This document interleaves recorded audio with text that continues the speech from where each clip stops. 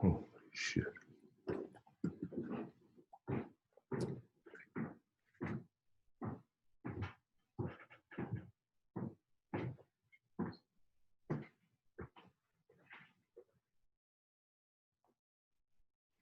You know it's 25 out?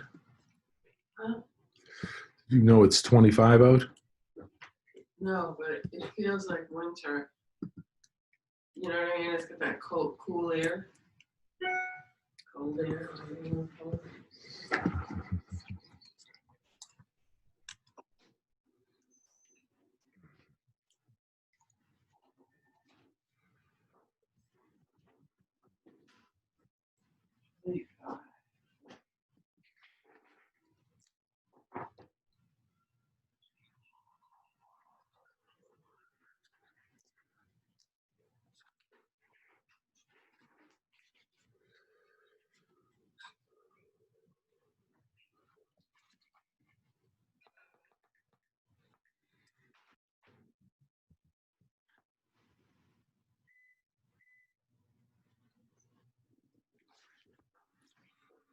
Sun's out though, huh? That didn't freeze down there. She's very lucky.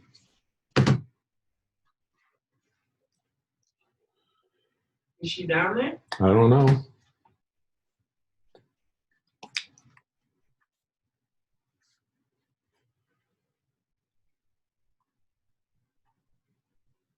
Well, if it did, she's stupid.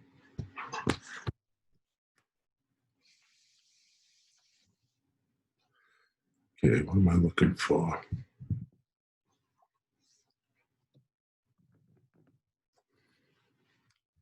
Let's see.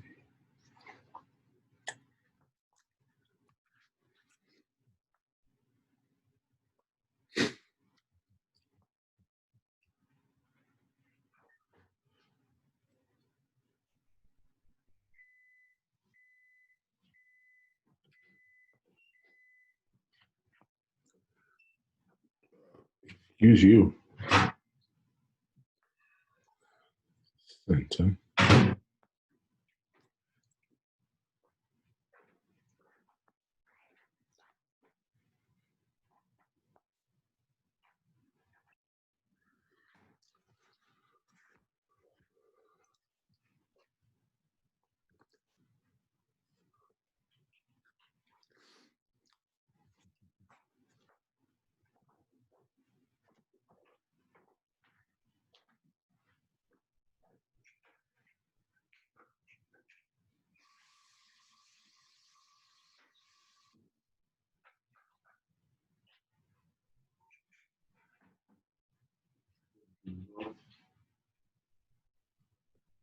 It's from the North Pole.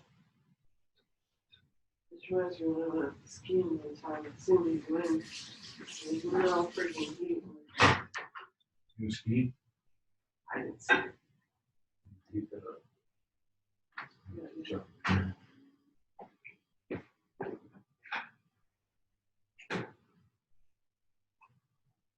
like her kitchen was freezing cold.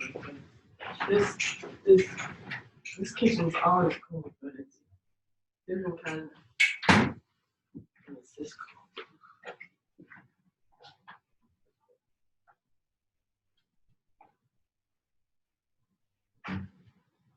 Right, Pete. It's great.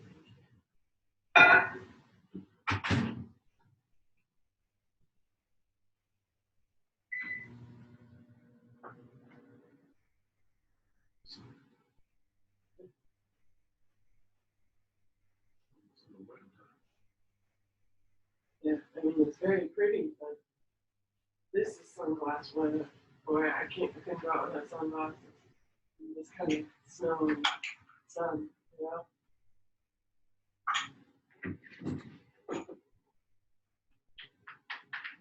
Right now.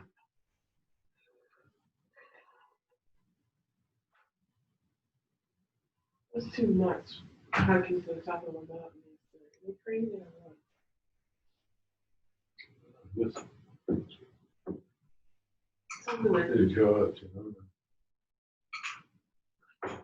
Dogs, it's kind of catch as catch can. the dog must have loved it.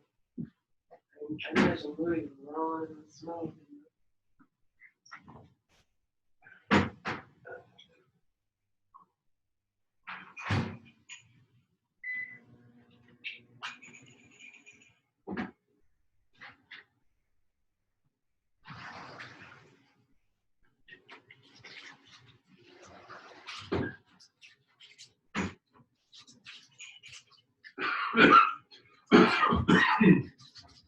Things have been a godsend for me. I looked for a long time after I stopped doing that Nutrisystem for a breakfast that I liked, and I wasn't hungry for hours afterwards. It took years to find these things.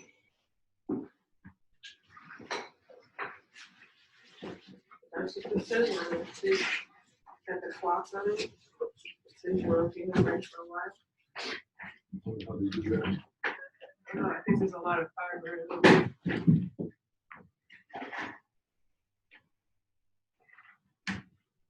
It's, I used to have like a Nutrisystem that had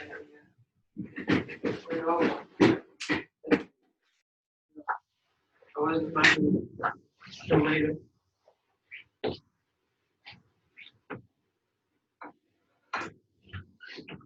So, something like that. My computer upstairs does not have a microphone.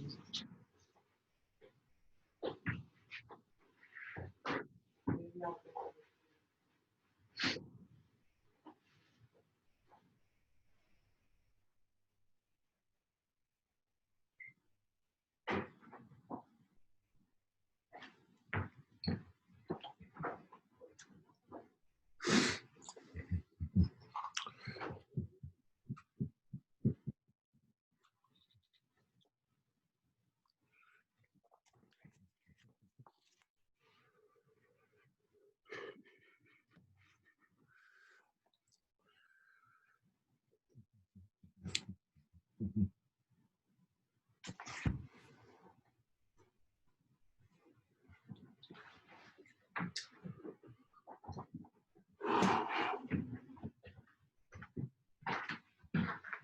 You do the bathroom, I'm gonna take a quick shower. Wow, it's a big waves rolling in. You talking to me?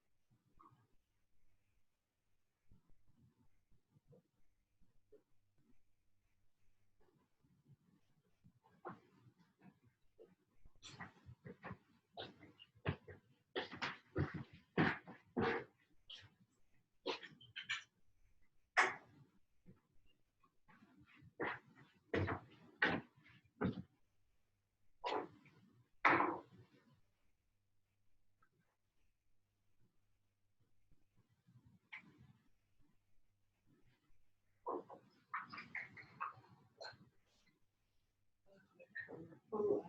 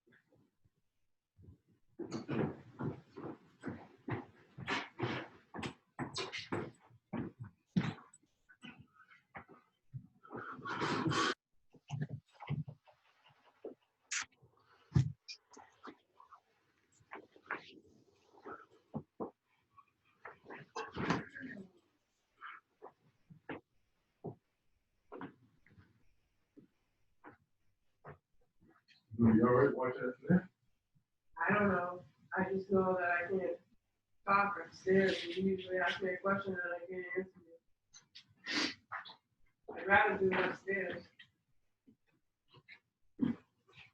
Especially because it doesn't have a freaking camera.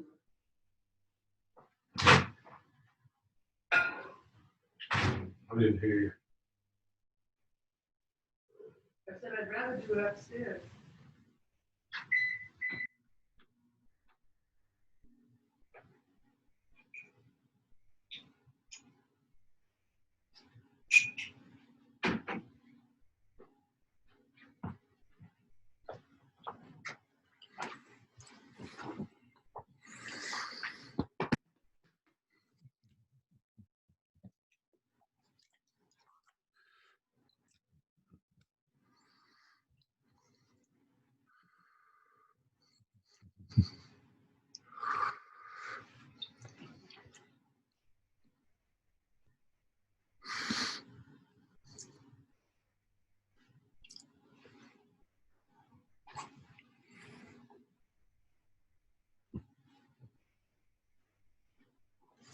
This is interesting. I'm the host and the co-host. Joe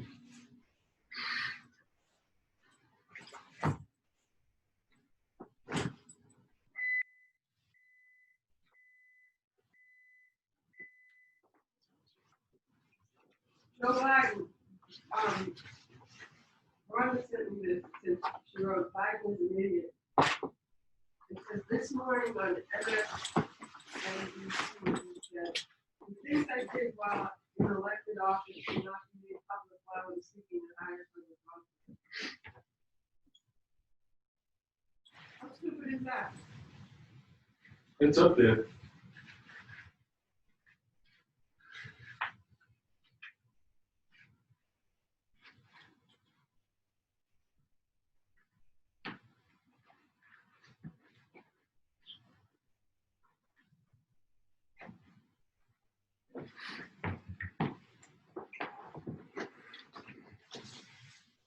And then she sent me a newspaper thing that said that he lied a few years ago that accident killed his wife and his daughter.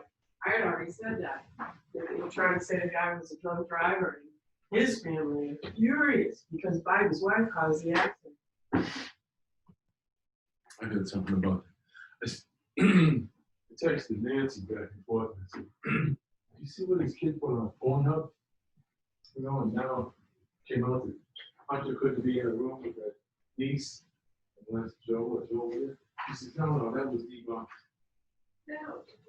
I said, I was on Pornhub just now. I saw it. The guy is horrible.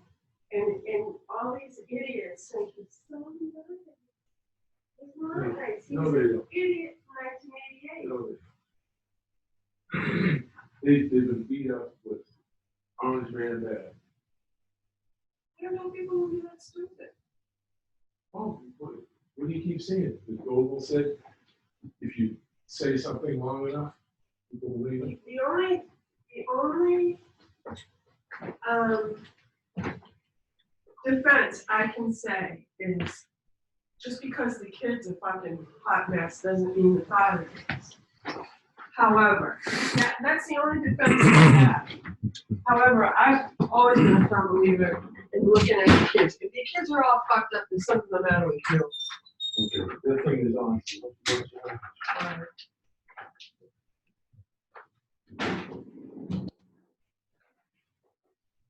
Watching politics is more important.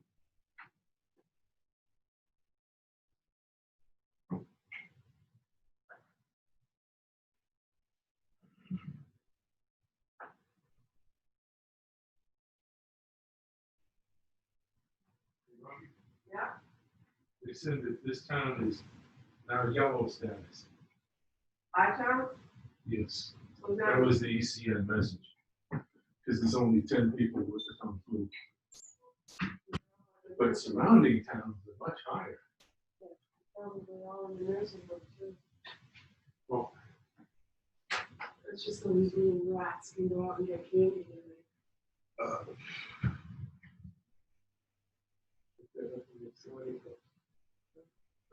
If I was, I had little kids going out to Halloween, I just buy a candy and say, yeah, you did it home. We have a Halloween party at Sharon's, 7 to 9. It's good. It's good. Oh, you know, it's up to you. I think go by that. I mean, No, you didn't get dressed up, but you don't do it, right? what am I gonna do? This and this. That's worse than nothing at all. And then you have That's worse than nothing at all.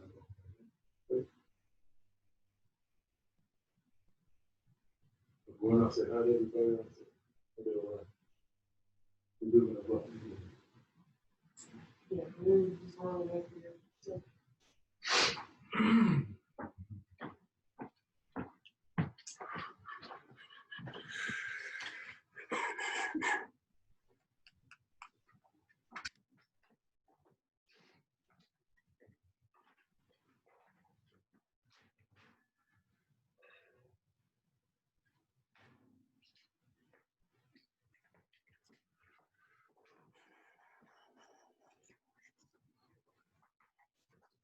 I have to go to the bathroom.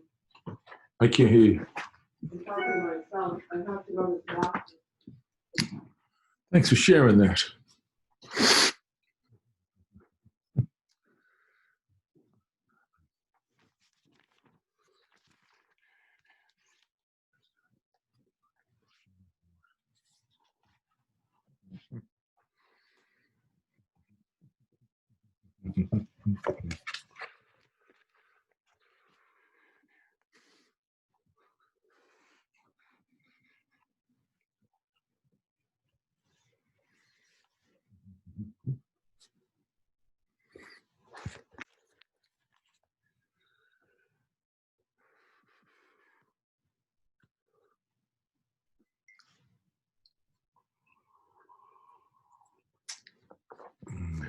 What's happening?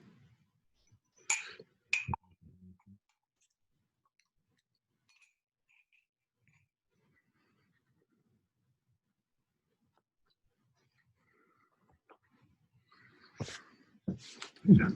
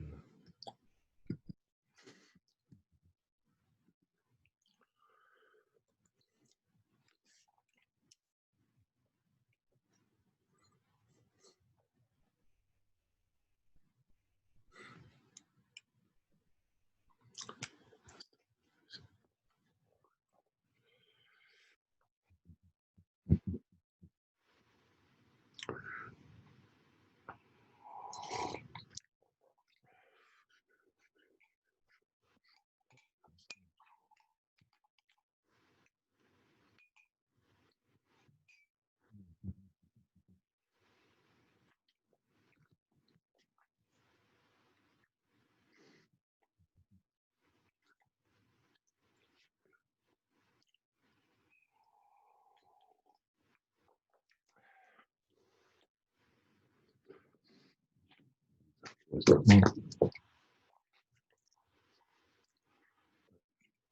mean,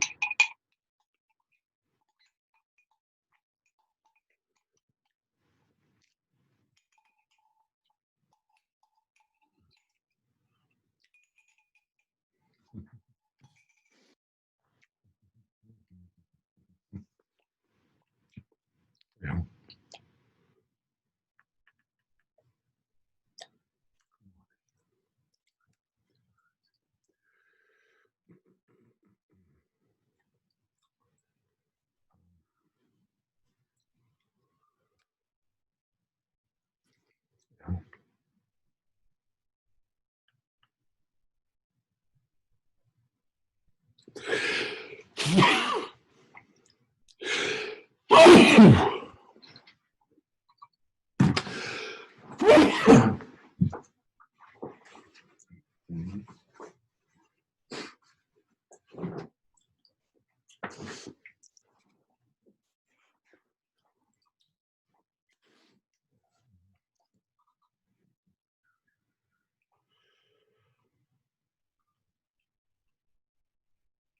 Minutes.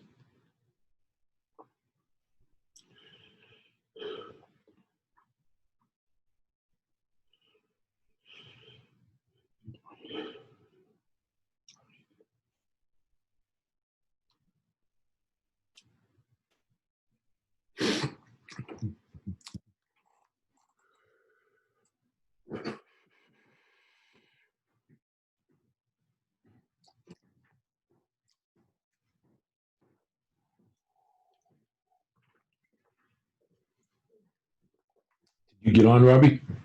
No, I did not.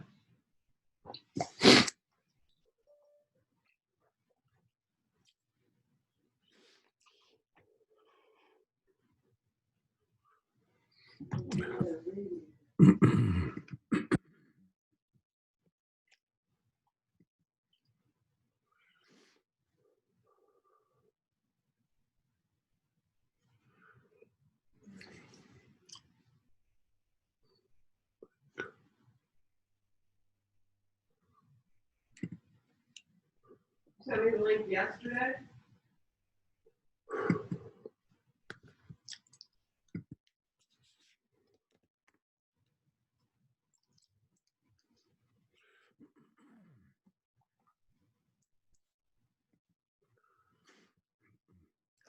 Robbie, I just sent it to you.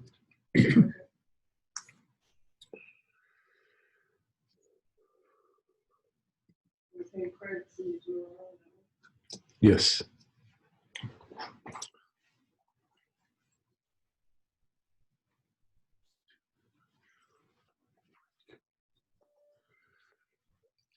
Wait.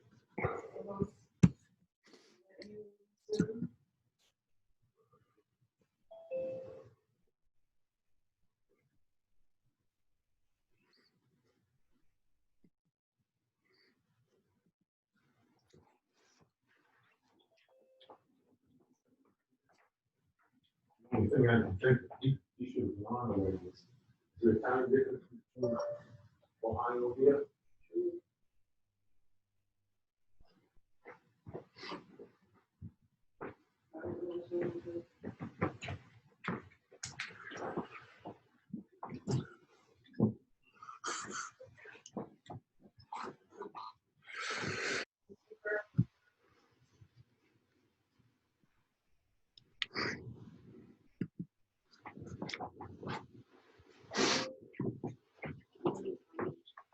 Hey, Robbie, I can't hear you, so there's something to say. It's not coming through here. Forward.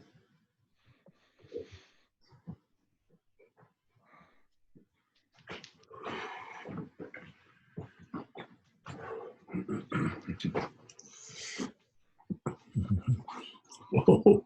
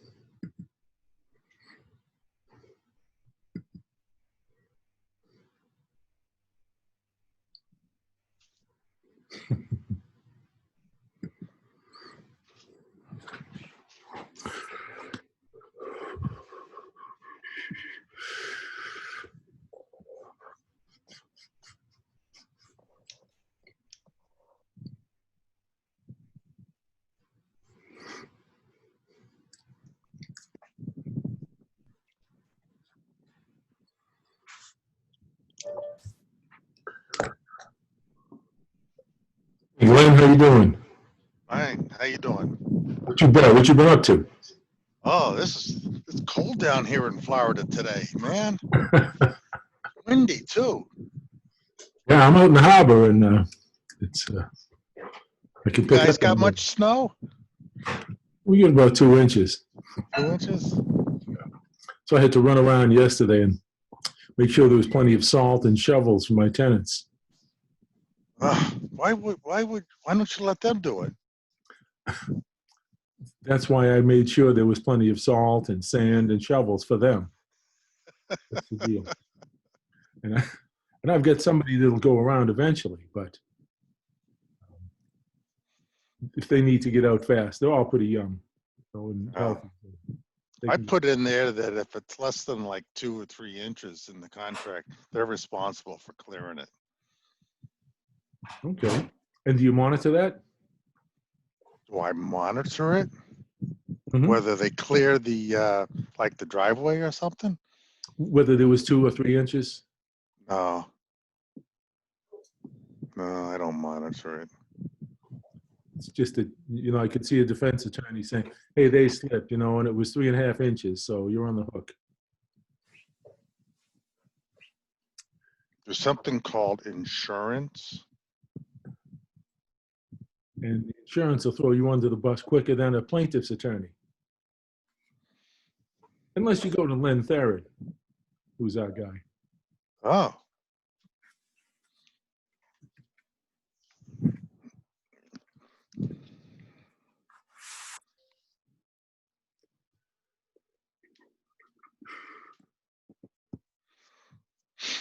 Let's see. So am I the only one joining today? Oh, I've got about.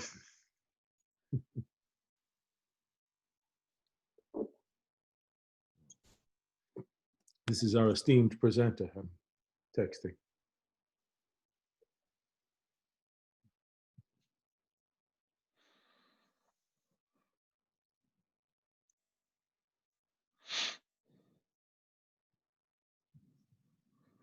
I'm on with several folks.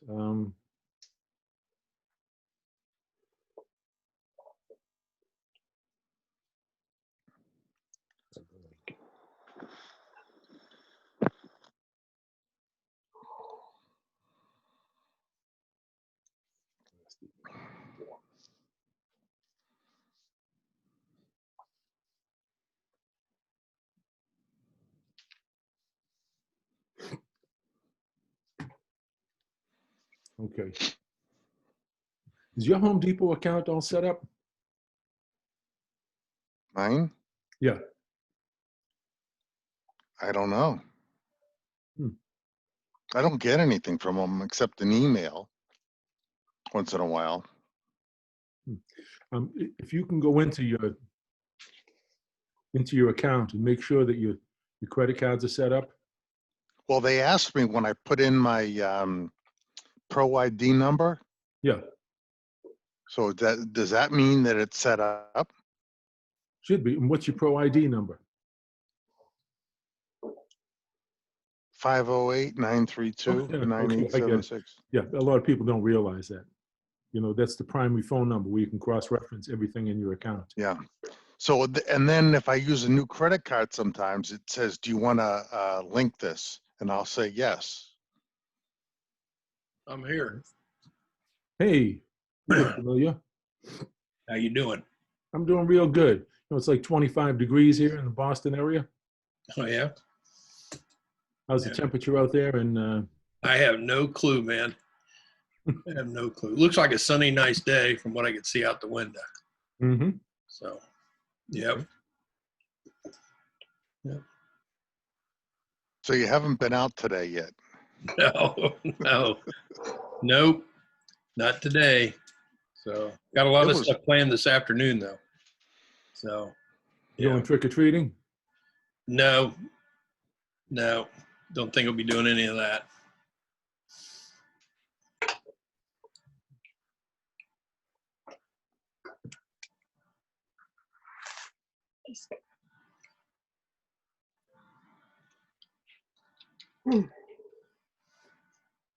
Hmm.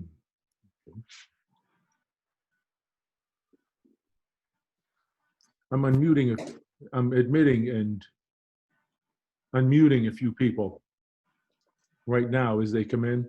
And what I'll do after that, once you want to roll, I'll just mute everybody and then unmute you and make you Okay. try to make you the co-host. Yes. Yeah. But the last time,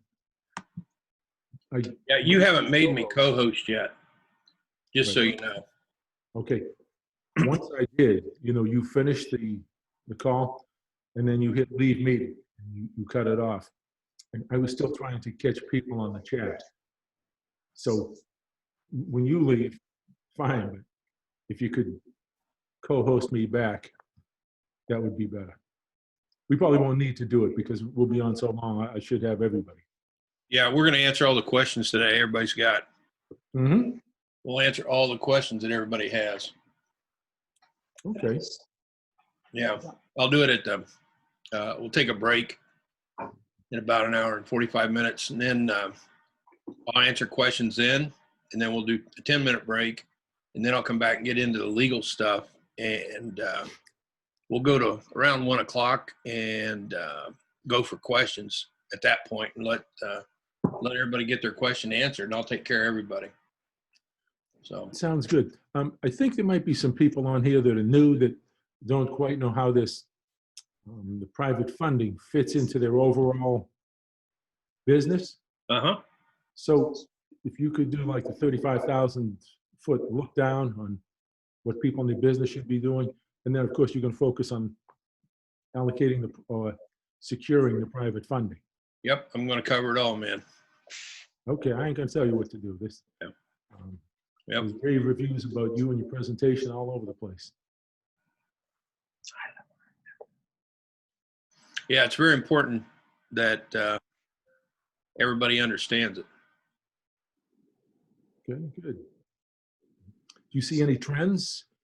I mean, the latest trend in our market is, a lot of properties come on the market and go quickly, but there's a certain price range that we found where people are very demanding, especially first-time buyers. They'll look at a property, they'll get an inspection report, and we'll say, okay, it needs this, or it needs that. So we're willing to give you a credit for that.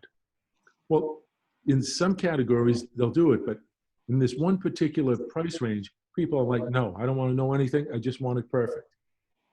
And they'll walk. So we're seeing quite a few BOMs, which is back on the market properties. Yep. I don't know if you ever get involved in that or notice that. Well, I noticed that things are going fast, and I was actually watching a post this morning from Vina Jones Cox how she offered a property for $29,000. They passed on it, and then she listed it and sold it for $42,000. So it's that kind of silly stuff going on. Well, you could tell her that I know her father, Clarence, would have probably got 43.5 for it. Yeah, I remember them too. I remember Clarence. Real character. Yeah. She said she got into the landloading business as a young child. Her father's driving down the street, and I think the rear end locked on the car. So he pulled it over onto someone's yard. He jacked it up. He took a look and he says, we'll be by to fix that tomorrow. And people in the house said, oh, that's okay, Clarence. And they walked home. And she said, Dad, why would those people let you jack up your car on the front lawn and fix it? And he says, well, that's one of our rentals. Yeah. And I don't think she followed his footsteps, but she did learn a lot from him, and he was something else. Yep. Hey, John Scapers, after this, how you doing? Good to see you. What I'd like to do is either today or later today, if we're not burnt out, or Monday, make sure that your Home Depot account is set up. Doesn't take much, just a couple of quick steps.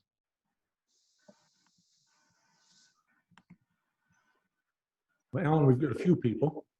I think the rest will dribble in. All right.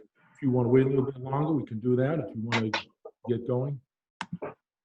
Well, We got a lot of stuff to cover. yeah. I think we got to go ahead and get started. Okay, let's do it. Hey, everybody, I'm Mike Kearney. I run the local Real Estate Investors Association. And we're fortunate enough to have Ellen Cowgill come back and teach us how to get private funding. I know a lot of times people will go to the bank, and after about a week, they'll be presented with about 40 pages of disclaimers that they have to sign in order to get the money from the bank. And then they'll look at the conditions of it, and that's even more shocking than the time and the disclosures that were presented to them took. So what Alan's going to show us to do is the right way to get private funding and knock those deals out quickly. And if you have anyone on the MLS that's sending you listings in your area, or you're a broker looking, you'll see that the days on market is very short and the properties are getting bid up. So here's Ellen Cowgill. Yeah. So you gotta let me in. Okay, you're in, and I'm going to try and figure out how to co-host you. Yeah. Well, it says host disabled attendee screen share. So I'm stuck. Okay, well, you won't be stuck for long, but All right. people can see and hear you.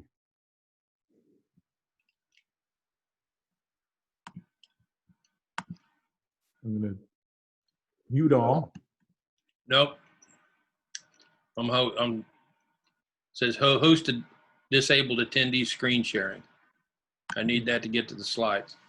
Okay, I'll see what I can do with that, and you. Yeah, make me a co-host, man. Okay.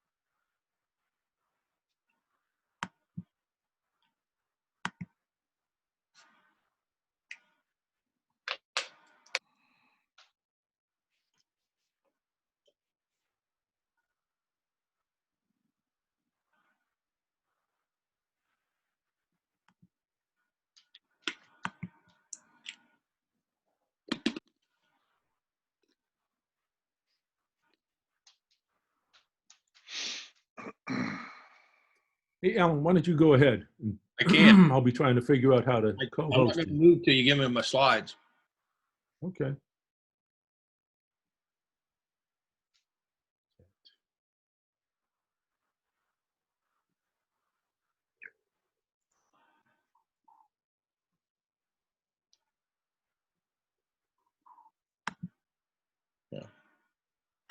Whatever you did last time worked fine. So No kidding. You just have to find you on the participant thing and then make you the host, okay. which seems simple.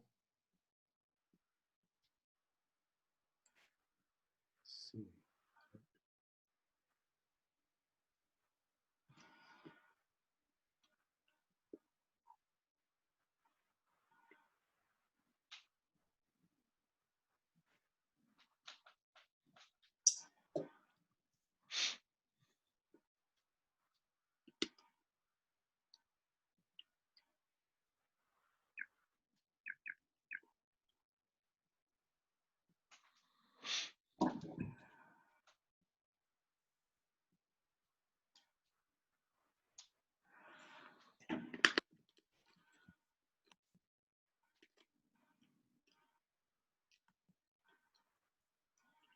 Alan, could you send me a message, send me a chat?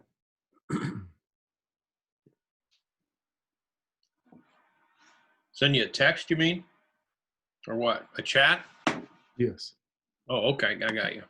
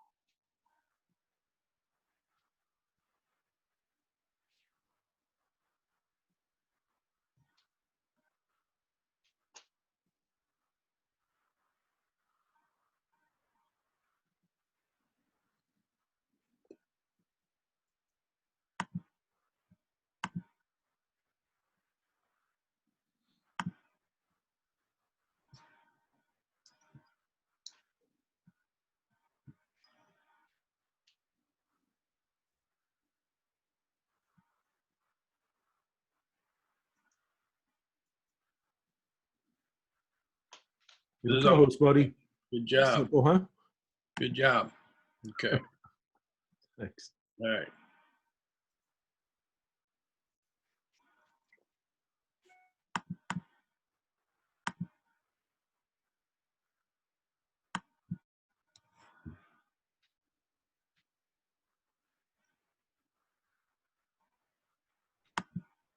Here we go. Now we're off to the races. All right. Well, I'm tickled to be here. Sorry it took a little while to get us up and going, but it's going to be a great day. I got a ton of information to share with you, and very important information. In fact, after the break, like I said, I'll get into the legal stuff. There's nobody else teaching that at the level that I teach it. And so we're going to talk right about your state. So one of the things I want to do is just like Mike had me go into the chat box there and put some information in. What I want you to do is put your questions in the chat box as I'm teaching. And what will happen is when I take a break here in about an hour and 45 minutes is I will answer every one of your questions. All right.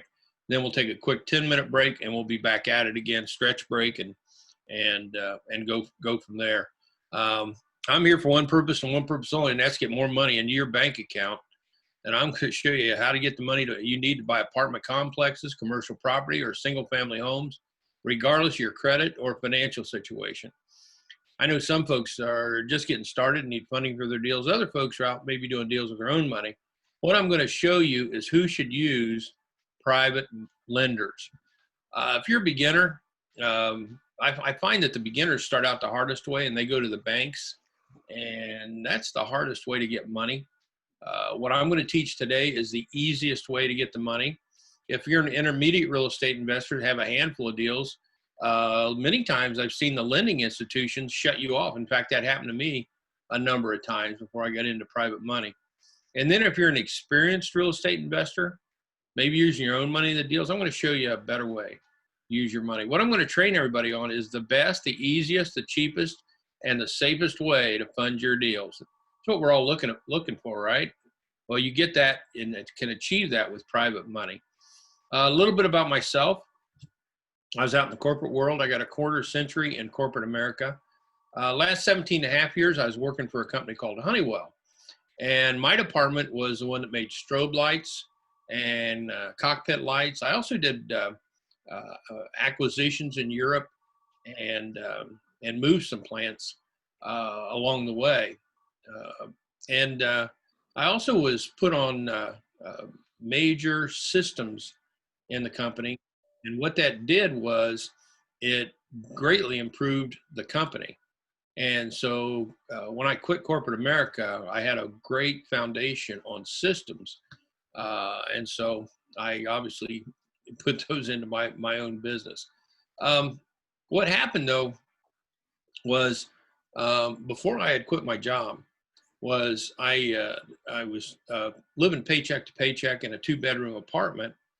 And I saw that some relation of mine had retired. And here, after working all these years, they retired poor. And it got my attention. I realized that if I didn't change my ways, that could happen to me. Kind of let you know what I was living through at the time is, like I said, I had a 2-bedroom apartment, but I also had a beat up car and need some maintenance work into it. But what I did was I put that on the back burner and figured I'd get around to it later. Well, one night on a first date, the car paid me back. I was on this very first date, pulled up in front of the apartment complex to walk her to the door at the end of the date. And halfway up, I heard something. I turned around and looked, and my car had burst into flames. Can you imagine that? Here I am, successful corporate guy, and I can't even afford to get my car fixed. And every morning when she woke up, the remembrance that day, it was a burnt charred mark in the parking lot. Well, aside from being embarrassing, it also was frustrating. And I did decide to do something else, but I didn't know what to do. I looked into franchises, and then I realized you had to have upfront money for that, and I couldn't do that. I did decide to invest, though. I figured out a way back then, which is I plunked my federal tax return down on lottery tickets. Now you're probably thinking not the sharpest tool in the shed, right? I lost on every ticket, got me frustrated, not knowing what to do with my life. And one night I couldn't sleep. And at 2 o'clock in the morning, I got up, turned on the TV, and I started channel surfing. I hit one of these real estate infomercials, and it got my attention. And I thought, maybe this is the way out of my situation. And so I picked up the phone and I ordered that home study system, and I became enthralled with real estate. That year I bought 2 properties. The next year I bought 5. Following year 18. Since that point in time, I've done hundreds of real estate transactions, and half of them without monthly payments. Can you imagine having $1 million loaned to you and you don't have to worry about monthly payments? I'm going to teach you that today. When I look back on my life, I had those humorous failures going on, and that's not the way we want to end our life. We want to have phenomenal successes. I realize it's all about choices. It was my choice not to get my car fixed. And I hear people when I'm speaking at a group, somebody will yell out in the back of the room, hot date. It was more like first and last date. And then I got the lottery tickets, and that was a failure. And then I got into real estate, and it changed the rest of my life. And it's all about choices. It's just like Mike made a choice to have this event. And there's a lot of work that he puts into doing this. So I applaud him for that. And I applaud you for showing up, because the foundation of this business is education. And I teach the most important one on education, which is the funding one. I'm known all over the nation as a guy that's cracked the code on finding private money. And you can do the same by just learning a few simple things that I've done. You got 2 options. One is you can do it yourself, your way. And some of you won't cross the finish line on that one. Or you can embrace what I'm teaching you, take action, take a bunch of notes, and use my system. I'm teaching my system on how to get private money. Now, I'm showing a handful of slides that I showed in the evening meeting, but everything's going to dramatically change here with all new stuff for you. The reason I have to do this is to get everybody on the same page. So I got those slides you just saw, I showed in the evening meeting. I got a few more, but I always have people show up that weren't at that meeting. And so I want to make sure that everybody is grounded before we take off on this for the next few hours. This is my daughter, Brittany. Brittany has had a great few years. She got her master's degree. She's a high school teacher, married, got a house, got a dog, got a couple cats, and we have a 2-year-old, my granddaughter, and we have a 4-month-old now. And it's the happiest I've ever seen my daughter. This is my boy, Mark. He did not care about going to school, but he was a band kid and in high school, and he loved being in the band. And so he got into a university. He's got his degree now. But this is his freshman year marching in the Rose Bowl parade. Can you imagine that? Marching in the Rose Bowl parade. And this is a picture I got to take of my boy marching in the Rose Bowl parade. And this is my other daughter, Wendy. Wendy is she's been amazing. She's got her PhD. She is the assistant dean of nursing at a major university and just doing great. She's in nursing, nurse practitioner, and teaches nurses now. This is her husband, John, and he's got his own business. And this is their son, my grandson, JC. And as you can see, I'm training him to be a successful real estate investor. And then we want to do sit on a patio and eat ice cream, right? Well, today what I'm going to do is I'm getting into my new path to wealth. This thing is incredible. The path to wealth is how to take a potential lender all the way down to the closing table. What to say, what not to say, what to do, what not to do. It is so needed in our industry. And I rolled this out about a year and a half, 2 years ago, and I got a standing ovation when I did that, because this fills a big need in our business. I'm going to go through the whole thing with you today. And then legal stuff that I brought up a couple of times. This is so important because it's not the Wild West out there. The other side of it is the legal stuff is easy. And I'm going to go through it for your state. I'm not an attorney. I don't give legal advice, but I hired an attorney and had him research your state, every state in the United States and Canada. And when he got done, he said, "Hey, I want to thank you." And I said, "Why is that?" He said, "Well, I'm moving into my new house and you just bought it." Well, that's not what you want to hear from anybody, that you paid them so much money, you just paid for their whole property. But it gives you an indication of the moral obligation, dedication I had to you to get the information accurately. And that's what I'm going to cover today, right after the break. I got a system where you could buy 5 properties a month with zero marketing and very little work. I'll go through that fairly quickly. About 35% of my student base is commercial and the rest are residential. So, but what I'm teaching today covers both, except for this will just be for the residential folks. You might not know this. In fact, I expect if we took a survey, none of you would know it. But your real estate funding is out of order, and I'm going to show you how to put it in order, and it'll shock you if you pay attention and really get it. You'll be amazed at what you're doing to your own business that you could handle so much better. I'm going to cover the pot of gold, private money, what changed my life where I had so much money I couldn't spend it all, and then how I got started and much, much more. Also, I'd like to give you a gift.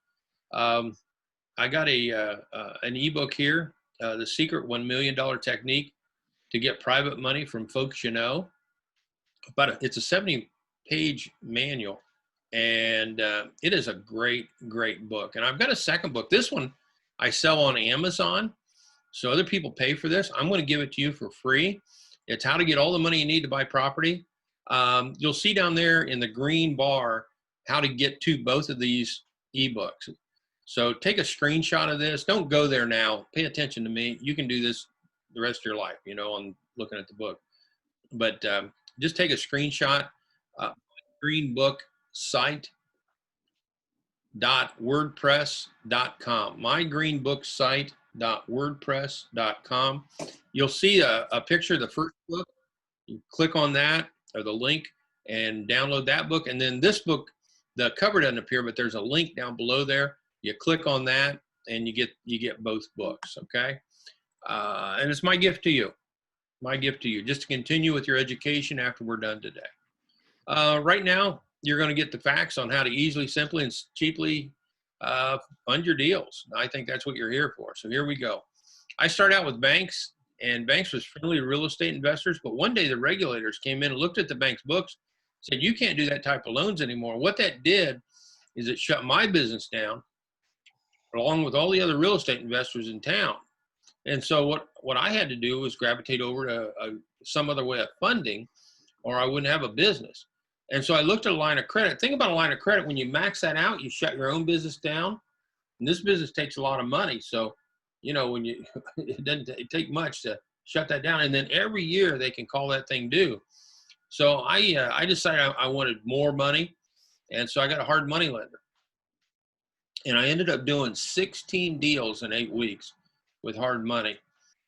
And it was really expensive because that's what they do. They charge, it's hard. They charge extra on that, padded fees and all kinds of stuff. And also I've got creative financing over here. And you say, "Well, Alan, why would you put that on this chart?" Well, it's because we all do creative financing. But if you get out and want to do a deal and you don't have the money to fund the deal, or you don't have money for walking money for the seller, or you don't have money for the rehab, you could walk away from the deal and lose a great deal, all because you don't have money from a bank or hard money lender or a line of credit, or they turn you down. I never want that to happen. Never want that to happen. With private money, Money is a phone call away, and you can get more money than what you ever dreamed of. Look at the bottom of that slide right there. It says, not in control of my financing. If you're going to a bank, a hard money lender, or a line of credit, or you're doing deals and you don't have the wherewithal on the money, or you get shut off, you are not in control. I'm going to put you in control today. I'm going to put you in control where you can borrow money from private individuals, and in doing so, they get a great rate of return and you get instant access to cash. Now, what I find out when I take surveys, when I teach all over the nation, I talked 45 times last year. And what happened is I find out that people that are going to banks, which is about 85% of the room before people meet me, they are at the mercy of a bank. And I want to take a stark look at reality of what you're signing up to in your business that is actually causing you some pain, and you don't realize it. You can lose some of the best deals because somebody with all cash comes along and buys it out from underneath you. You gotta have money down. A lot of loans I took way back when were 20% down. Private lenders don't do any of this stuff. You got points and loan fees, and granted they aren't high, but they're still eroding your profit base. They won't finance some unusual deals. I'll show you some of my deals that they wouldn't have touched, but I made tens of thousands of dollars on because I could make a choice on what I wanted to buy because I had instant cash. They like monthly payments. I'll tell you, half my deals without monthly payments. By the time I'm done with you today, if you so desire, 100% of your deals could be without monthly payments.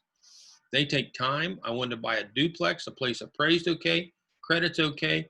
Took them 4.5 months. Took the bank 4.5 months to make up their mind.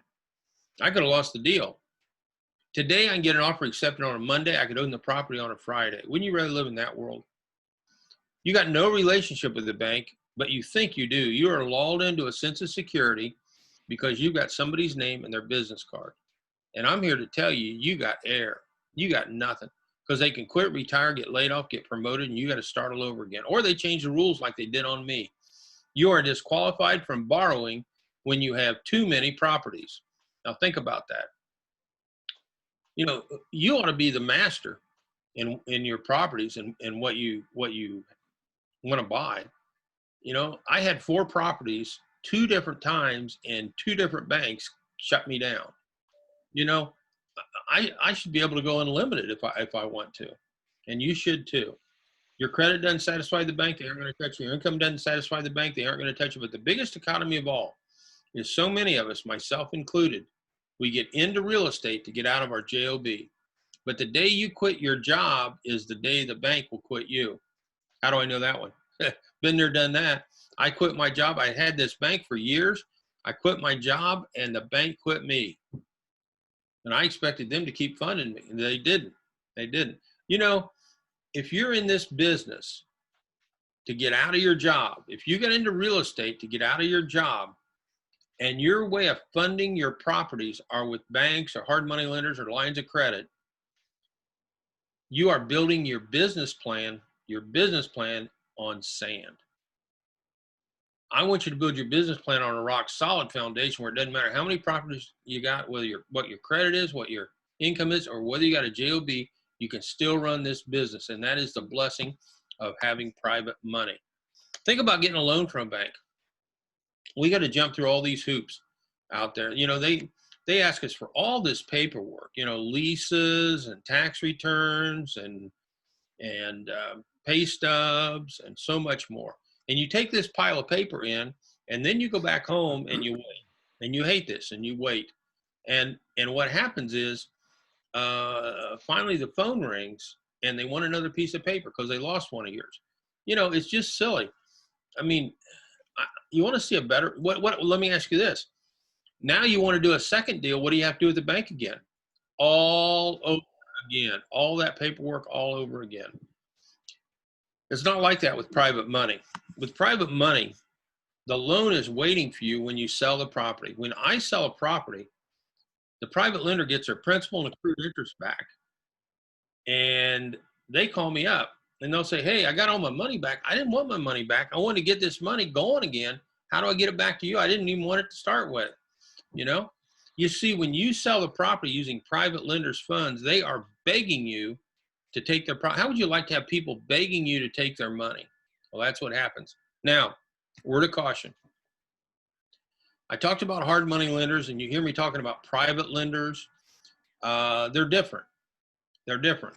What I've seen happen in the last 2.5, 3 years is hard money lenders are calling themselves private lenders. And that I think that muddies the water.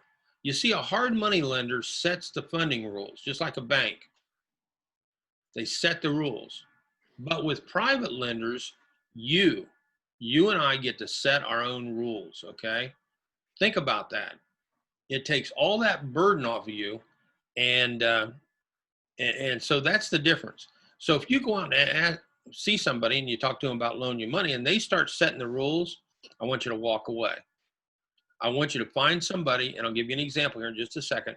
I want you to find somebody that will let you set the rules. So what's a private lender look like? Well, my first was my mother. Now I'm going to set the rules right now so you can see what I do, okay? What happened was mom committed some money when dad passed away. And she did what most folks would do. She would take the money and plunk it down on a bank CD. In fact, she studied the banks in the areas, and she'd drive 45 minutes one way to get a few pennies more on her bank CD. And I got to tell you, she was elated. She thought it was wonderful what she was doing. Well, I'm coming up through my real estate education. I heard this thing about hard money lenders and private lenders, and I thought they were the same.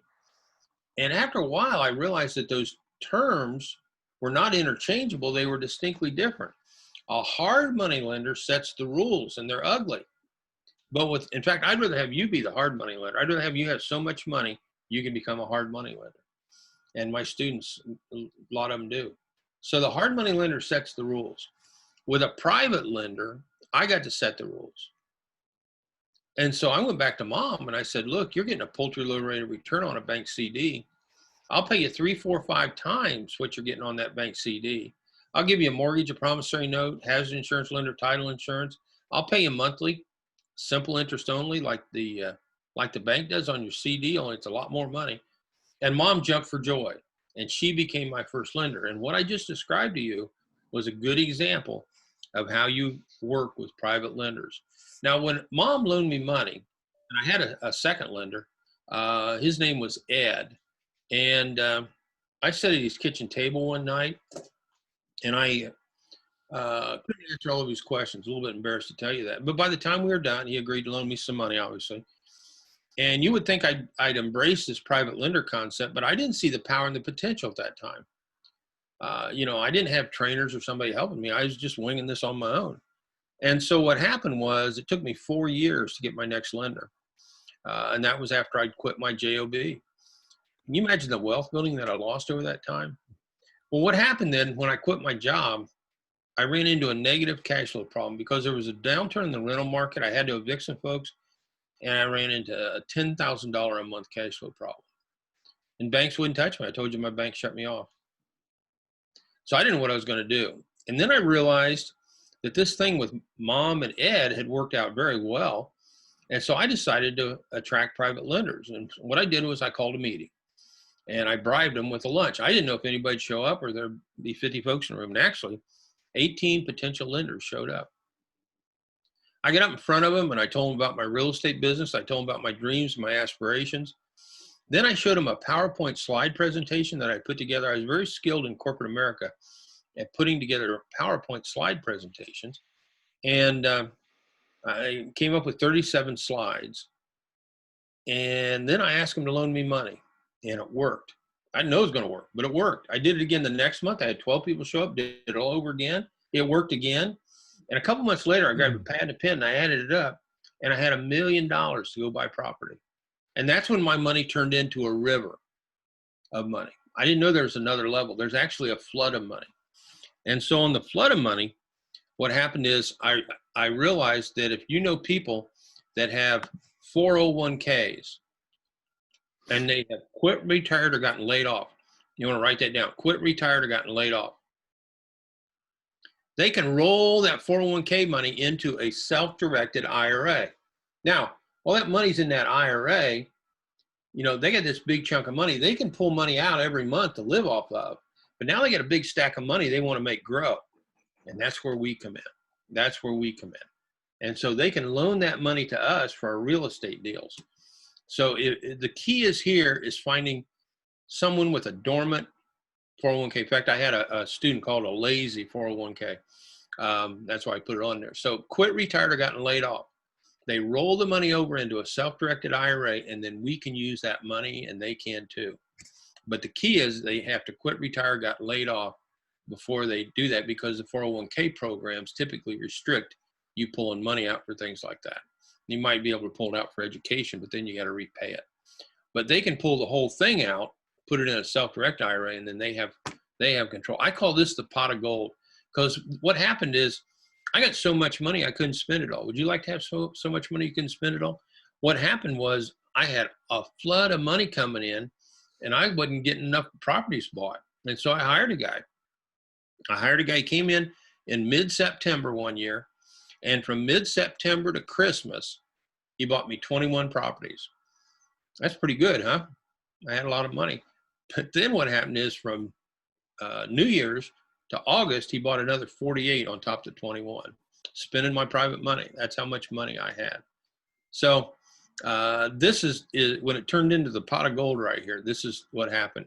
And the beauty of this, I figured out that these people, since they're pulling money out for them, they don't need monthly payments. They don't need monthly. So I could do deals without any monthly payment, which helps in wholesaling and helps in retailing. All right, big time. I pay three ways. One is amortize, which is my favorite. Unfortunately, I've done the least of those. I didn't figure it out quick enough. But amortizing the loan, so it pays down. Going rate right now, and that's around 4.5%.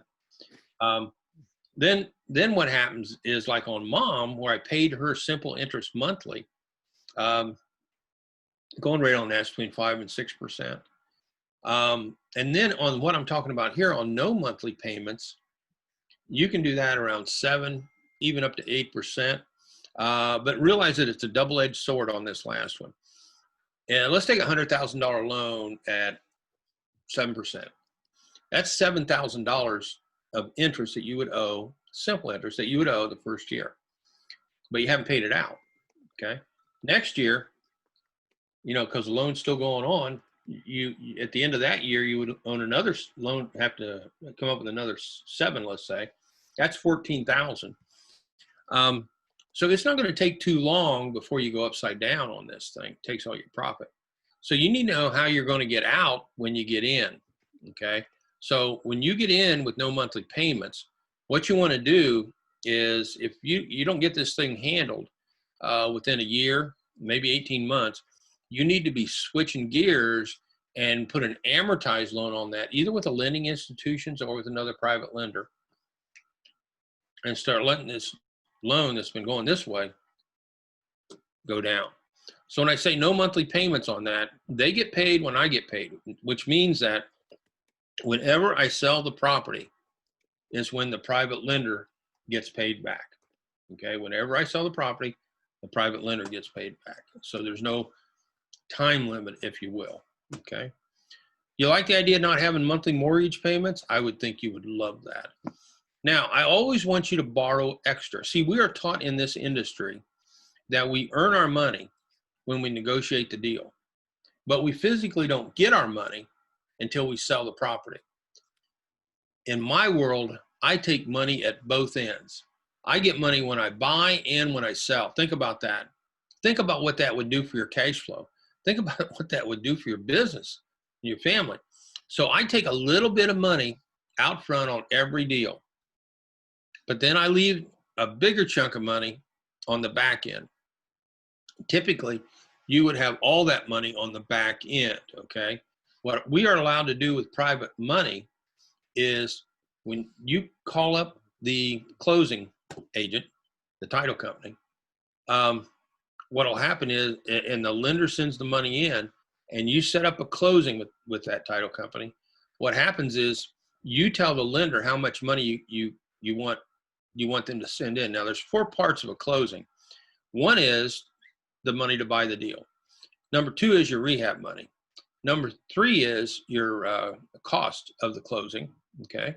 And number four is, in my world, I borrow a little profit. I borrow a little bit of money right up front. So when I call up the private lender, I don't break those down. I give them one number. Let's say I want $250,000. I give them one number. They bring it in. I've already done the math. I know where the money's going. And so in the closing, what will happen is your side of the settlement statement will have that extra money come down to your side, and you will get a check for that amount of money. And part of that money, you know, it'll be rehab, but the other part is going to be what? A little bit of extra profit. I always borrow extra. Can you run into a problem on a deal after you buy it? Of course. So why not have a little bit of extra money? And if you don't have a problem, then you just got some profit right up front. Makes your life a lot better. You like the idea of having folks ready to write you a check just by you picking up the phone? Think about that. It's like ordering pizza.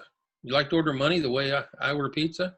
Next time you get a pizza, think about, hey, that's the way Alan orders money. You buy a property for all cash, you use somebody else's money, you have no monthly payments. Will banks let you do that? Heck, no, but private lenders will. Now, this property here, this lady, she wanted she bought this property and 9 months ago, and then she never bothered to make a payment. And she called me up. She said, are you one of the We Buy Houses guys? I said, yes, I am. She said, well, I bought this property and now the bank wants it back since I haven't paid for it. And I've talked to the bank, and she said for pennies on the dollar from what she paid, that they would sell it by the end of the month. Now, the kicker on this is the end of the month is 5 days away. I would think that if you don't have private money, that you would pucker, but I do. And so what happens is I picked up the phone. I ordered up money from a private lender. This came through on a Monday, and the funds, and I closed, came up on a Friday. And so I own the property in a week. How would you like to move that fast? And what did I do? I pulled out extra money. I pulled out $17,045. How would you like to roll out of bed on a Monday, not even knowing you're going to buy a property, have the seller already negotiate the short sale? You get the phone call because you're marketing. You get the phone call, you inspect the property, it's a deal, and you close by Friday, same week. Think about what that does to your competition. Destroys them. And you get $17,045. In the end, I made $31,945 on the deal. All because I was positioned with private money. Can you see that you're able to buy a property at a discount because you got all cash? Let's talk about how we find properties. We're looking for motivated sellers, as you know. And what we do is we are trained on signs. I like these big yellow signs, black letters, social media, flyers, business cards, websites. And when the seller calls, you want to be able to perform. But what could it cost you if you can't close the deal because you can't get funding? Excuse me. Think about that. Well, you see, we are, one of those items I just showed you there, you know, we are taught different marketing tools in this business to become successful. And the hot one right now is social media, obviously. So what happens is we spend our time, effort, and money getting that education. Then we spend our time, effort, and money figuring out which techniques that we want to use. And then we implement those, and that costs time, effort, and money implementing those techniques. But then when the rubber meets the road, if you are going to a bank or a hard money lender or a line of credit and you get turned down or they won't give you the money, then you have just wasted all that time and effort right there. You know? How do I use private money? Well, this property here, I like showing this. I showed it in the last meeting, but the parents built this property for their daughter, Wendy. I knew Wendy, and all this property is parents' property. And Wendy got married, and then they got a divorce, and then they both moved out. And the parents is making how many house payments?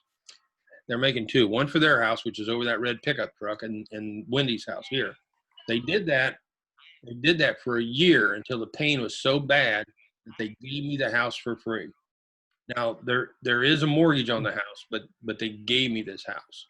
What did I do? I borrowed private money to do a little fix up. And here's what I did. I painted the sky blue. Okay, that's a joke, but I put shutters on it. They didn't put shutters on it because they had oversized windows and it was extra money. But look at the difference in the house. I did a little bit of landscaping, and then you see that white fence there? If I back this up, you see an ugly tank. Now I got a white fence. 5 weeks later, I had a person there, and they eventually bought the place. And then, hey, Mike, we're getting a little background noise there. Can you mute that person? Looks like it's Victoria. Anyhow.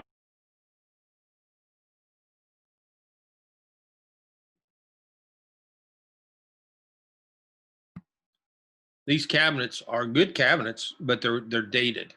And so what I did is I replaced the hardware and I repaint them. And so this is the kitchen now. That's the way it looks. You can see my staging in there on some information, put them in a plastic little case there. That towel, sometimes it walks away, but anyhow, that's a better looking kitchen. What do you do with an ugly kitchen like this one? You just blow it away. Put a new kitchen in. Did a dishwasher, gooseneck faucet, many blinds to hide the ugly neighbors. Chandeliers, 4-panel leaded glass door with the property. Different property here. Look at this, the kitchen. Can you see the mirrors? Can you see the mirrors? There's only one oven. All right, but it makes the kitchen look so much bigger. And my back's right against the door to the front room. I'm right at the door to the outside of the house on this different property. And I put up a table and a vase and flowers. And so it's a $1 table, $1 vase, $1 plastic flower, just to give them something to look at when they walk in. Different house, same table, same vase, same plastic flowers. You think I'm cheap now, right?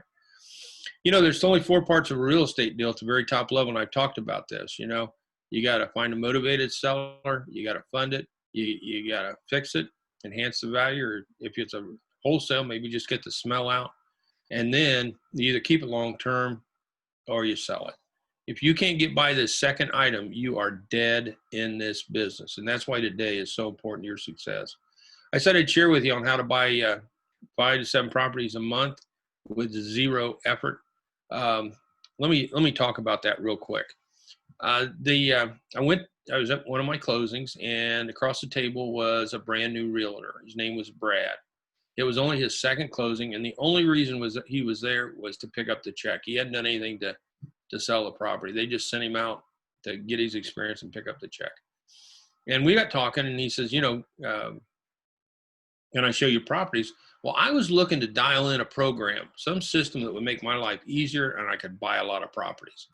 And so I needed somebody that could follow directions and somebody that I liked. And I would give them my target property criteria, which is 3-bedroom or more.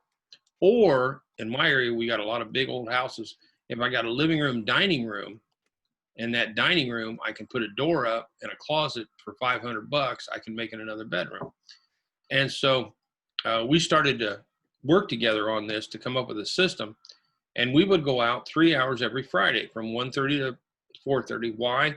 Because my workload tapered off then. I had time to do it. And so we started looking at 6 to 10 properties every week that had just come on the market. And what would happen is I would make offers on each one of those. I did MAO, maximum allowable offer.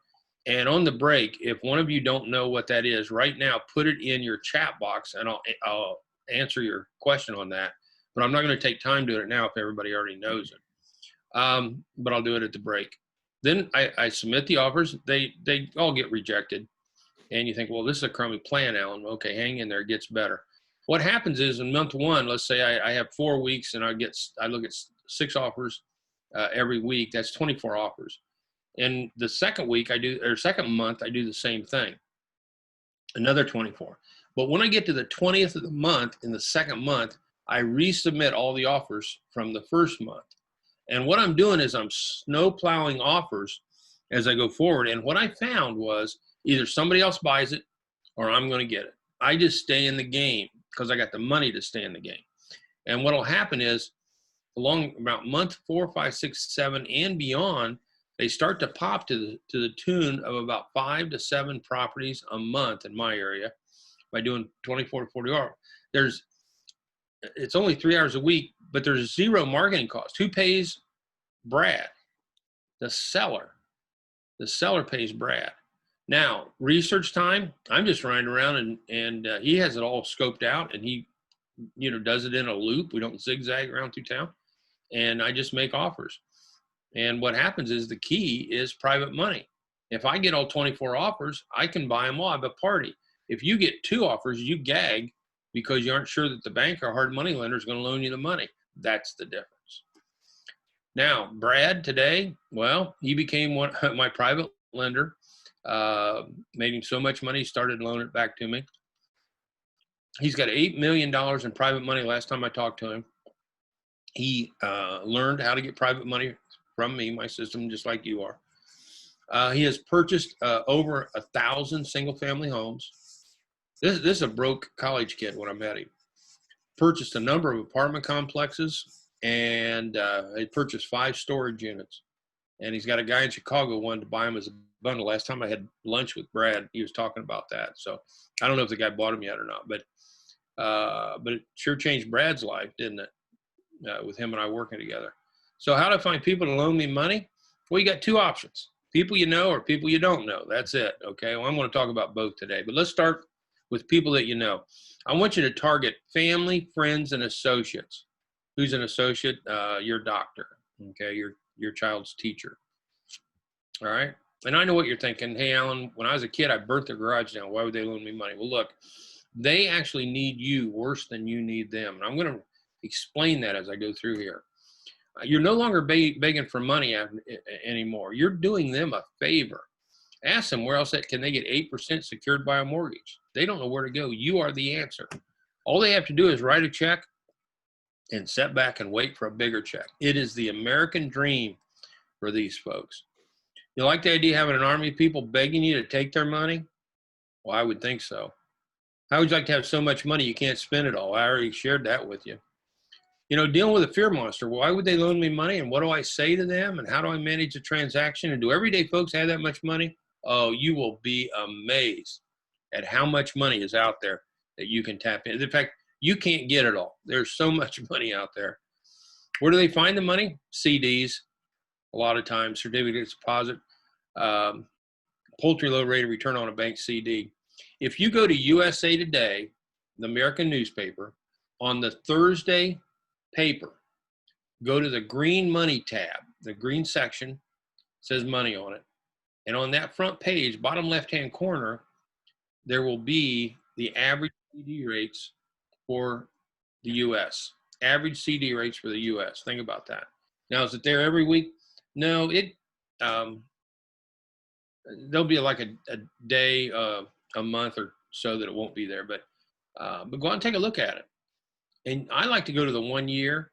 The last time I looked at it, which was back in March, it was 0.076%. Now, what does that mean? That means if somebody loaned, for a simple math example, somebody loaned the bank $100,000, put it on a CD, and it pays 0.076. At the end of the year, that's $760 after 12 months. That is sick. That is pathetic. And then they got to pay taxes on it. You can come along and pay them 4, 5, 6, 7% interest. Think about the multiples that you are, do the math. Pick a number on what you want to do and pay it on interest, and then divide it into 0.076. And I heard it went down after that. I don't know where it's at today, but but it hadn't done much, I'll tell you.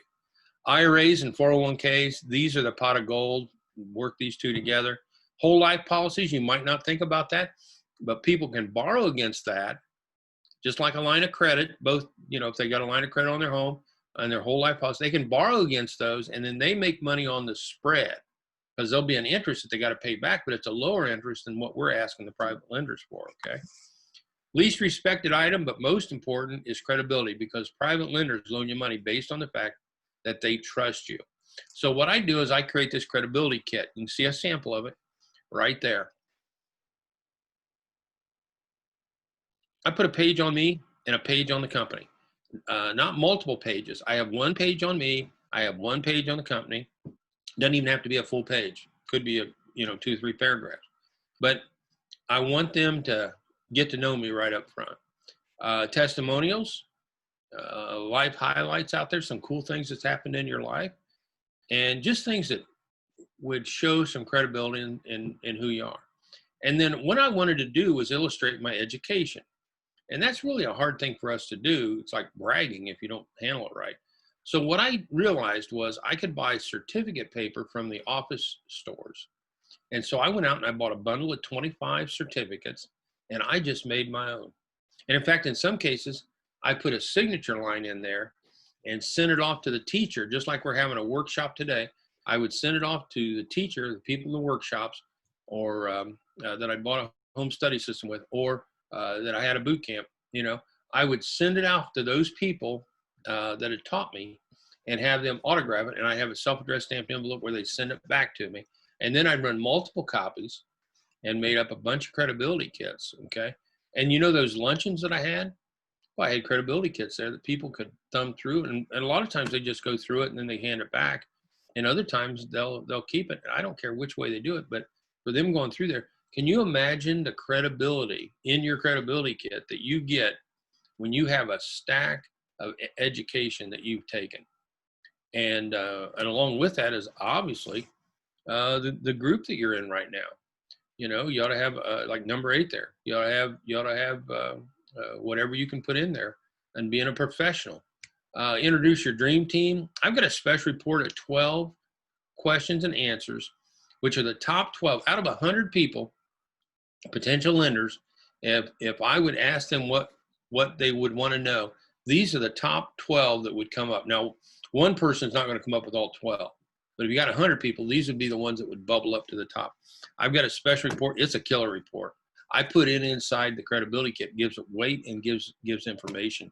And what the potential lender will do, they'll go down through the table of contents. They'll say, well, they're number 3 here, and they'll go to that page and read that on that item, and it moves them closer to loaning money because now they got their question answered. You don't even have to answer it.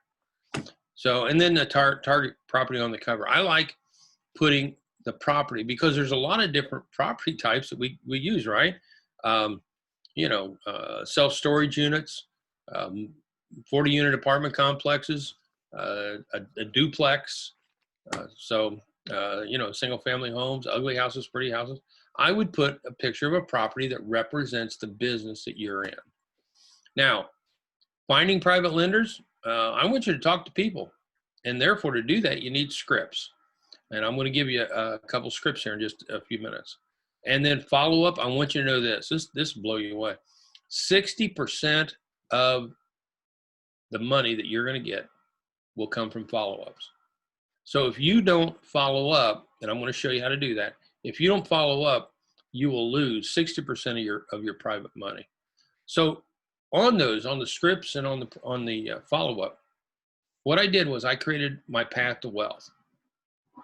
This is my proprietary method of amassing cash. There was a vacuum in our industry on this. Nobody else teaching it. And so it's what, when, how we talk to private lenders to get loans. So on the path to wealth, your biggest issue typically is, what do you say to a lender? When do you say it? What action should you take? And when to switch gears to where you start marketing to them and start getting the money to the closing table, okay? So this is the very top level of the path to wealth. Now, in the evening meeting, I talked about the magic words. I'll give them to you again. Do you have IRA or investment capital that's not currently earning a secured high rate of return? If you want me to repeat that, you can put it in the chat box. We'll do it at the break. Do you have IRA or investment capital that's not currently earning a secured high rate of return? What am I trying to do? I'm trying to find out if they got money or if they're broke. And if they're broke, then you see that leg go down there. It says, no, I'm done with them. Okay. If they say, well, I got some money, tell me more, then I'm going to go down this left-hand leg, okay? So the magic words, we find out whether they're broke or whether they got money, all right? You have IRA or investment capital that's currently earning a secured high rate of return. Not secure, has to be with a D, secured, because you secure it with a mortgage promissory note, has insurance, lender, title insurance. You ever want to say that the loan is secure, because that is misleading the lender, because real estate is risky, okay? So they say, tell me more. Then I want you to shift into another script that I'm going to give you. I call it my 30-second commercial. You might know this as an elevator speech. I'm a real estate investor in Springfield, Ohio, and I buy, fix, and sell single-family homes. At times, I borrow funds from folks just like you. I pay a high rate of return. Can I tell you more? That's the way I said it. There's a couple extra words in this, but I'm a real estate investor in Springfield, Ohio, and I buy, fix, and sell single-family homes. And at times, I borrow funds from folks just like you to purchase these homes. I pay a high rate of return. Can I tell you more? I want this to be both of this, some magic words, and I want this to be memorized. I want you to memorize this. And this 30-second commercial has some very key elements. The first two sentences are what you do. Terse, easy to remember. Then at times, I borrow money from folks just like you. Very important, because that gets their attention, okay? And I like saying at times, even though I might borrow money all the time, okay? But at times, I borrow funds from folks just like you. I pay a high rate of return. If you forget that one, go home. You just blew the whole thing, okay? That right there is what they want to know. Because if they're going to say, tell me more up there, that means they got some money out there. I pay maybe I can get a high rate of return with us than where they're at. If they're on a bank CD, there's no question about it. And then at the end, I say, can I tell you more? Now, what I'm trying to do is get inside their head a little bit and see if they got any questions. Now, in doing that, you're better off having an open-ended question as opposed to a closed-ended question. You'll see here, I put down a closed-ended. Why do I do that? Because that's the way I was taught. And when I came up with this, I had to have some kind of script. And so, can I tell you more? It's a closed-in question, but they might open up a little bit on that. So you see that little line that goes dropping down there between can and I at the very bottom? I'm going to drop down now to that line on the next slide here. So there you see that line coming down, and I got three options here, right? Let's start on the far option on the right where it says no. So when you get, let me go back here. When it says, can I tell you more? If they say no, then you're done. I never want you to chase the money. You are done. I never, ever, ever want you to chase the money. I want you to move on. I want you to go. This is a numbers game, okay? So if they come back and say, let me think about it, then I would hand them an audio. I'd email them an audio, or I'd hand them an audio business card. I'll show you a picture of mine here in a minute, or that special report, or the credibility kit, or all three. But I would hand it to them, and then we're gonna work on this line here in a minute. Okay. Now, if they say, tell me more, okay, so you got their interest a little bit. When they heard that high rate of return, they say, well, tell me more. Then I want you to have a third script, okay? And I'm going to help you with that. I want you to focus on the high rate of return, though, not the deal. Because private lenders, unless they're a real estate investor, they're more interested in the high rate of return. They don't care about your deal. You probably put them to sleep, tell them too much about it, and you turn them off. So I want you to talk about what they care about, which is a high rate of return, okay? So if they say, tell me more, then let's focus on how the money moves and things like that. Okay, a little bit. Now, let me take you back down. This one on the left says, let me think about it. So I'm dropping down now on that. Like I talked about here, I'd give them an audio or an audio business card, a special report or both. Now, here's the kicker. Once they say, let me think about it, and you give them some educational material, like this audio business card, the audio is a killer. I I hired a radio talk show host. And the reason I did was because of his voice. He has a very compelling voice. And he just very lucky in life. He's got a great, great voice. And so I gave him my script, and coming out of that, I got a 22-minute audio. And on that audio, the bulk of that, the first part of that explains private lending to the lender so you don't have to.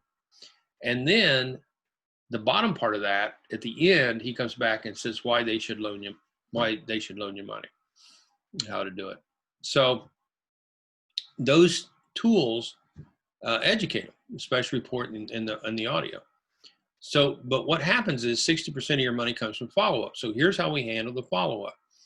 You mark your calendar after you give them these tools, and then these training tools. And then in 7 days, 7-day to 10-day window, you call them. And that'll be the hardest part of this whole thing. Yeah, you know, because you got to pick up the phone. But I make it very easy on you. When you call them, you say, do you have any questions? That's how you open up the discussion. Do you have any questions? And then if they do or they don't, whatever, you talk to them for a little bit. At some point, I want you to write this down, by the way. At some point, I want you to say these words. This is another little miniature one-line script. Are you ready to get involved? That is when I ask for money. That is when I ask for money. So on the call, you ask them, do you have any questions? Start right off the bat. It's very kind and courteous because you gave them some information. They said they were interested. They said they wanted to think about it. Then sometime in the conversation, you say you're ready to get involved. Now, if they say no, never ask for money again. I think maybe you're getting a theme here that if they say no, you are done. You are done. I don't care if they're a multi-billionaire. You're done. Let them come back to you. I've had somebody come back a year and a half later. If they say yes, you're going to shift now into getting money at the closing table. So if they say yes, then we're going to get into the mechanics. We'll do that in just a second. First thing I want to do is go back to this middle line that I had. When they said, tell me more, and I said to have a third conversation in here, if you will, third script. You focus on the high rate of return. Detail why you got into real estate, types of deals, but not any one deal. That you have a passion for real estate. Do not focus on the deal. Do not focus on the deal. And then at some point, you're going to do what? You're going to say, are you ready to get involved? And this is where you go through. What you're doing here is magic words, 30-second commercial, and then this third step right here. So it's all right face-to-face, you know, or on a Zoom call. And at some point, just ask them, you ready to get involved? Now, what will happen on ready to get involved is 3 options. On the right, they say yes. We're going to talk about that on the next slide. Now we shift into the mechanics. If they say no, you're done, you're done, you're done. If they say, let me think about it, what are you going to do? Let me go back up. You're going to give them an audio. You're going to give them a special report. You call them up in 7 days. You ask them if they have any questions. Ask them if they're ready to get involved, okay? So on that link there, now that you've talked to them face-to-face, and now they said they want to think about it, now you just go back and give them the tools right off the bat, okay? Now, that's the whole picture right there, less the mechanics. So I'll let you look at that for a second.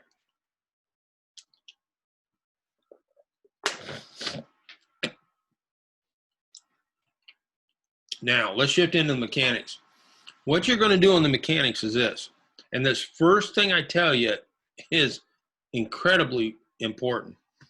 I want you to use my technique to up the ante. Now, how do we do that? If somebody says, I'm going to loan you $500,000, I want you to say, if I find a deal worth $1 million, should I call you? I always double it. And it's a very kind and courteous and helpful statement. If I find a deal worth X, I don't care what they say.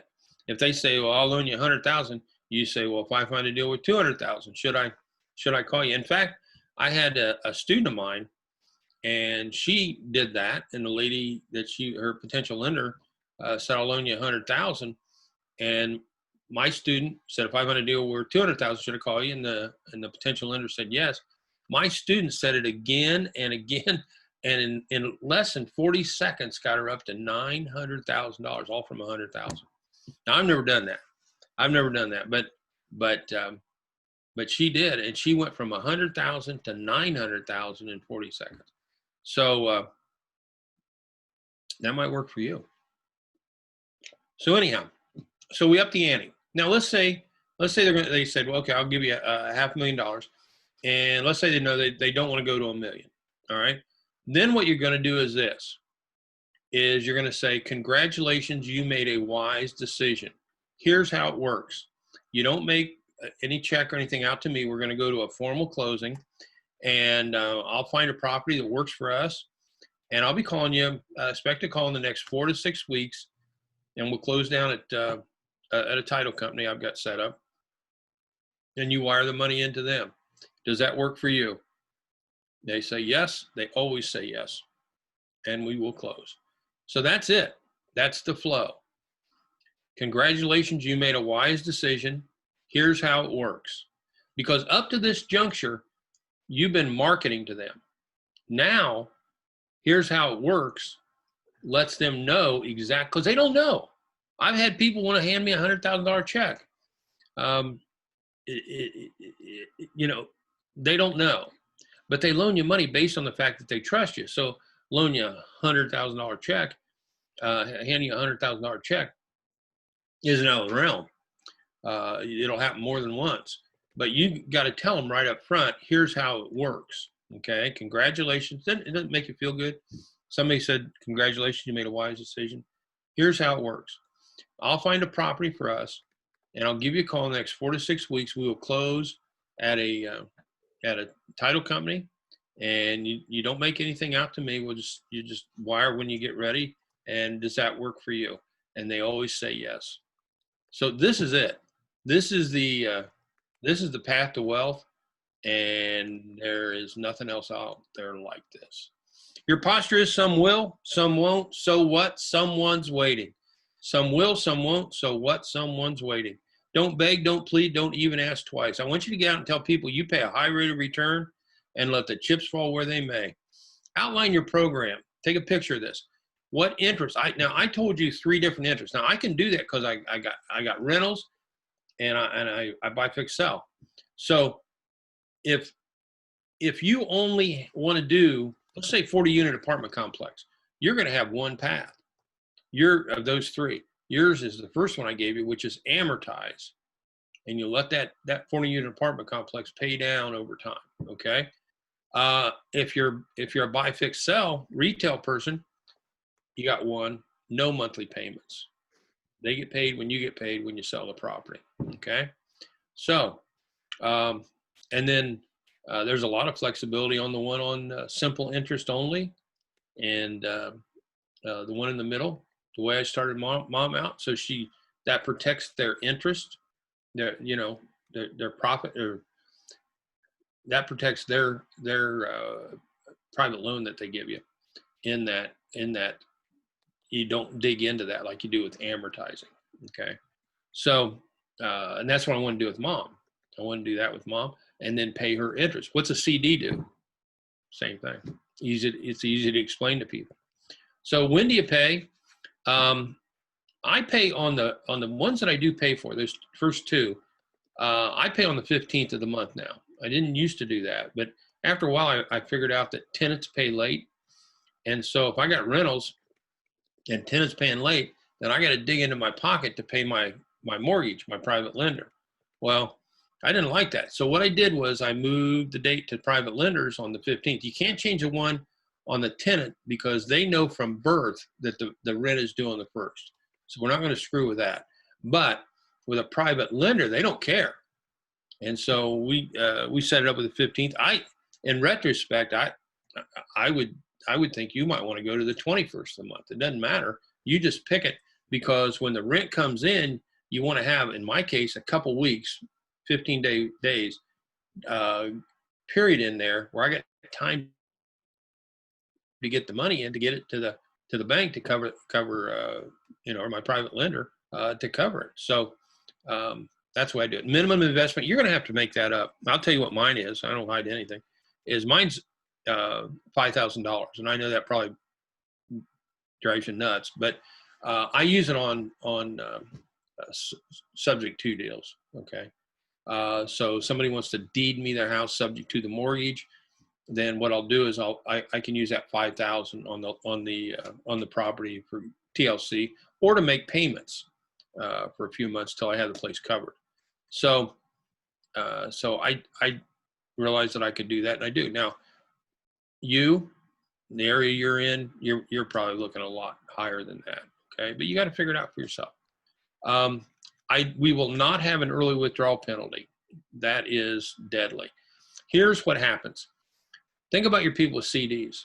When they go to a bank, they have an early withdrawal penalty. The reason the bank did that is because the bank across the street, if they lower their rate, then all the people with CDs would cancel out and run across the street. Or if they raise their rate, I'm sorry. If they raise their rate, then they'd run across the street and go to that bank, okay? And so they didn't want this shuffle going on in these banks. So they got typically a 6-month window that if you take your money out, you get a penalty, early withdrawal penalty. People hate that. But with us, we got a different business. What happens with us is that it is rare that our lenders want their money back. If you have 40 lenders, in 2 years, you might have one that wants their money back. And the only reason they want their money back is because they had a life change. Kid going to college, or need a down payment for the child's house, like Wendy's house that I showed you. So there is no early, and look, if they do want their money back, it's a phone call, and within a day you can have the money coming in, okay? You just call up another lender. It's really, and they're sitting there waiting for you to call.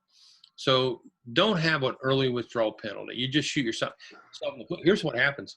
If you have 40 lenders and you want and you have an early withdrawal penalty, how many lenders do you have to tell that to? All 40. And it's a negative. It's a black eye for you. Don't do that. So no early withdrawal penalty. And how long to return the money? I put 5 years, or until the property sells or is refinanced. You can also, I do 30 years in some cases. So you can make it anything you want.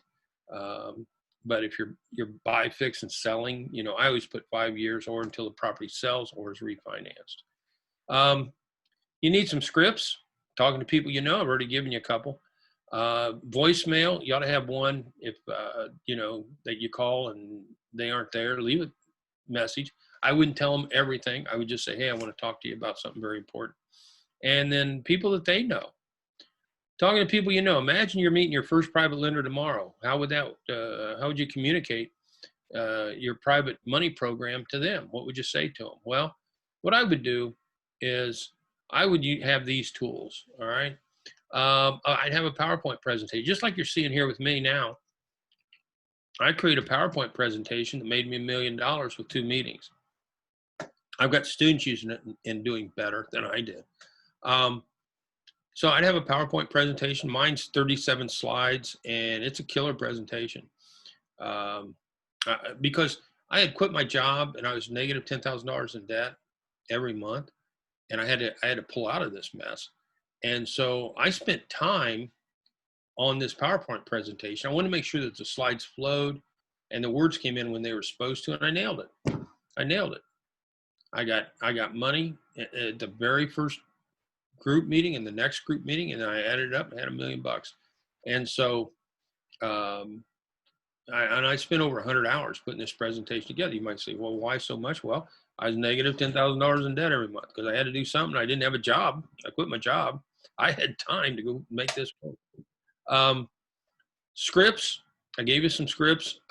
Special report, I talked about that. Credibility kit, and the audio business card, which I talked about a little bit. These are the 5 tools to make us successful right here.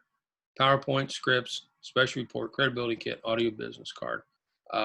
These things here all fit together. Can you see that having a proven presentation would make finding private money easy? Sure does. And here's the audio business card that I talked about. That's the case. It's the name of it is, here's a great alternative to the stock market. And so Inside that's a CD, but because computers are coming out without CD slots, I've also got it on a thumb drive, and you can just email it to folks. Okay. How many would like to do deals and never talk to a bank again? I would think every single one of you. Look, whether you're a beginner or seasoned investor, how many of you think acquiring private lenders could help your business? I would think every single one of you. Now, no other speaker is showing you this. Let's say I created this for new real estate investors. But by the time I get done on this training here on this section, you're going to see that every one of you can use this, okay? But I created it for beginners because I just did. So I saw there was a need. So let's say you go to your first real estate seminar, and the next thing you do, you go out and make offers, because people at the RIA group say, hey, go make offers, go make offers. So that's what you do. But then you're paralyzed because you don't know how to fund a deal, or it looks like a great deal, but the seller wants cash. So to get the cash, you want to find a potential private lender. So you go out and talk to people about that, because you heard about that too. But then they start asking you questions. These are all questions people have asked me. How long have you been in business? Why should I loan you money? How many lenders do you have? What they're trying to do is vet you. Okay? So what do you say to your potential lenders? Well, what I would like you to do, and this is a technique that I've come up with that works really, really great, is if somebody comes to you and they ask you those questions, I would want you to use what I call my doctor story. And what's a doctor do? Well, a doctor, what they do is they start out and they get an education. That's step one. Number two is they line up their funding. Why? Because they got to rent their office or buy their building. They got to put in a desk, a computer, the doctor equipment. And so they got to have money to fund all that. And then once they get that all set up, then they hang their shingle. They open up for business, you know? So here's what you say. You say, yes, I'm new, but I'm no different than any new business out there. And there's 3 basic steps. In fact, let's, for easy to understand on this, let's just talk about a doctor.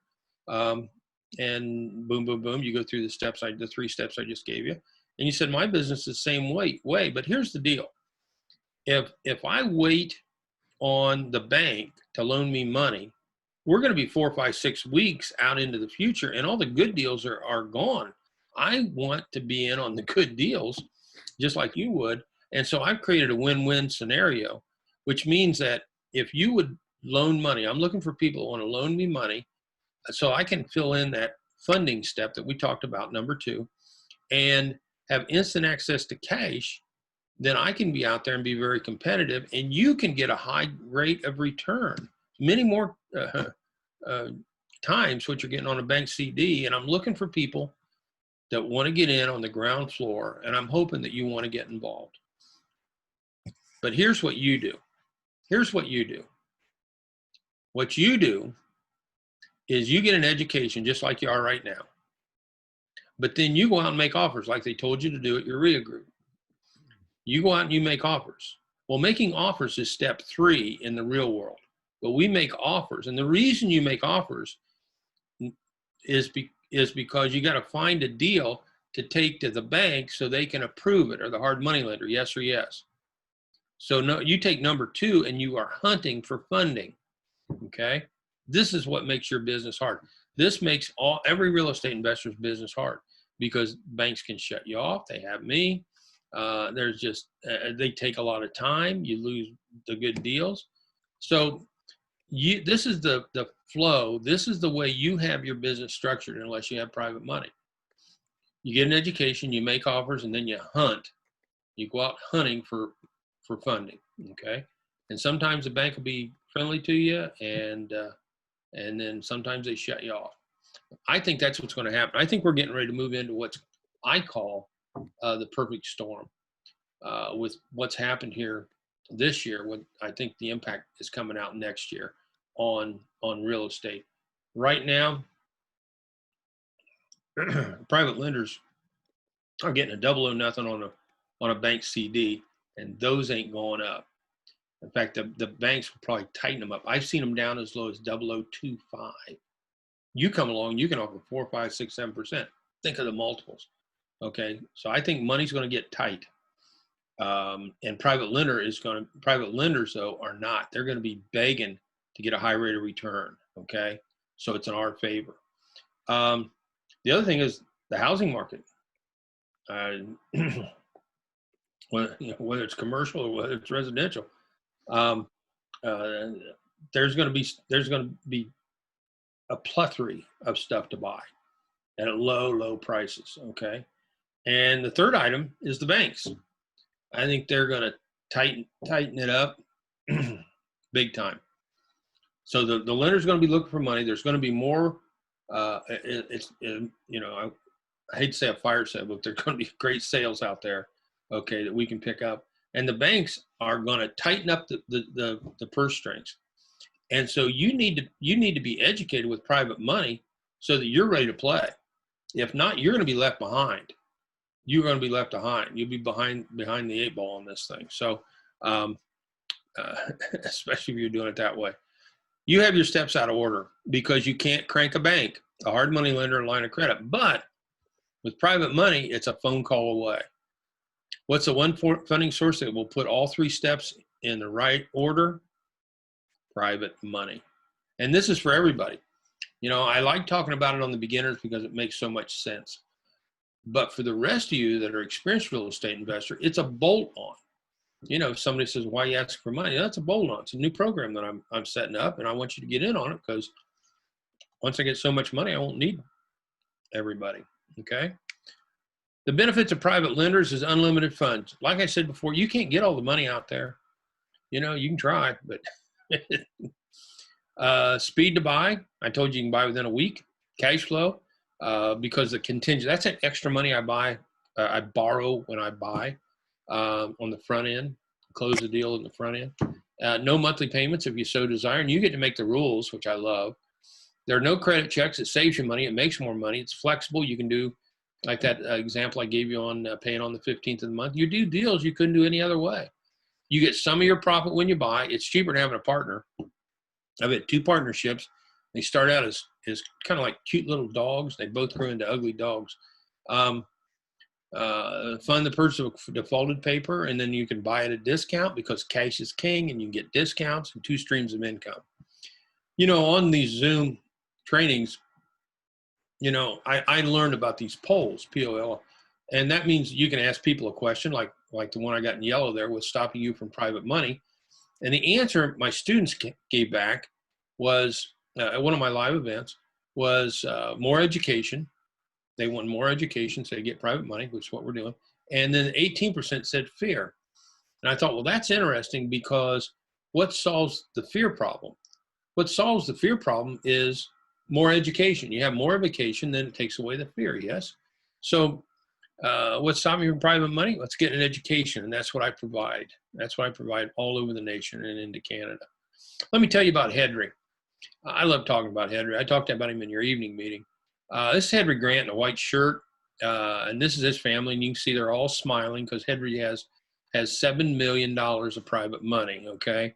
I met him up in Minneapolis. I was walking in to speak to a crowd of 215 folks, real estate investors, and Hedry saw me when I was coming in the door, come up and give me a big hug, told me about his success with my system, and he got up and told the whole room that my system had changed his life, and he now has $7 million of private money. And I greatly appreciate what he did, but that gives me the opportunity to talk to you about thinking about another stream of income. Of course, you could use all $7 million on the deals you got. So my students, they got millions and millions in all different kinds of states and amounts.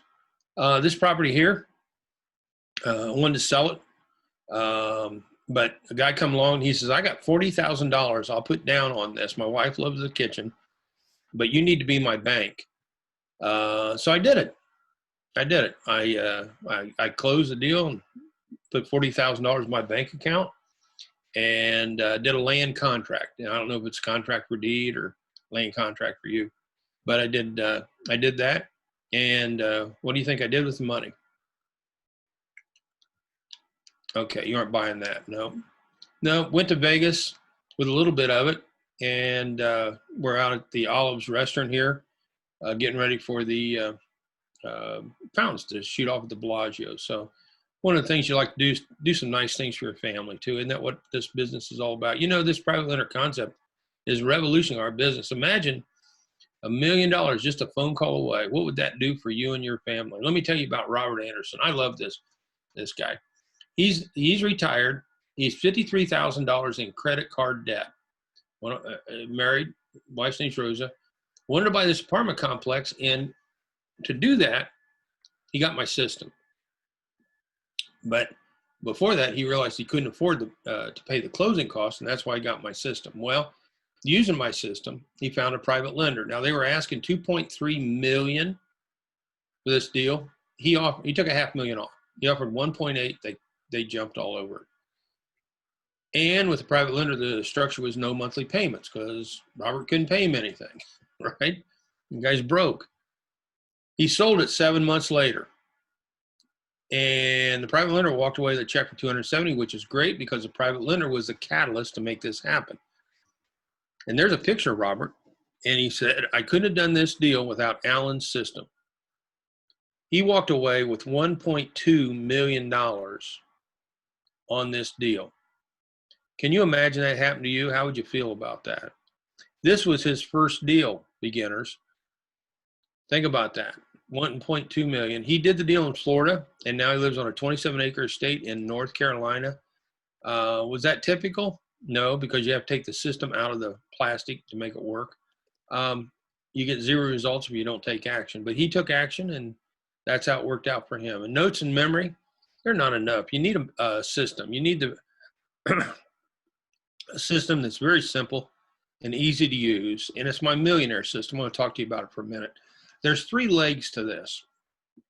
The first leg is to attract and convert people into private money lenders. I've got a system on that. The other one is the easy way to manage lenders. I've got a system on that. And these all play together, these 3 legs. And the third leg is education on the rules, okay? So all these three put together make up my millionaire system. You get powerful web-based autofill forms. Now listen to this. There's 24 great forms that I created. One of those is the 37 slides. What I did was I had a webmaster create a website, and he went out and in this created a template. So you would go out to this template and you'd put in your name and your contact information, how much interest you want. You hit the enter button, and all 24 forms are filled out with your information. My name comes out, your name goes in, and you are ready to go find private lenders in less than 10 minutes. All your advertising is out there. Complete scripts that I use are there. The special report I talked about is there, and all the work is done for you. You have your complete private lending presentation done in 10 minutes with this great autofill feature. You can explode your money supply with these surefire marketing tools: an ultramagnetic postcard and ads to raise millions of dollars, trifold brochure to establish credibility, and phone script to excite and reassure prospective lenders. You have a time-saving checklist. I believe in systems. I talked to you right at the very start about what I did in corporate America. I created a checklist. And in this checklist, I thought I'd be doing luncheons every month for the rest of my life. And actually, after 2, I had $1 million. And I was good. So location, advertising, reservations, handout, everything is covered in this. And you can use it for a group meeting or a meeting for one. The software and speed automation, you get my 24 proprietary forms. You also get the forms for your state. When you fill out that template, you'll put your state in. When you hit the enter button, that will populate your account with the forms so you can advertise within your state, and all the audios are digital. They used to be CDs, no more. They're all digital. Now, once you get done with that template, you'll come to this page. The first red arrow up there is the 24 forms. The second red area is all the state forms so you can advertise. And the third arrow there is all audios digitally. You also get them on thumb drive. I'll show you that in a second. Down below there, below those 3 arrows, those are the first red arrow on the forms. You can download them individually, and you can preview them individually if you so desire. You got my private lending learning library on 8 audios. And listen, I want you to write this down right now. First thing I want you to do is listen to these audios. Listen to these audios. I'll tell you what, there are times that students call me up or email me and say, hey, I haven't finished the audios and I already got my first private lenders. That's how easy I make this for you. All the audios are digital. You use them on your iPad, your computer, your smartphone. You'll be able to answer the toughest lender questions with confidence, and you'll know the right way to position yourself and overcome lender skepticism and win their trust. Now, there's that thumb drive I talked about. You will see it inside this red envelope. That red envelope will be in the pocket of the first system. The first system is called my premium system, okay? And all three of these make up the Millionaire, but the first one is the premium system, okay? So and on this thumb drive is the audios for the whole system, all three systems. Also, what you'll see in the front of the cover is you'll see this QR code. My office manager created this, and it's a quick start. And what you do is you get out your cell phone and you zap that, your iPad and zap that, and you'll get a training video, and it's great. Now, if you don't have an app on your phone for that, it's okay. Right below this, I give you where you can put on your browser a code, and you can get right to the same video. Quick Start manual and audio, you get that too. So you get the Quick Start QR code video, and then I'm going to give you a manual and an audio that all complement each other. Insights on what to do behind the scenes, advertising secrets, and answering key questions. The audio business card, obviously I'm going to include that with the Millionaire system. I love the fact that I got a radio talk show host doing this for us. In fact, that is my favorite way to find money. My favorite way to find money is right there.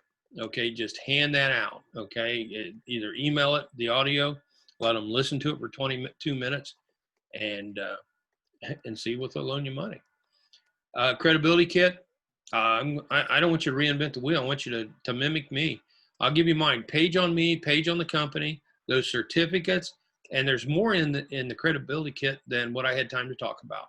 So you'll get mine digitally, so you don't have to reinvent the wheel. Like I said, you can use the easy step-by-step system for luncheons or one-on-one meetings. Now, step 2, there was a vacuum in our industry on how to manage lenders.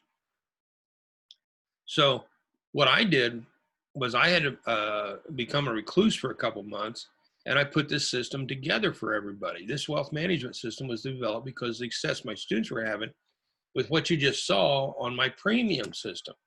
So I needed to fill this gap. Now, the nice thing is managing lenders is very easy, but I want you to do it my way, okay? And here's just a few questions I was asking. What documents do lenders get? What closing costs are involved? Should I give the lender an appraisal? How do you deal with a promissory note? When do payments start and stop and things like that? And many more questions. My program answers them all in a very simple, straightforward, and systematic manner. Here's what you get. You get the manual, the essential guide to managing private money manual, a 6-pack of powerful audios so you can handle the private lender process with ease. Remember, there's 8 in the premium, 6 in the wealth. And then a complete IRA information, including key documents, forms, and reports. Now, this is the pot of gold. So I got a whole chapter in there, and I got all the forms that you need, okay? So it's the entire A to Z proven process for managing private lenders with the competence and competence of a seasoned banker. No trial or error, no stress, fear of failure, no wasted time, money, or energy. It'll save you hundreds of hours and thousands of wasted dollars. Number 1 is it prevents disputes. This is what you'll be able to achieve out there. You know, I've been in this business for a couple decades. I've never had a dispute with a lender. And that's the way I want you to live your life. In fact, that's why I created this system. The right to teach you the right time and way to get money from your lender, streamline lender maintenance activities so you don't eat up your time, keeping a positive cash flow, correctly close escrows so the lenders can reinvest their money, and the ins and outs of setting up and using IRAs to you and your lender's benefit.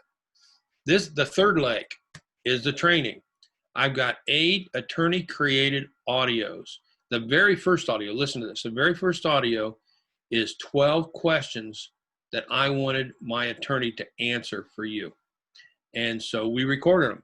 And so the first of the 8 audios, that first audio is incredible, So you're getting roughly 8 hours of attorney training out there on this. All the audios are digital, like I said, including the audio business card. What would you have to pay to go out and have all the money that you'd ever need? Well, let's say your time's worth $50 an hour. And I know some of you are making more and some of you are making less, but let's just use that. And you have 80 hours to go figure out whatever you can on your own. That'd be $4,000 of your time.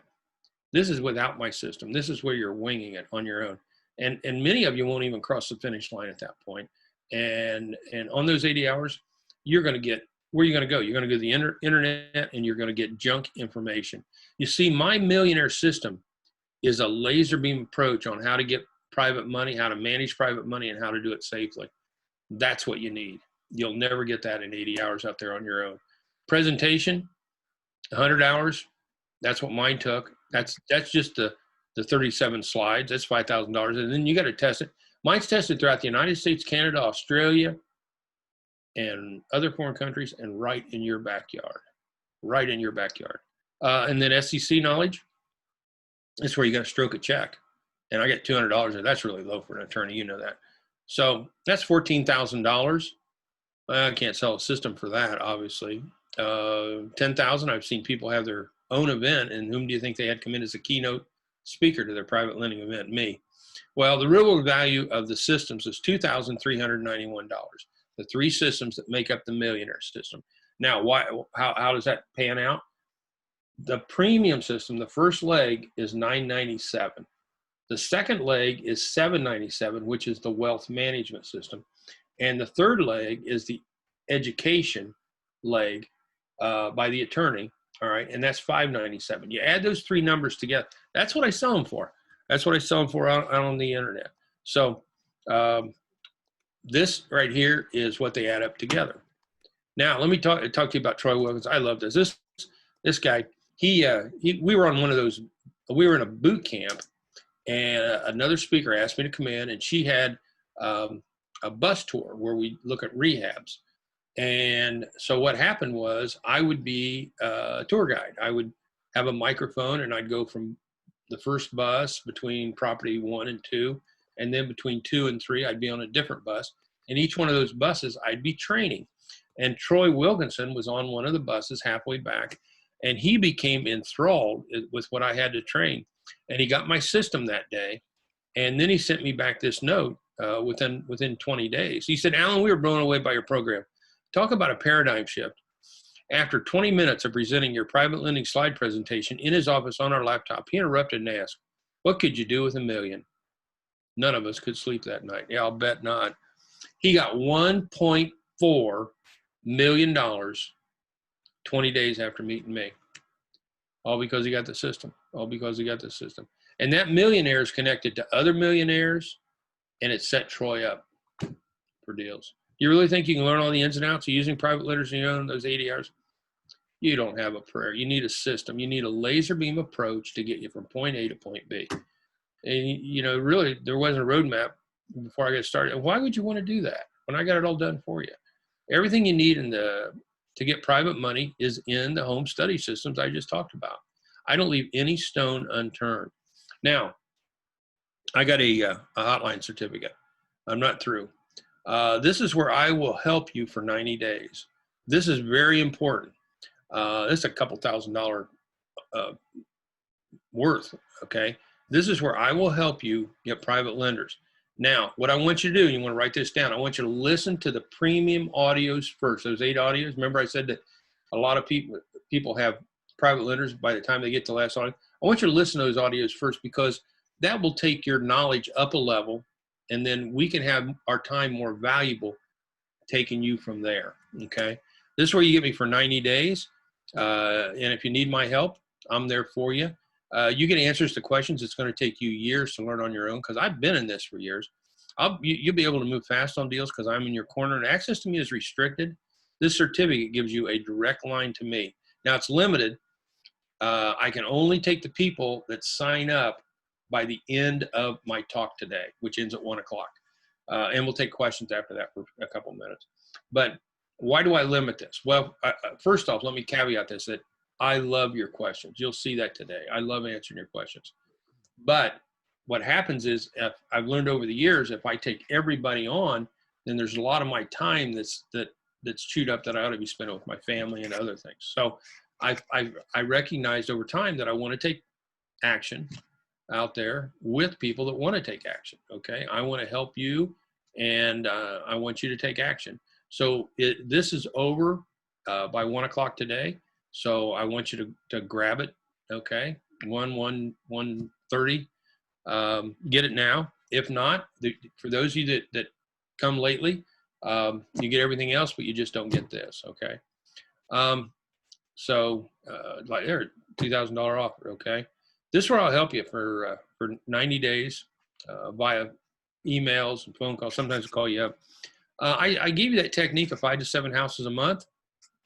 This is super bonus number 2. That's limited to everybody that gets the systems today.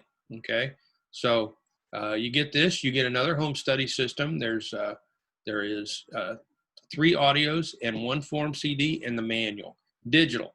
And I'll have Nicole, who works for me, send this out to you Monday. Okay, just imagine having money to do what you want and go where you want.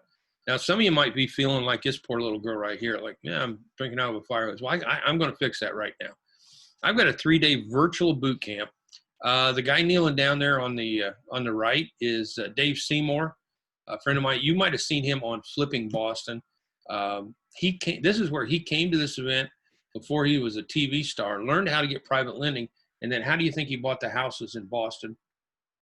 He bought them with private money, learned my system. Great guy, good friend of mine. What I cover at the event is why you have private lenders, constructing, presenting offers, is probably one of the most important items on this list. Training, locating prospects, pre-screening prospects, follow-up, close quickly, office paperwork, private money rules, individual retirement accounts. At every single boot camp, my students have acquired private lender, many of them. And I'd like to have you do that. How much money have we raised? We raised over $500 million, and we're creeping up on $1 billion. I've been doing this since my first boot camp, and in every single boot camp we raise money. Many times it is millions of dollars. I'd like to have you be a part of that. Okay. Our average attendee doing the steps that I tell them within 24 hours and raise money, they raise $214,285. Just imagine having that power right now out there and that money. I had this guy call me up that was signed up for my boot camp. His name's Carl. And he wanted to talk to me before he came to the boot camp. He said, look, he said, I'm a busy guy. He said, I don't want to show up and have it be a sell-a-thon or not get any money. I said, look, it's not a sell-a-thon. You're going to get me. And what happens is I can't promise you're going to get a dime. You know, everybody's different, Carl. I don't know your background. I don't know whether you're going to do the homework. And we talked for a little bit. And he said, I'm coming. He said, I'm in. Well, he came to the event, and I'll be darned if he didn't raise money and he gave me this video. Check this out. I came here prepared. We had listened to the CDs as Alan had instructed us, so I came here and did the homework. We were working the homework prior to arriving. We knew what we were going to have to do the first evening in terms of our assignment. And so I came prepared and actually got commitments for $40 million of capital. So I just really encourage those that are listening to my words here. If you're not committed to go. $40 million. He actually raised $42 million. And I saw him in Cleveland, Ohio. What was it? 9 months later after this video. And he ran up and kissed me. He always gives me a kiss on the cheek and gives me a hug. And guess he's happy he got so much money. But he'd raised another $230 million on top of the 42. This guy's connected. He's awesome. So you talk about a guy about being happy to be at my boot camp, right? So anyhow, I told you that the millionaire system is $2,391. But you see on the slide there, I've added 500 to that. Why is it 500? It's because the boot camp is an additional 500. Now, I used to sell the boot camp for $5,000 in different times. But what I've done here is going virtual, 3-day event, and it's another $500 on there. So, but you're going to have to pay that. I take over $1,000 off of that. It's $14.97 today, and that's what I really want you to get. I want you to get the home study system package, and I want you the millionaire package, and I want you to come to the boot camp. Okay, now I'm going to give you options on that. My preferred one is the $14.97. You're all in, and you get the boot camp. Or if you want to do that, but $14.97 is a little tight for you, I do a 3-pay. It's $5.97 for the 3-pay. And in doing that, now that's going to come out a couple $100 more than the $14.97. Okay, you can add it up. But in doing the 3-pay, that's you pay now today, and what'll happen is I will ship Monday. On the $14.97, the $5.97, I will ship Monday, and then on your $5.97, then you got 2 more payments after that. Okay, 30 days apart, so that might help you. But I'm not going to hold back on that. You can, you can get the system Monday and get started. In fact, you probably have a private lender, obviously, before you get to the last payment. Or you can pay $9.97 for the Millionaire Home Study System. What I charge for the premium system by itself, okay, you can have all 3 legs of the system for the whole Millionaire system. So $9.97. How'd you like to be Pete there? He came to my event. And he got $1.2 million in 24 hours. The guy comes in not knowing he's going to get a dime, and he got $1.2 million at one of my. This happens a lot. Well, how do you sign up? Well, you go to massre.club, not com, www.massre.club. I want you to go there right now and check out this page. You're going to hit this page, and you see here the $9.97. Well, you also see an arrow there pointing toward a box, that red box.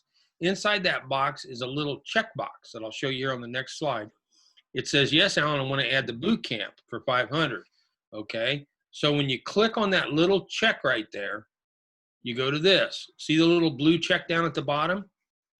Okay, now look up at the top. The $9.97 went away, and now you can pick $14.97, and the green check there means that's the one you want. And you also see the payment plan. And so if you click on the payment plan, that green check mark would move to the payment plan side, and it would show that you're going to be paying 3 pays on that. Okay, so you got 3 choices. You got the $14.97, which is the best offer, hands down, because you get me for 3 days. You can pay the $5.97 and do the 3 payment plans, or you can just do the $9.97 and you get the system, no boot camp. All right, so it's your choice. Now, on the workshop, I will personally train you on the best way to get all the private lenders you will ever need. It is the roadmap to success. Look at this as your trial run. I'll walk you through it. So what you need for that first-time lender, you've already done with me. The whole purpose of this is to get you to identify and source funds. Your first private lender will pay for the whole enchilada many times over. Not just pay for it, it'll pay for it many times over on your first deal. To be candid, you should invest in the workshop for no other reason than the doctor story, because you got the order of the 3 steps screwed up, but you don't have any choice, but now you do. For the first time, put the 3 steps in order, just like any other business out there. Hey, my SEC attorney will be there. I actually emailed him early this morning, and he'll be there to help train on the virtual event. We raise money in 24 hours, and we teach how to attract, convert, manage private lenders. I cover the required paperwork. The rule book is covered in managing the whole private lender process. Here's the next one. Next week, November 5, 6, and 7. I want you to be there. Now, you can start anytime. Right now, we're putting together for next year. I got 3 events for next year, and I actually kicked that off yesterday. We don't have the dates down. I got my office manager working on it to work around holidays and things like that. But we'll have one in the first quarter.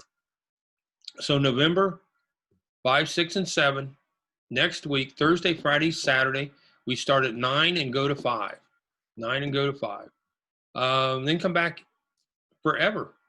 I don't charge for you to come back. I know other speakers do. I know another speaker that charges after people pay, then to come back to it, they got to pay $500 more. I don't do that. I don't think that's right. You can come back. I got one lady in Orlando who has come back 8 times. And I'll tell you what, you're allowed to do that. I have a number of returnees coming.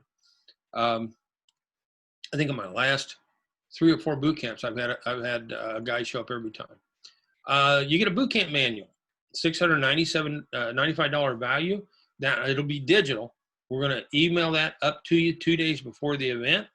You can return forever for free. Like I just said, it's tax deductible, and you get a graduation certificate. We physically give you a certificate for your credibility kit. Students have come from across the world to attend it. I had one guy fly in from Hong Kong a couple years ago to get to my event. In Wisconsin, I had 21 states represented, as far as 3 people from Hawaii.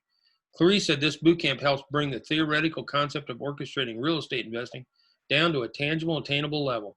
As a new investor, I'm excited to have this knowledge now rather than later. I can only imagine how much time and effort it will save me. You got 7 days to check it out. Here's the deal. I will mail Monday. I will send the product to you Monday, the system, Millionaire System. When it hits your doorstep, we'll have a tracking number and we'll send it to you. But when it hits your doorstep, you got 7 days to check it out.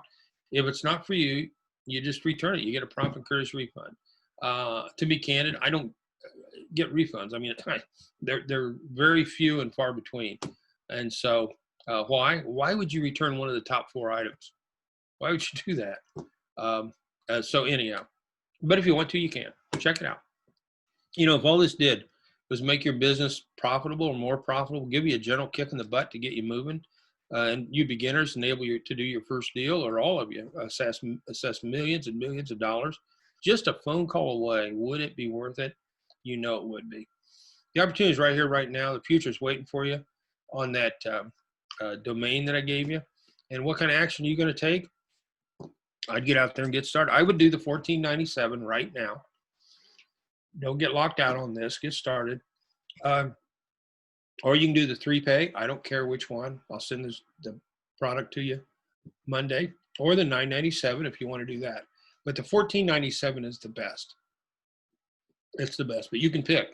I give you options because I'm trying to make it easy for you, and I want you to be part of my team. Okay, where do you do it?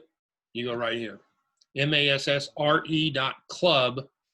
and get started.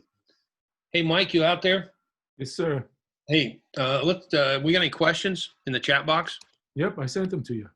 Well, don't do me any good. I'm looking at my screen. You got to read them. Okay, the first one was from Leanne DeMar, who I believe purchased your program right after the last presentation. Uh-huh. And she said, should she have a copy of the slides that you're going through today? I don't do that.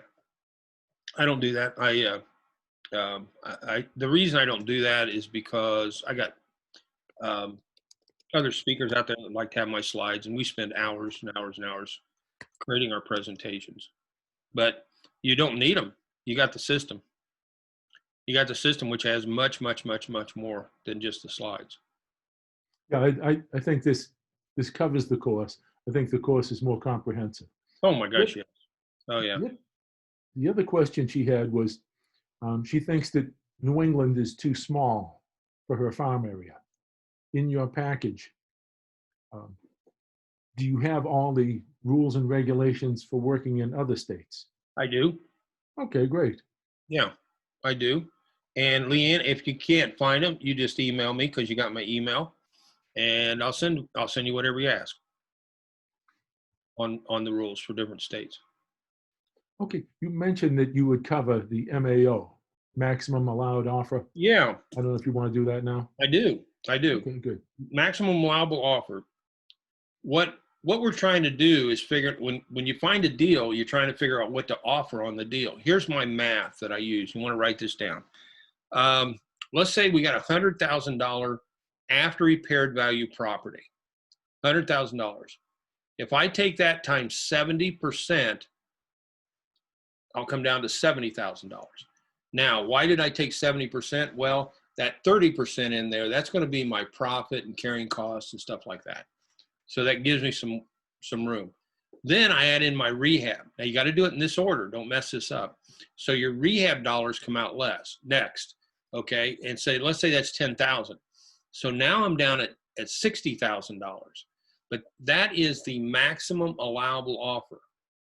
But I don't stop there. When I hired that person that bought me 21 properties and then another 48, he said, you always offer less. How do I get to the less number? Well, from that 60,000, if you take that times 84,000, I think you'll come up with $50,400. That is my starting point. And when I negotiate, I go up slow and low. So that's just a target, that 50,000. I could, if it's a small property or I don't care for it, I could do what? I could go 49,000. Okay. So, or I could, and I'll tell you what, many years ago, I heard somebody said that if you end in $400, it looks like you really did a lot of work on this and come up with what you wanted to pay for the house, property. And so, but 50,400 just actually how that works out. So I go up slow and low. If they don't budge, I don't budge. Seller doesn't budge, I don't budge. If the seller budges some, I'll budge some. $500 is typically, I go up slow and low. And then just let it play out and see where it ends up. So that's MAO, maximum allowable offer. Now, other people listening might have other formulas, and that's great, but that's the one that I learned many years ago, and that's the one I use. Okay, what else you got, Mike? That's it for right now. Okay, good. Okay, so we're at 11:03. So let's come back at 14 after. Does that work? Okay. All right, 10 minutes. Give everybody a stretch break, and then I'll get right back into it. All right?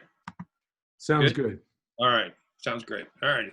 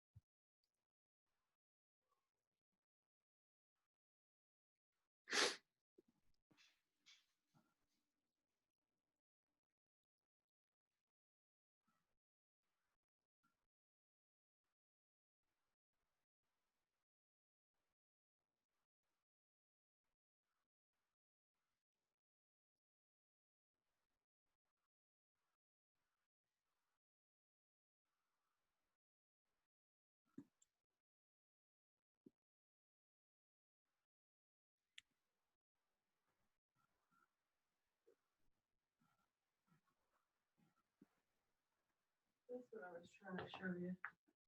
When you said,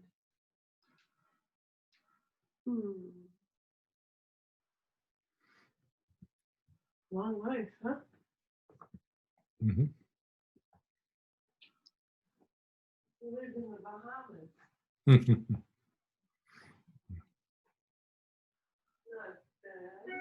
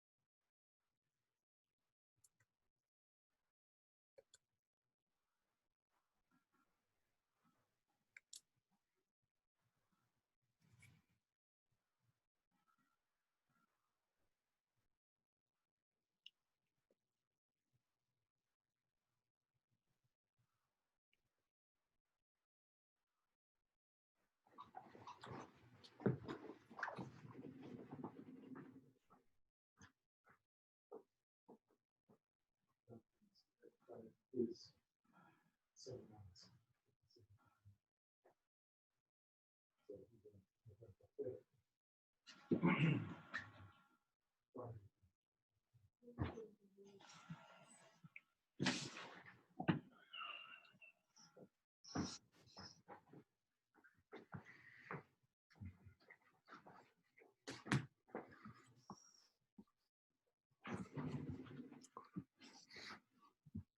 Rock and roll. Okay, let's hit it.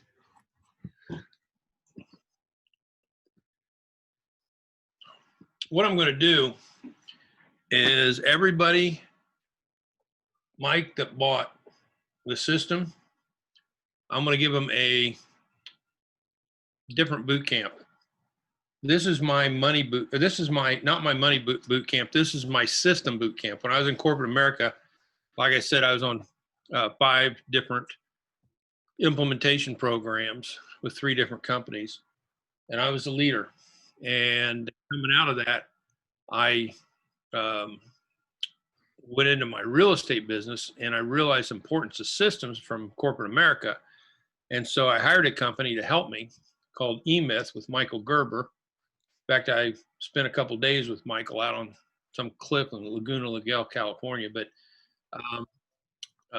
But I joined their $10,000 a year coaching program and had never intention of teaching it.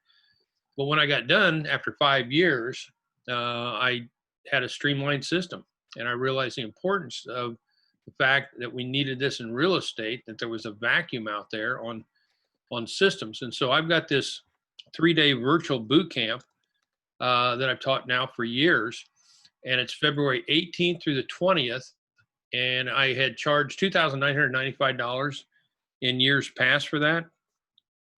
Everybody that gets my millionaire system gets this second boot camp. Okay.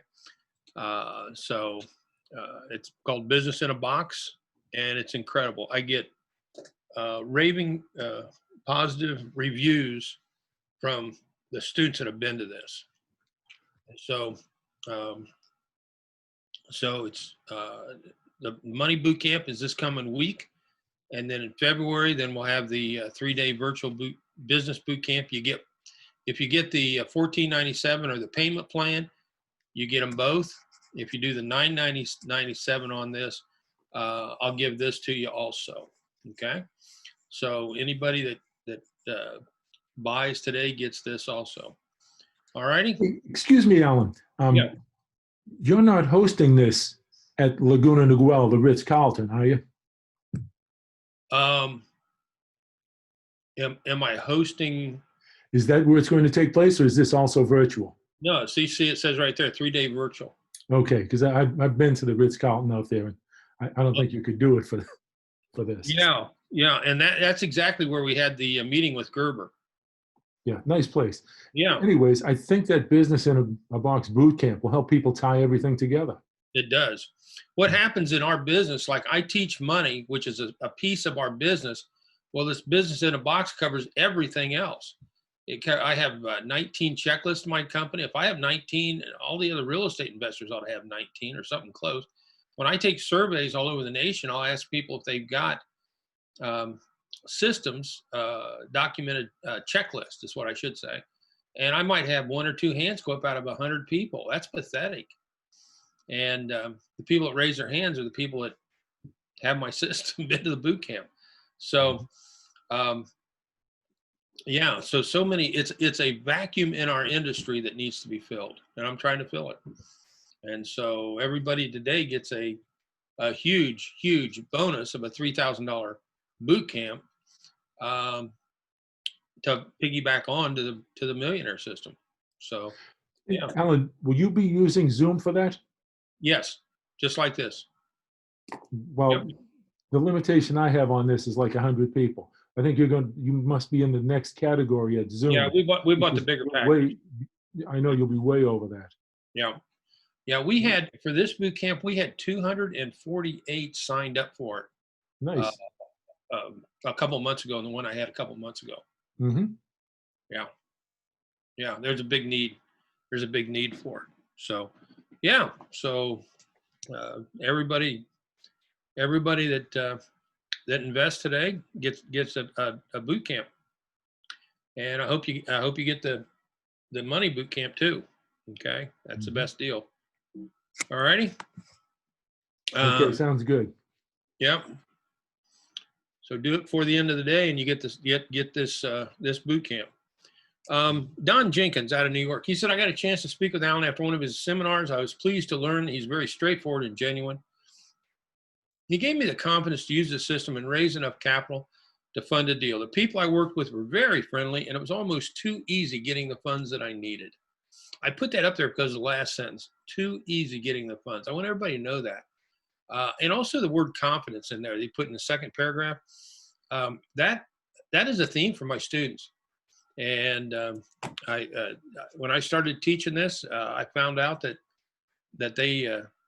my system gives them the confidence to go out and attract private money. So, and I hear it from them. They love it. Using private lenders keeps you in control, but with great power comes great responsibility. And there's some rules that you need to follow. So keeping the government happy is where we're heading right now. When I was growing up in high school, I went out for football. I was a guard. I was offensive, defensive guard.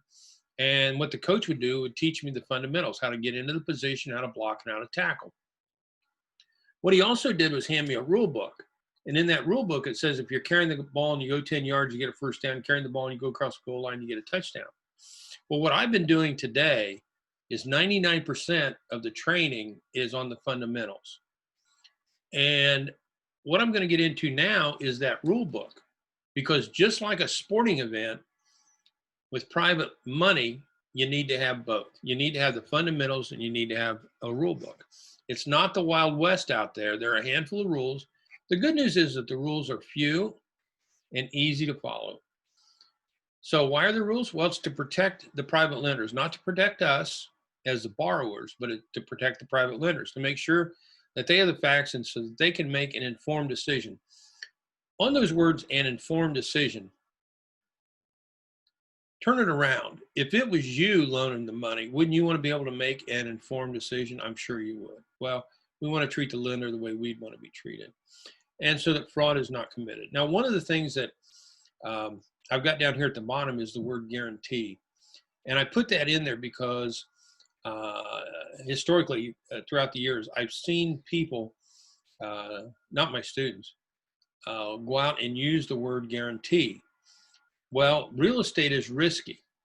And so if you say that the money is guaranteed, you can't do that because real estate is risky. The market can change and things like that. You know, we feel it's safe, but you can't tell the lender that the money is guaranteed. You cannot mislead the lender. So you can't say low risk, or like I talked about before, where I said the word secure, add the D at the end, secured. Don't say, if a lender says, is my money secure? I want you to say, We all know that real estate is risky.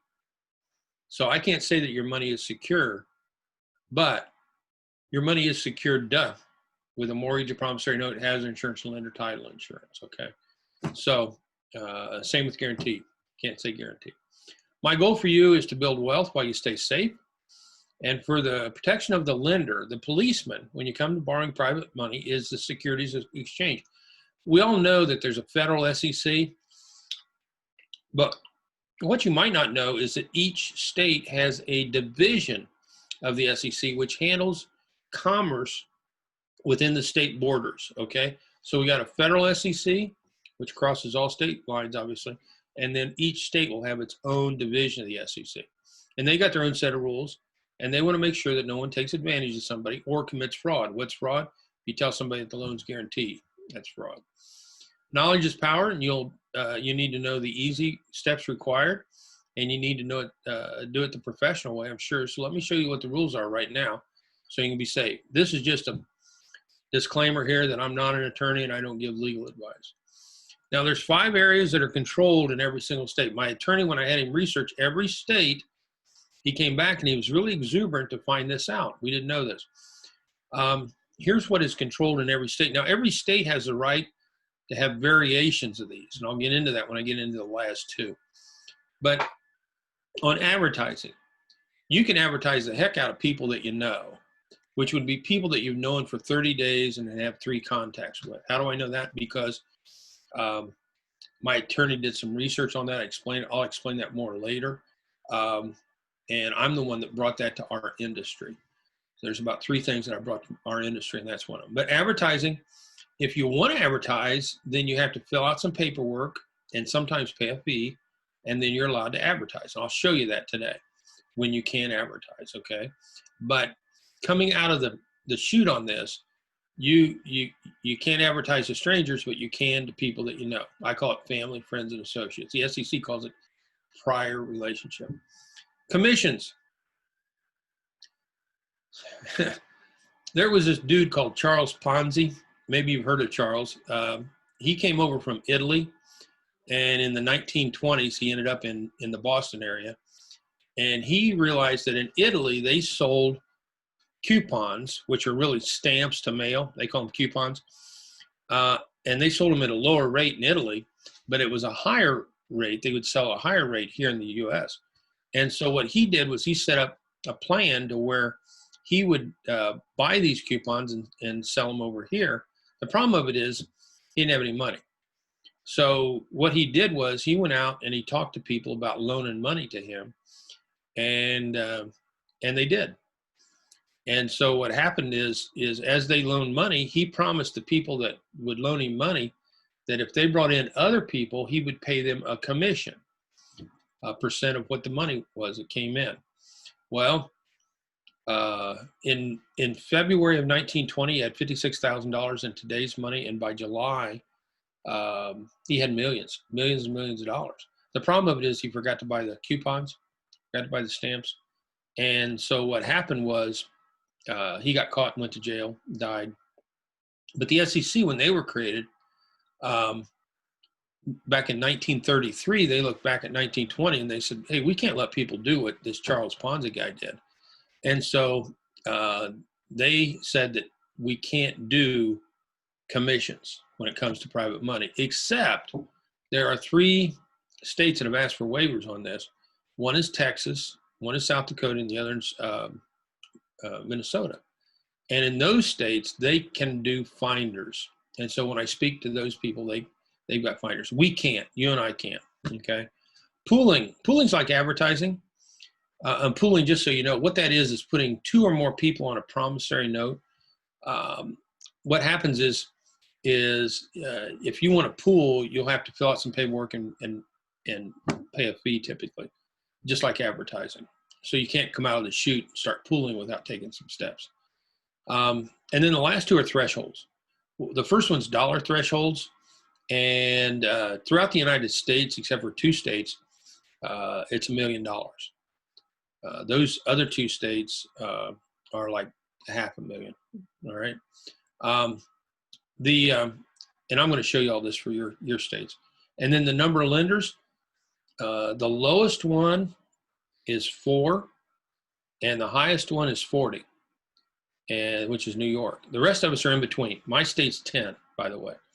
So I'll give you those for your states. You follow those 5 areas, and you don't have to beg for money from a bank again. Okay. Don't touch unsecured money. I don't. Some of my students do. They'll do like blind trust, which is a where you let's say you got $1 million of credit card debt that you package all these debts together. Students will buy those, and in order to do that, they have to have what they call it a blind trust, which they would use a private placement memorandum, which we're going to talk about, and they would buy this debt with that. But that money's not secured.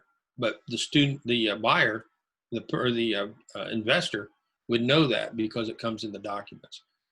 In our case, I prefer that you secure the money, but I just want you to know if your documents are such, you can explain that it's not secured if you got a means, if you got a reason to do that. For an example, I've got movie producers that use my system, and why do you think they use it? Well, they got movies, so you can't secure that, okay? So that's unsecured money too, but people will invest in that, and then my students will get to produce movies. You got 2 options, people you know and people you don't know. And I'm going to take a chart here. On the left side, that's people we know, where I say option A and it's exempt. That word exempt comes from the SEC, where it says we're exempt jumping through a lot of hoops is really what it means. The other side where it says registered, that's for people we don't know, okay?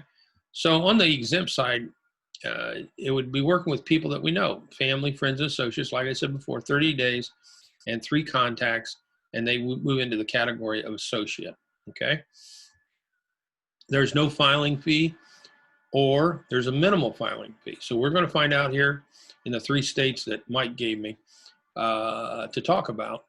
We're going to talk about these right here, whether we have to file. What that means, no filing, means you can go get private lenders tonight. What's it mean in the middle filing? There's 13 states that you have to fill out a piece of paper and pay a fee before you can get your first lender. So if you're going to register over here or file, then that means you're going to advertise to strangers, you're going to pool money and go above the thresholds that I talked to you about here, and I'm going to talk to you about in a minute. Then you got to file. And I'd recommend that you get to my boot camp next week, because I'm going to have my attorney there. And we'll cover all that. Family, friends, associates, when it comes to the rule book, the paperwork is so much easier with family, friends, and associates. That's why I teach these techniques. So let's see what happens in your state. So Mike gave me 3 states. New Hampshire's one of them here. So you're the one that is the lowest in the U.S. And I can get you higher, so just relax. But getting private lenders tonight, you can get 4 in a year. No advertising to strangers. Can't pay commissions, obviously, and we're all that way. Can't pool, we're all that way. So 2, 3, 4, and pretty much 5 there in most states. We're all the same, okay? So the biggest one is the very first item up there is how many private lenders, look at it like promissory notes, how many private promissory notes can you have in a 12-month period? You are one of the 13 states. So you got to do what's called a notice filing, and there might be a small fee. I could not find a fee on that, but all the forms are in my system. So when you get a millionaire system and you click that second button, then all the forms will be there because you'll have put your state in there. You're also a disclosure state, and this is important. All of us need to fill out a disclosure document about your business, the risk and the benefits. What we do is just basically tell the private lender what the money's being used for, and how we're going to pay them back, and in a document. Now mine's 9 pages long, and here is the heading on mine. It's a fill in the blank for you, and I put this in the millionaire system for you to save you a lot of money. So on the disclosure statement, it's in the package. It's in the millionaire system. And if you want to save the cost of the system, actually, then you would use my disclosure statement. It's a fill in the blank, and it could save you $1,500 per my attorney. Okay, he told me the range was $1,500 to $2,000 to create a disclosure statement. And attorneys are all over the map on their fees, but in doing this is if you use mine, I still want you to go to an attorney for maybe 1 hour of attorney time, but look at the chunk of money you could save by just getting my system and filling out the disclosure statement. There's 2 disclosure items for your state. Every private lender is given it in writing, and they have 2 business to get out of the investment. And you have to have a written agreement with them not to resell the investment for 12 months. Now that's kind of unique because most of the time, what I see is they can't resell the investment ever, but they got 12 months on yours. But they aren't going to resell. I think it's the fact that the SEC doesn't want them churning the marketplace. Now, you could use a SCOR form with your state and federal government, SCOR, okay? And look down at the bottom. SCOR stands for Small Company Offering Registration. Now, why would you want to do this? It's because of the second item. If you fill out a SCOR form, then you can advertise. And you still have $1 million cap. Now, what I'm doing here is walking you up the steps. The first thing I let you know is you can borrow money from private lenders by filling out a form and paying a small fee. Here, you also have a fee and you also have a form. But if you opt for this one, I think you can avoid the first one I just told you about and go right here to this one. Here you have both of them are $1 million caps. But I would fill it out. You'll get it in my download. And there should be a cheat sheet in there that tells you what you're supposed to fill in the blanks with. And then I would get an attorney to bless it, dot the I's and cross the T's. The fee on the SCOR is $200. And then the filing fee, once you get the form filled out, is somewhere between $50 and $100, depending on how much money you want to borrow. And it goes up to $1 million, okay?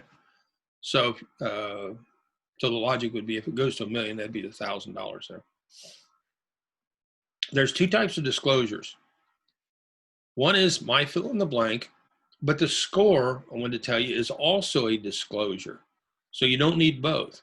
But if you have 2 entities, let's say you start one entity now on the Family, Friends, Associates, and then in time you want to go to $2 million, you would have a second entity because they both go to 1 million, right? And have a SCOR where you can advertise. So one million on the Family, Friends, Associates entity, a second entity with the SCOR so you could advertise, and you could raise $1 million in each, okay? So I just wanted to, my biggest point here is number 1 and number 2. If you create your own disclosure, or you could use the fill in the blank from me, is how to get started, and it's the easiest way. Or you go to the SCOR and be able to advertise. You know, some of you are in the NFL club, no friends left, so you're going to have to move right to the SCOR. So how about Rhode Island? Let's take a look at that. You got 25. Ooh, a lot better than before. You got 25. You're up there in a higher range. That's 12 months. Here again, the next 4 are all the same. Can't advertise, no commissions, can't pull dollars, million. When I say no hard limits, you could squeak over $1 million, but my attorney says try to keep it close and don't get crazy. Here, your disclosure statement also, and you have a SCOR form, which is great. Advertising is allowed. I would have an SEC attorney, and your filing fee is a little different. It will be between $300 and $100. You saw on the other one that was between $50 and $1,000. Here it's $300 to $1,000, and but the other one also had a $200 fee to get started on the thing. Okay. Now this is nice here. Accredited investor. You can also have another option to use accredited investor. So with an accredited investor, if you don't know, an accredited investor is somebody that's worth $1 million, not counting their personal residence. So their net worth is $1 million, or not and, or they make $200,000 this year and they expect to make it next year. So if they have one or the other of those, they don't have to have both, then they are considered a accredited investor. So a accredited investor is, in the eyes of the SEC, is someone that we can do business with, and the SEC lets us, they kind of back off and let us play together on what's allowed, makes it very easy. So here, you can get, they'll allow you to work only with accredited investors and raise unlimited dollars every 12 months. Now, I've not seen that before, but that's what my attorney said. I typically see that cap at $1 million. So you also have to file your advertising with this, and your filing fee is a dirt cheap $100. So you could do this. You could do family, friends, and associates. You got up to 25 lenders within a year. Have an entity for that. You can have a second entity on the score where you can advertise, and you can have a third entity on accredited investors where you can advertise. It says unlimited dollars. So you could have 3 entities. That's $3 million, okay, and $1 million in each. You need to file a notice of transaction describing the agreements with the private lenders along with copies of the advertising materials within 15 days of the first lender coming in. So you could have a lender, and within 15 days, you got to file the paperwork. And it sounds here like the disclosure statement, doesn't it? Plus the advertising information. So notice of transaction. So they probably got a form on that called a notice of transaction. So Massachusetts, let's see what we do here. Now you got 25 also. Here, the rest of these will be the same. Okay, boom, boom, boom. No advertising to strangers, can't pay commissions, can't pool without filling out some paperwork, and no hard limits here either, but $1 million. You also disclosure state. Every private lender is given written by law 2 business days to get out of the investment. You have to have a written agreement with them not to resell the investment for at least 12 months. So you got that same one. You also have the score. Okay. Your fee was $300 to $1,500. So on your small company offering registration, 44 states have the score, and 40 states have the accredited investor that we just talked about. So that's where you're at on your fees for the score. I'd get an SEC attorney, make sure you got a disclosure statement when you meet them. Now, but you don't have the accredited investors, okay? So Rhode Island does, but the other 2 states don't, okay? So what I'm showing you here is options. As I'm giving you the foundation for the legal stuff based on the structure of the SEC, what they've set up. And there's 5 areas in every state. And I'm going through the 5 areas here and tell you how your state has structured it in your state. And what you saw here was we got a score form in every one, every of the 3 states, but only 1 state had the accredited investor, right? So I'm going to take you up now to another level and different program, and I love this program. Okay, now the ones we just went through are state programs. This is also a state, but not your state, but you can use this program. And then what I'm going to do after I get done with this is I'm going to move into the federal programs. And there's a couple of those. We're only looking at 6 programs altogether. So this is what I call the California loophole. Now, why do I call it that? Well, the real name is 14 words long. And I didn't want to memorize and have to say the name over and over again, 14 words. And so what I did was I called it California loophole because no other state's doing this. So I called it loophole, which sounds slimy, but it's not. In fact, I even thought about changing the term here a couple of years ago, and I got pushback that my students like it and everybody else. So I just left it alone. But it just happened to be the what I tagged it. So if you would like to raise $5 million and only pay $700, here's how to do it. California has a special offering known as a qualified purchaser. Now, what the heck is that? What's qualified purchaser? Qualified purchaser is half accredited investor. So California wanted to have a basement, if you will, on how far down you could go on borrowing money with different people. And so they thought accredited investor was too high to leap. So they came up with this thing called qualified purchaser, which is half. So accredited investor is worth $1 million, then a qualified purchaser is worth half. And accredited investor is worth $200,000 a year in income, or $200,000 in income. Then with a qualified purchaser, it's $100,000. So, so that's your basement right there. All right. Which gives you more people to work with, right? So anyhow, here are the 5 steps to getting this thing to work for you. I'm going to give them to you, and you need to write them down here, okay? Step number 1 is you don't live in California. So in order to have access to their programs in California, you have to file as a foreign corporation, like a foreign country. And so what you would do is you fill out a page, a form, and you pay $100, and you send that out. I think it's to the Department of Corporations in California, and then you will be recognized as a foreign corporation. Okay. Now that you're recognized, now you can use my California loophole in California. So now you need 4 more steps.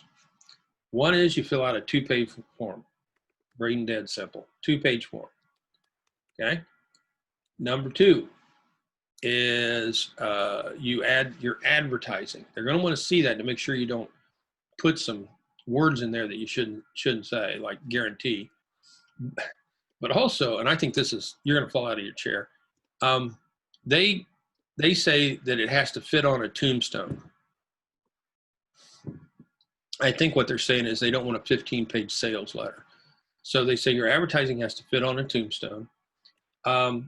You include your disclosure. Now the score form is a disclosure, right? If you have a accredited investor, you would have to include a disclosure, like my fill in the blank disclosure. You're going to have to do it here too. And so you would use my fill in the blank as a disclosure statement here. And then the last thing is $600. And so, hey, Mike, you got somebody talking out there. Okay, let me see what I can do. All right, man. So anyhow, so that's your 5 steps. You file as a foreign corporation, and then your other 4, the 2-page form, your advertising, your disclosure, but you got to have, anyhow, and then the $600. And what happens then is if you are allowed to suck money out of California. You can use it in any state. It doesn't just have to be your state. In fact, Leanne, you were talking about across state lines. This is a great one. So you can pull money out of California. Now,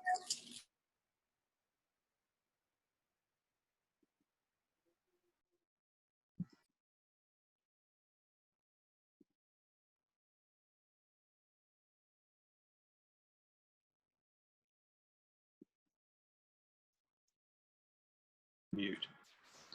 One of the things that I didn't show you is a picture of a website that I've got. And in that website, it is where you can go to this website of mine. And in that website, it has all the private lenders that have loaned money recently. It's updated every month, and it is free to you for 3 months. If after that there's a fee, I'm in it with a partner. I can't get rid of that. And my students stay on this thing forever. They love it. And so you would use the California loophole. In the pocket of the premium system will be the certificate. Don't trigger it until you're ready for it, till you got the whole steps that I just shared with you here. And it would be a good idea to get a hold of me if you got questions on that. But then you go on out, and I give you the login and all that. You go out to the website, and then you will be able to find lenders in California and use them in your backyard. But I'll tell you what, if you did the score or the model accredited investor, you can find lenders right in your backyard and use this website to do that. We scrape the whole United States every month and populate this with warm private lenders. These are people that know about private lending and what my students do. I got a student off of Argentina using this. I have students in Canada using this. I got students in Pennsylvania and Utah using this. But they're sucking money out of California. Now, why would California do that? Well, they might see the value of your properties better than theirs, because theirs is crazy and people are leaving the state out there. But so there's going to be vacancies. So anyhow, if it doesn't work for you, then okay, you spent $700 and you shut it down. But there's a high likelihood you're going to love it. Okay. Oh, you can raise $5 million this year. You can raise another $5 million the next year. You can raise that's another $5 million. That's 15. So $5 million year after year after year with this thing. Let's say you're doing self-storage units, which are hot right now. You suck money out of California. You buy one in your state. Next year, you suck another 3.5 million out and go buy one in another state. And the following week, you suck 4 million out and you go buy another and another. I mean, it's huge. It's huge. I love it. Advertising is allowed. Pooling and private lenders money is allowed. Within 9 months, you file a second notice. So here's how it works. You pay $600 now. And I know it's 7, but you already got seen as a foreign corporation. But now $600 to do the California loophole. $600 now, 2-page form. 6 months from now, you send in a second notice of transaction, no money. I think from what I heard from my attorney, they just want to make sure that you're still in play. And then a year from today, you're going to pay another fee of $600. So it's $600 annual fee. Okay. If you like to advertise and get $5 million, this is a cool way to do it. Okay. Now I'm going to take you to another one. This is federal. You see the Reg D, 504 Reg D is a federal form. This is cool too. This is free. Free is good. This is a free form, and my attorney likes it for crossing state lines. Perfect for where you guys live. And you can raise $5 million year after year. Now, you have to have one step though to get to the $5 million. You can take the 504 tonight, and you can pool money, advertise, but it's only $1 million. But you take one other step, which is called a substantial disclosure. If you add a substantial disclosure to the 504 paperwork, then you can get $5 million, just like California, year after year after year. $5 million this year, a second $5 million after that. You can cross state lines. I think this is the one for you. I think you're going to like this. Now, what's a substantial disclosure? My 9-page form is not. It's not beefy enough. They're looking for more. So you would have to take my 9-page disclosure, if that's what you're going to start with, and then beef it up. Or you just use your score. Score is a disclosure. It takes a little time to get through it, but once you're through it, you go through it first and then give it to your attorney and let them look at it. So you'll have that fee. But once you get through that, then you got it forever. So that is that's considered substantial disclosure. Okay.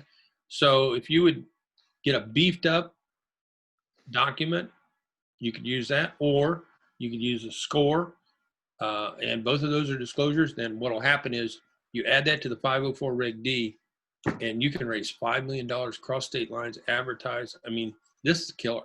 Now, on the substantial disclosure, it wasn't always like that. When I started working with my attorney, it was only $1 million cap. And what happened was a few years ago, they added this substantial disclosure, and that changed this to to a real powerful way to go. So if you're in the NFL club, no friends left. If you want to advertise, use strangers, then I'd get an SEC attorney. Also, there are 500 SEC attorneys in my system, and I had 10 for each state. And so if there's a little asterisk on those, then my attorney vetted them. If not, you're going to have to talk to the different attorneys and see who gives you the best deal. But one of the cautions, number 2 is very important. You go to an SEC attorney, the first thing they're going to want you to do is have a disclosure. But if you walk in with one, like my fill in the blank or the score roughed out, then it saves you a bunch of money by going in and having this knowledge, okay, right up front. So in summary, working with family, friends, and associates, you need a disclosure statement. If you're looking for strangers, you need a disclosure statement, but you can pool across state lines or advertise. I would hire an SEC attorney on that one, okay? You don't have to have an SEC attorney on getting family, friends, and associates unless you're in one of the 13 states like we talked about, okay? And one of you are.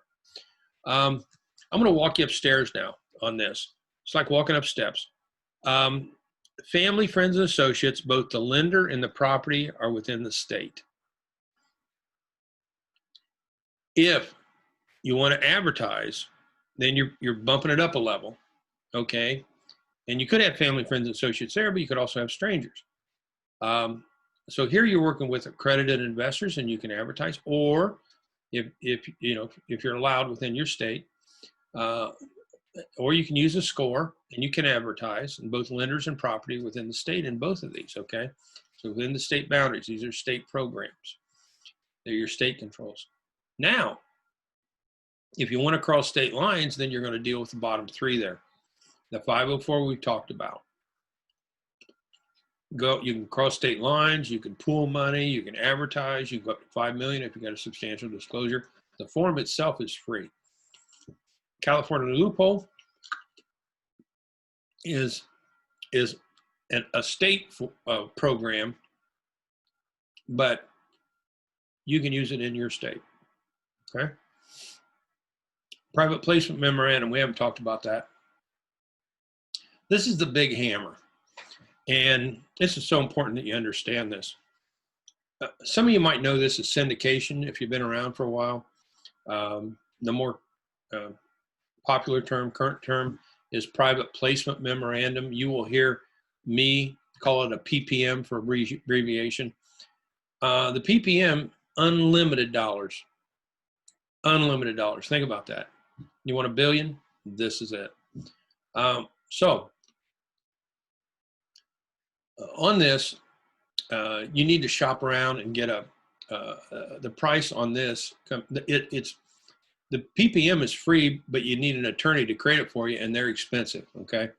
So if you write this down, regdresources.com, regdresources.com, REGD resources. That company, they were really priced decently. They raised it here about a year or so ago, but you could check them out and see where they're at. It's the best looking PPM I've seen, but I'm not here to sell them. I'm just trying to give you an avenue. But on this PPM, what you need to know is historically it's been to where you cannot advertise with this, which sounds stupid, but here you can raise unlimited dollars, but you can't advertise. The word private placement is an indication that people would just hand the document out to somebody. So what happened was Congress didn't like that. And in the first quarter of 2012, they forced the SEC to allow us to advertise. The SEC didn't want to do it. They drug their feet, but they finally had to have birth.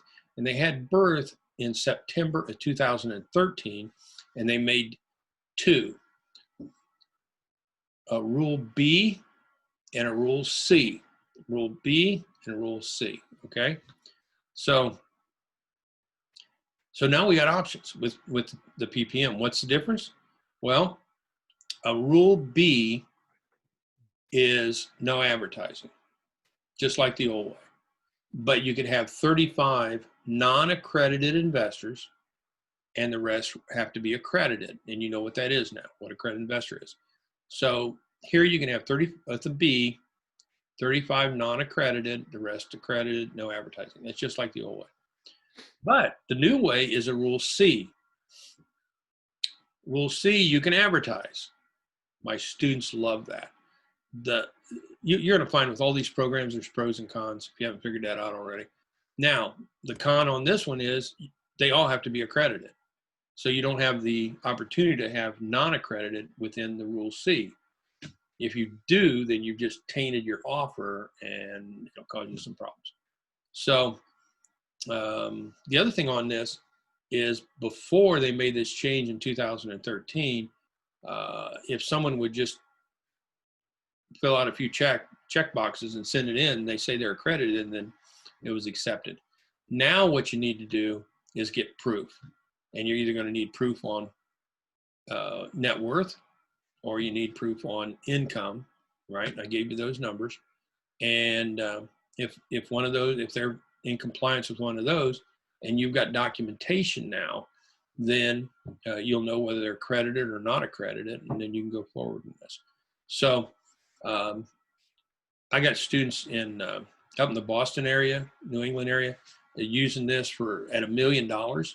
And the reason they do it for $1 million is they want to buy, fix, sell, and they don't want to give the lender back their principal that they sent in.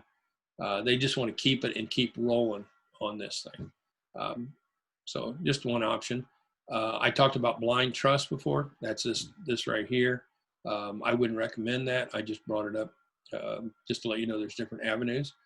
The movie producers, students of mine, what do you think they're doing? I had a group here locally that was going to create a concert, and they would create a PPM to do that. So I watched Shark Tank, watched it last night. So you hear them talk about this a little bit from time to time. So anyhow, private placement, if you're looking into big deals, this is it. They say the more money that you waller in, the more sticks to you, okay? So this is your options. Family, friends, and associates, accredited investors, SCORE, 504, Reg D, California loophole, and private placement memorandum, okay? So you got 6. Now with private placement, it splits into 2, the B and the C, okay? A lot of my students, when this rolled out, a lot of my students got both because they could get a discount on the second one. So they went in and they got a PPM, and then they got let's say a B, rule, it's called Rule B, and then they went ahead and got the Rule C at the same time, and they got a discount, like half off on the second one, and they got both. They got both. So I'm glad that they did that. I'm glad they do that. Now, if you want to go over the $1 million, I'm going to teach you now how to go over the $1 million. You could create a second entity, and I've already talked about that a couple of times. You could make the lender a partner, yes or yes. You know, if they're a partner, they're not a lender. So, you know, but then you have to give them a piece of the pie. One of the biggest issues out here is just not knowing the rules. The good news is the rules are easy. You got it. I just gave it to you. On this legal stuff, I'm not an attorney. I'm not giving legal advice once again. So why do I tell you this? I don't tell you to scare you. I tell you to help you. I want you to be safe and wealthy, or I wouldn't be spending my time and effort with you today. No other speakers delivered this. Nobody. If I told you how much money I paid to have every single state figured out through my attorney in Canada, you'd fall out of your chair. But I did it, and it's one of the best moves that I ever did, because there's so many people out there don't understand this stuff at all. I think there's attorneys that don't understand this stuff, to be honest. My attorney told me that. There's no other speaker delivering this information that you just got. I hired an attorney to research every state. I cut huge checks to him. And so I did the heavy lifting so you wouldn't have to. Just follow the system. Who realized the SEC doesn't have to be complicated if you got the right information in front of you? Now, Leanne, you asked me about the different states. The 4 chapters in the back of the premium system is all about the SEC, okay? Plus you have the 8 audios, okay? But there's 4 chapters also in the premium that is all dedicated to the SEC, all right? The bottom line is you can have everything you want if you just give the government what they ask for. Which one do you want to do all this tedious work and discover all this information on your own? No takers. I can imagine. Can you see that this paperwork is just paperwork? It's no different than when you create a corporation. Where does people find money? I already talked about this before. Why you might think you don't need private money? Let's say you got a lot of available cash. Well, you could get a higher return than you'd be paying your lenders. And you might need it for emergencies or other projects. Maybe it needs to remain liquid. And you're always limited to the amount of money. You know, the thing about this business, you do deals and you get your money tied up, and then you want to do another deal, and then your money's tied up. You know, so, you know, say you got a line of credit. I got a student, his name's Keith, up in the New England areas. Seems like we're talking a lot about them today. He had $284,000 line of credit. And what he would do is use the money, buy, fix, and sell the property, and the lending institutions get the money back, plus interest. And then Keith would go look for deals, and then he'd go back to borrow money again. Well, one day they wouldn't let him. Now, nothing changed in his life. The bank changed, the lending institution changed, and they wouldn't let him have his 285, and he was in trouble because that's how he's funding all of his real estate deals. And he's buy, fix, and sell them. And so to buy the next property, he needed money. Well, fortunately, he had my millionaire system sitting on his shelf. He dusted it off. You got to open it up to make it work. And within 3 weeks, he had $750,000. Listen to that. $750,000 compared to his 284. And he wrote me one of the nicest testimonials with a picture of his wife and his dog, and it was just great. It made all the difference to him. So the point is, on the line of credit, you're not guaranteed the next day they're gonna loan you money. In fact, if the economy gets bad, they call these due. You hear me? You know, when it's used up, you're out of business. It limits your borrowing ability and cash available for larger projects. It won't help you build personal relationships with private lenders. And it's subject to your bank discretion and economic climate. You're out of control. I don't want you to be out of control. I want you to be in control. So what if I haven't done a deal? Should I find private lenders? Heck yes. Private lenders, if you've never done a deal, I would create a credibility kit. I spent some time with you today on that. I would create a credibility kit. If you get the system, you got mine digitally and you can just mimic what I do. You would tell people the doctor story on the 3 steps. Or, you know, you tell them just that you're in the funding stage down there at the bottom and are looking for folks that want to get in on the ground floor. I really like that. You want to write that down, that want to get in on the ground floor. Sounds like this thing could go away. Yes, and it could. You could get so much money, you can't spend it all. Better yet, down at the bottom, forget them and just tell them that you're putting together an awesome deal and their funds would be secured by real estate with no more than 70% loan to value. In fact, I was speaking out in Phoenix, and they had these flights going on where there's 5, 6, 7 different trainers teaching at the same time. And in my room, there was a guy on my right, about halfway back. And when I got done talking, he came up to the front and he said, "What you said right there is the most important thing I've heard in this conference." I hadn't thought about it, but it resonated with him. Maybe it'll resonate with you. Another option is to make them an equity partner and offer them 40% of the profit. I don't like that, but because you'll quickly find you don't need that equity partner on your second deal. But if you're a beginner listening right now, I have no problem if you go ahead and do this. Just understand you're killing the goose that laid the golden egg.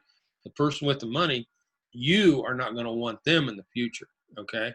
Because they're going to want a piece of the pie at like 40%, where you could be paying them 6, or 5%. Okay. So just be aware, you know, that's part of my job is just teaching on this stuff.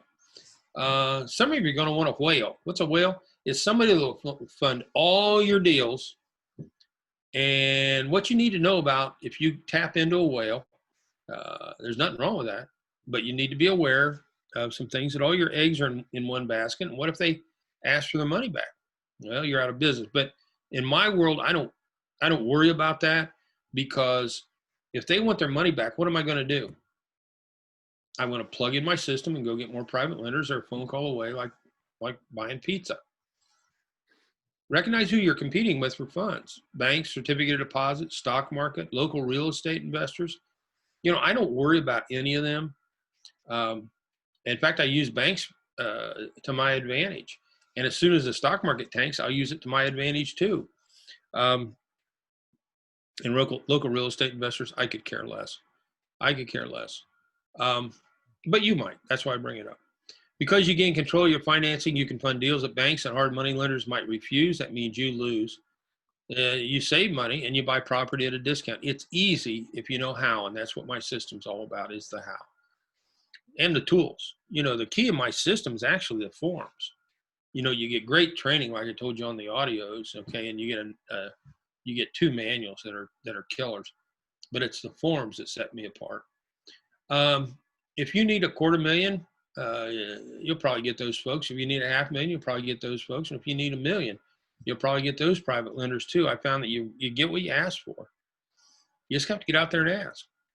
You know, if you're getting a 0076 on a bank CD, would you want, and you got $1 million in that bank, would you want to start making 5, 6, 7 secured by real estate? Of course you would. The problem of it is they don't know you, and that's where my system comes into place. I give you the audio business card. I give you the special report, you know, so many tools, and I train you.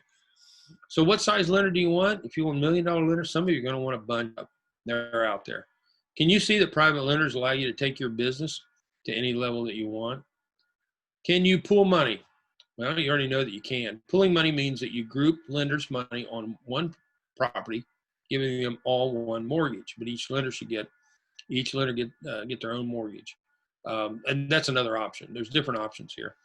What my attorney likes is he likes to have, let's say, LLC-A, where we're buying, which is us buying the property. And then we create LLC-B, and we put our lenders here into B, and then that group loans us money, and then we pay them back when they're ready. Okay. What I do is I stack mortgages. Bigger chunk of money gets a first mortgage. Second chunk of money gets a second mortgage. Third chunk of money gets a third mortgage. Of course, the person in the 73rd position could be a little shaky. It's a joke, but you can have as many mortgages as you want. Okay. So, yeah, you can pool. There's a lot of ways to pool. The PPMs you're pooling. Okay. The 504 you're probably pooling. California loophole, you can sure pool. So there's a lot of different ways. Do you like the fact you're no longer going to be begging for money after meeting me today? I hope so. The answer to your situation is to get the system and let's get started. You could ask referrals, but look, when I started out and I got my $1 million, when I gave those 2 meetings, I had to give everybody my program so they knew my rate. Now, in this slide here, what I'm talking about is, let's say you're doing one-on-ones. If it says here, never make an offer until you find out what the lender is willing to accept. Well, what that is saying is that if a lender's getting a 00 nothing on a bank CD, and then you come along and start talking to them about your program, and rather than you just coming out and say, well, I paid 7%, well, they might think that's too good to be true, and that might scare them away. You might ask them what they want. Okay, ask them what they want. So I would say, what interest would you be willing to accept and remain excited about my program? I really like that second bubble. What interest rate would you be willing to accept and remain excited about my program? If you were getting a 0076 on a bank CD, had no clue about this real estate business, but you had money and you had $500,000 and you wanted to get it, and you're sick about the 0076, and somebody comes along and says, what interest rate would you be willing to accept and remain excited about my program? What do you think they're going to say? 1%, 2%? That's where their head is at. If they say that, I'm sure you're going to come back and say, no, that's low, man. My programs are higher than that. I can pay 4% if you're ready to get started now. Think about what that does for them and for you. It's a real good sentence there to remember, a little script. Constructing, presenting offers, 6, 7, 8%. The goal is to attract lenders to be credible and know what your competition is doing. I don't really care about that, but some people might, so I put it in there. This is your program. You know, when I started out back with Mom, the going rate at that time was 15%. You might think that's crazy, but that's what it was. It's 15%. And so I started Mom out at that. In fact, I've always kept Mom at that. But what happened is I got other lenders, and along the way, I got feedback that 15% was too good to be true. And so recognizing that, I lowered my interest rate to keep them happy. Gotta love this business. I lowered it to 10 and 12%. 10% if they do monthly payments like Mom, or 12% if they let the money accrue and they get paid when I got paid, which is when I sold the property. I never thought in my wildest dreams that hardly anybody, if anybody, would take no monthly pay. Why? Because I was so used to the CD people that would do monthly payments.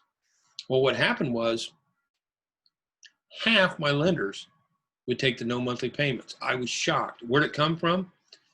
The 401ks rolled over into the self-directed IRAs.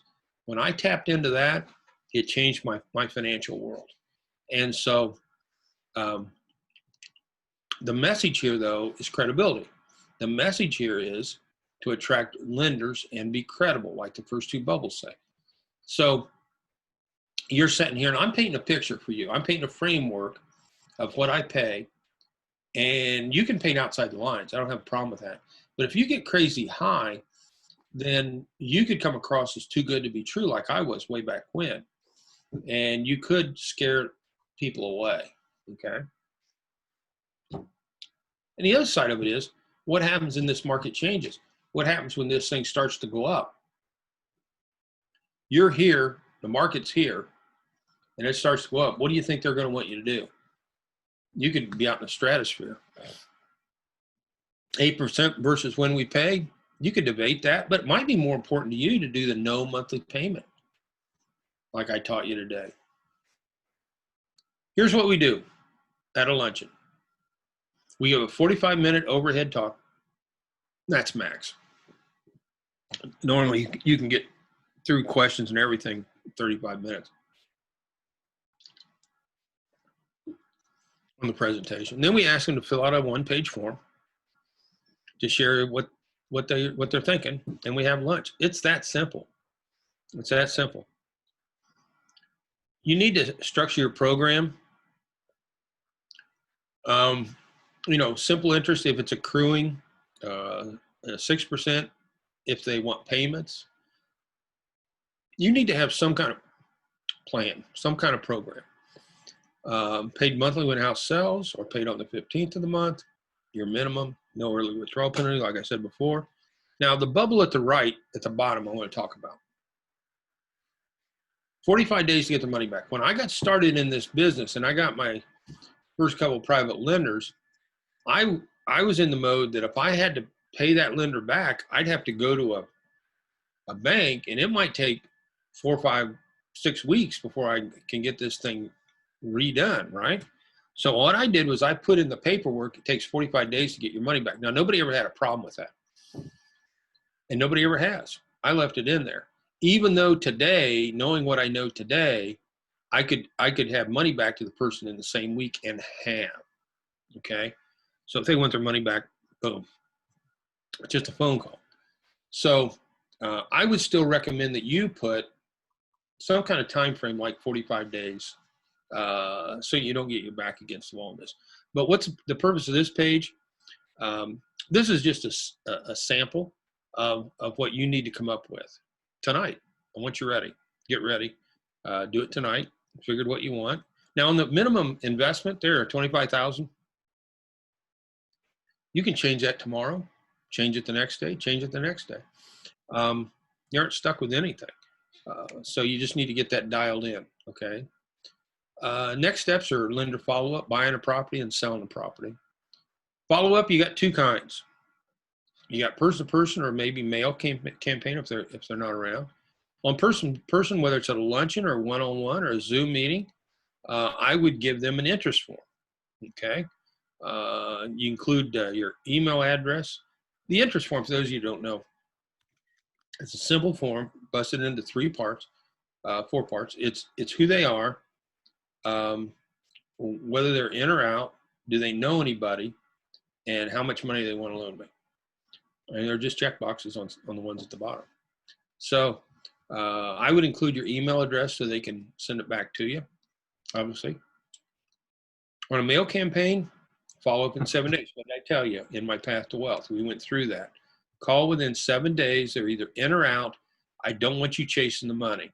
Screen people out that want points. Screen people out that can't make a decision. If they say, when I said no on the path to wealth, pay attention here.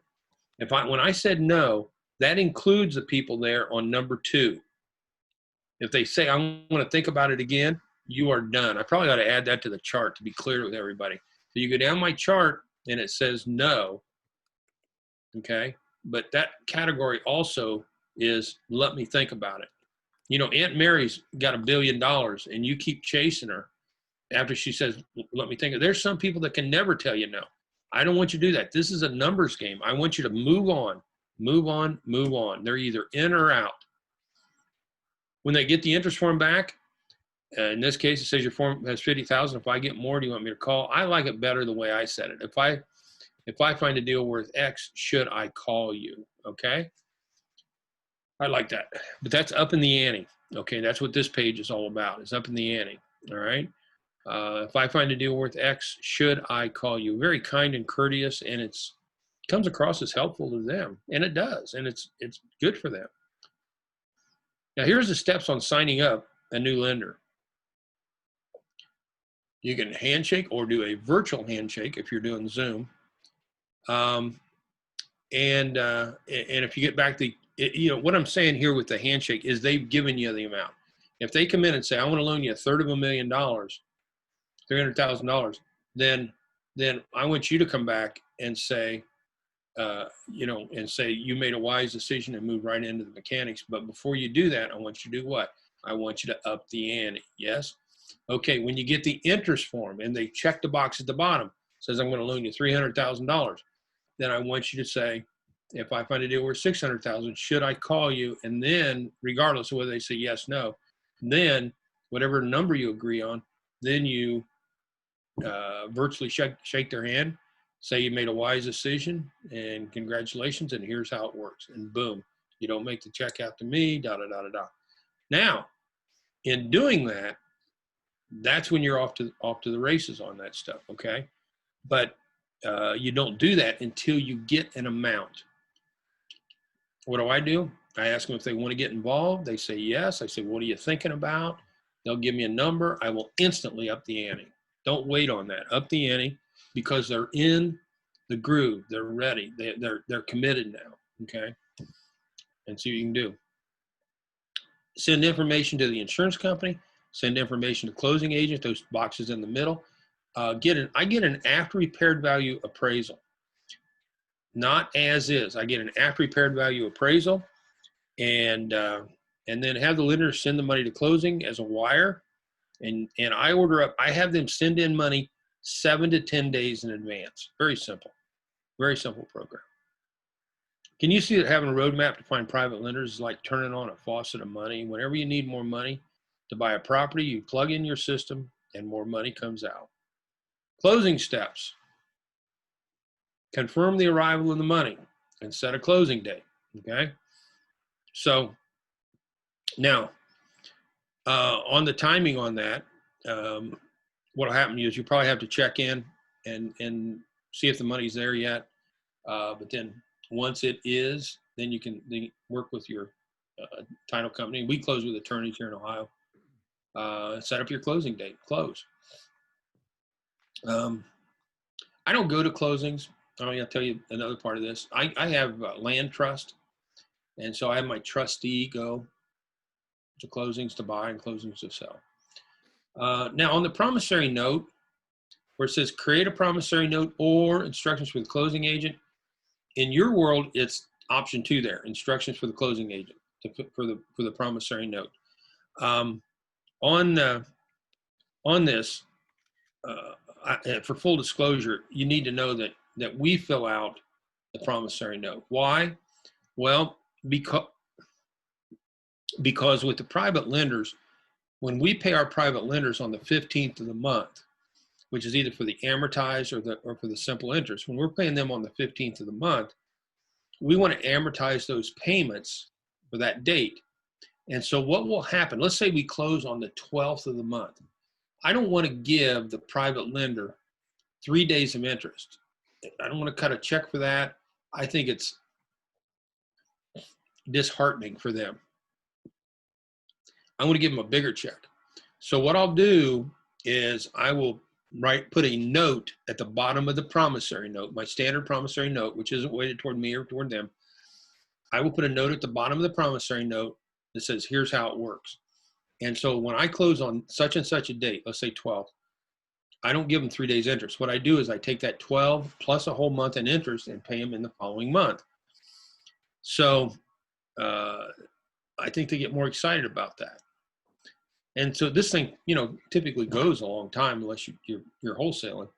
And so, for them they're going to be in there a few months getting checks. I want that first one to be a good one. So what happened to us was with the attorney we were working with, his person in the office that was taking care of some of this couldn't figure this stuff out. And so they just sent us a digital file. And so we started doing it.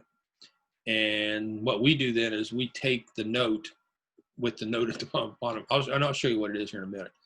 We take that into closing, and it'll explain everything. And then as you're going to hear here in a second, the lender gets the original. We don't keep the original. Okay. So there it is. There's the note at the bottom of the promissory note. The first payment will include an additional, 3 days, and then gives you the dates of 5% interest to be paid on such and such a date, which would be the next month, for a total of, which adds those two together, and the payment will be future. Now, I hate this quarterly stuff. I quit doing that. I need to change that. Future interest payments will be boom. Now, let me talk about quarterly. I used to pay monthly or quarterly. And this is before I did the no monthly payments. And so what happened was I hated quarterly. I would get a rent check in. I would get a rent check in, and I'd spend it because I had operational expenses and stuff. I'd spend it. And then in the third month, I'd get a rent check. But now I got 3 months of mortgage payments to pay my lender. I didn't like that lumpiness. And so I changed that to where the money comes in, the money goes back out month to month, and works so much better, so much better. So anyhow, I create office packets for each lender. They are in manila envelopes. I don't have one laying here. I'd show you. On the manila envelopes, top left-hand corner, black felt pen, I will have their name. Now, why do I do that? Because I want all my envelopes to look the same the way I want it. And I have different employees in my office. And if they don't follow my rules, the envelopes will look like junk. And so I want everything, whether it's a tenant, whether it's expenses, or whether it's a private lender, I want the top left-hand corner on the manila envelope with information with a black felt pen. The envelopes, the hanging folders are bright red for private lenders. For tenants, the renters, they are yellow. All the other envelopes in my office are blue. So if I see a yellow envelope out, or if I see a red envelope out, I know A, number one, what it is, and B, number two, if I see it there 2 days, I know it shouldn't be out 2 days. Need to work on it, put it back where it belongs. So I create packets for each one. And then also, if create a packet to send to the, I just explained the filing system. We also send a packet, another packet, to the lender on what they get, which would be the original promissory note. And then we load things on QuickBooks Pro. I'm not here to sell you on QuickBooks Pro. All these accounting packages have pros and cons. That's just the one I got started with, and we just never quit. And so we load information there where it has automatic triggers to, get tenants paid, get my mortgage, get my private lenders paid. Contents of the lender packet that I just talked about, they get the original promissory note, a recorded mortgage. They get the hazard insurance binder, title insurance, and after repaired value appraisal. On the UCC1 filing down there, you might know what that is, but that's okay. That's why I'm here. On the UCC1 filing, stands for Uniform Commercial Code. Now, what we do is item number 2 up there is we have the mortgage recorded at the courthouse in our county. But if we have a private lender on there, we can also record them at the state house within your state. And we do that with a UCC1 filing. And the way that's handled, and what I did was I sent the state $750, which loaded my account. And so I would go in on the computer and fill out a form that said, I have Herbie Hubankovich for $250,000 on 123 Main Street, and hit the enter button. And that 750, they would suck $12 out of it. That's when I bought a property and recorded the lender. Then when I sold that same property, I would go out and on the computer and go to a UCC3, and I'd say, today I sold this property, hit the enter button, they suck another $12 out. So what happened was, this is the way to be professional, where you record your lender. But I heard that it wasn't mandatory. And I got thinking about that. And since I'm borrowing money from private lenders, I don't want somebody else to go out and look at those documents, see my lender, and then start marketing to my lender, maybe at a higher interest rate than I'm paying or whatever. And I really didn't want to expose my lender to that kind of stuff. So I quit. I quit doing it. And no, I don't think there's a problem with that. So anyhow, if you wonder where this information, what it does, I can tell you what we do. I already told you this. On the inside of the premium system, there's going to be a certificate. That certificate is my private lender data feed. And on there, I'm going to give you a website to where you can go out and peruse the whole U.S. and see how much money people have loaned and who private lenders are throughout the United States. And I'd have you start with people right in your backyard, be able to advertise to strangers and do that, or use the California loophole and do that. So anyhow, the UCC1 filing, if you want to do that, you can. You can check it out in your state if you wanted to do it. I don't like it. I don't want to. I like it because I can use the data on my website. I don't like it by exposing my lenders, so I don't. Keep all lenders. The other thing on a promissory note, we were talking about that in a minute. There is a promissory note out there called a cognovate note. Starts with a C, cognovate note. I had someone try to have me sign that when they were as a private lender, and I wouldn't do it. And when I figured it out, with a cognovate note, cognovate promissory note, they can come around you and take all you got. They don't have to go through the courts or anything like that and chase you. So if you see something says cognovate, don't sign it. I didn't. I had them redo. I had them use my form, my promissory note. Keep all loans with professionals. Don't send the lender any closing statements, and don't make any false claims or amplify the truth. Steps on selling: give the lender a call and make sure the payoff is accurate. And this is so important on the payoff. I want 2 sets of eyes on the payoff. 2. Why? Here you are. You go down the road with your lender. Now it's the rubber meets the road. Now they're going to get paid back. If your payoff letter is too low, they think you're a thief. If your payoff letter is too high, they think you don't know what you're doing. You need to be nuts on this. So what I do is I have two sets of eyes. I have Donna, my office manager, go through this. And before Donna, I had other people. They go through this all the way through, figuring out everything right to the penny, and then give me that.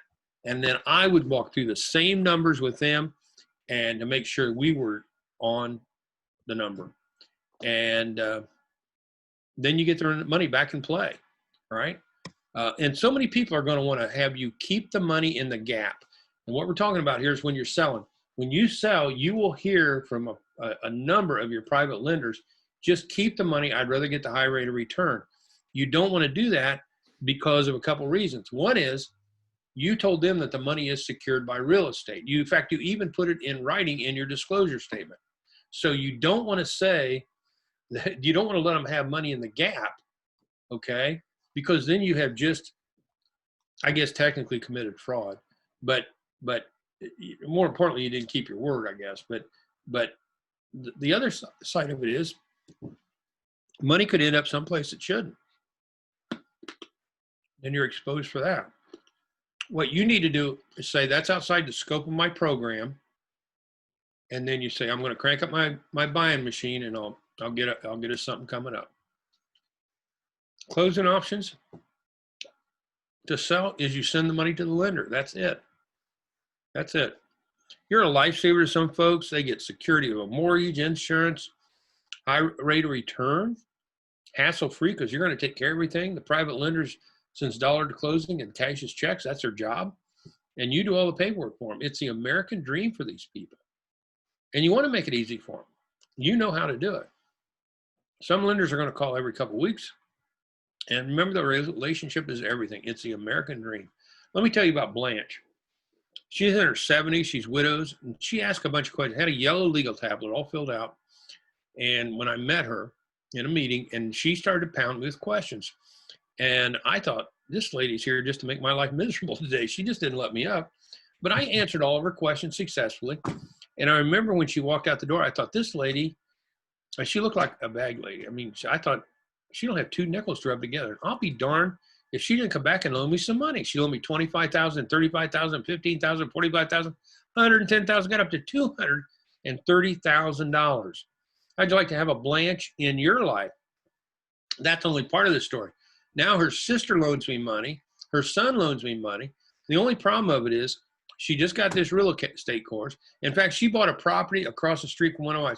Those questions, half were on real estate and the other half's on private money. She bought a property across from my renter. I could stand on my porch and wave at Blanche, and she could stand on hers. And she became a real estate investor, and a lender. Her sister loans me money, and her son loans. Think about that? One private lender brings you two. Are you going to up the ante on those two? You're darn right. You up the ante on, and those two can bring you four. You're going to up the ante on the four. You're darn right. Can you see how you can get so much money using my system? You can't spend it all. What's the toughest, most challenging part of being a successful real estate investor?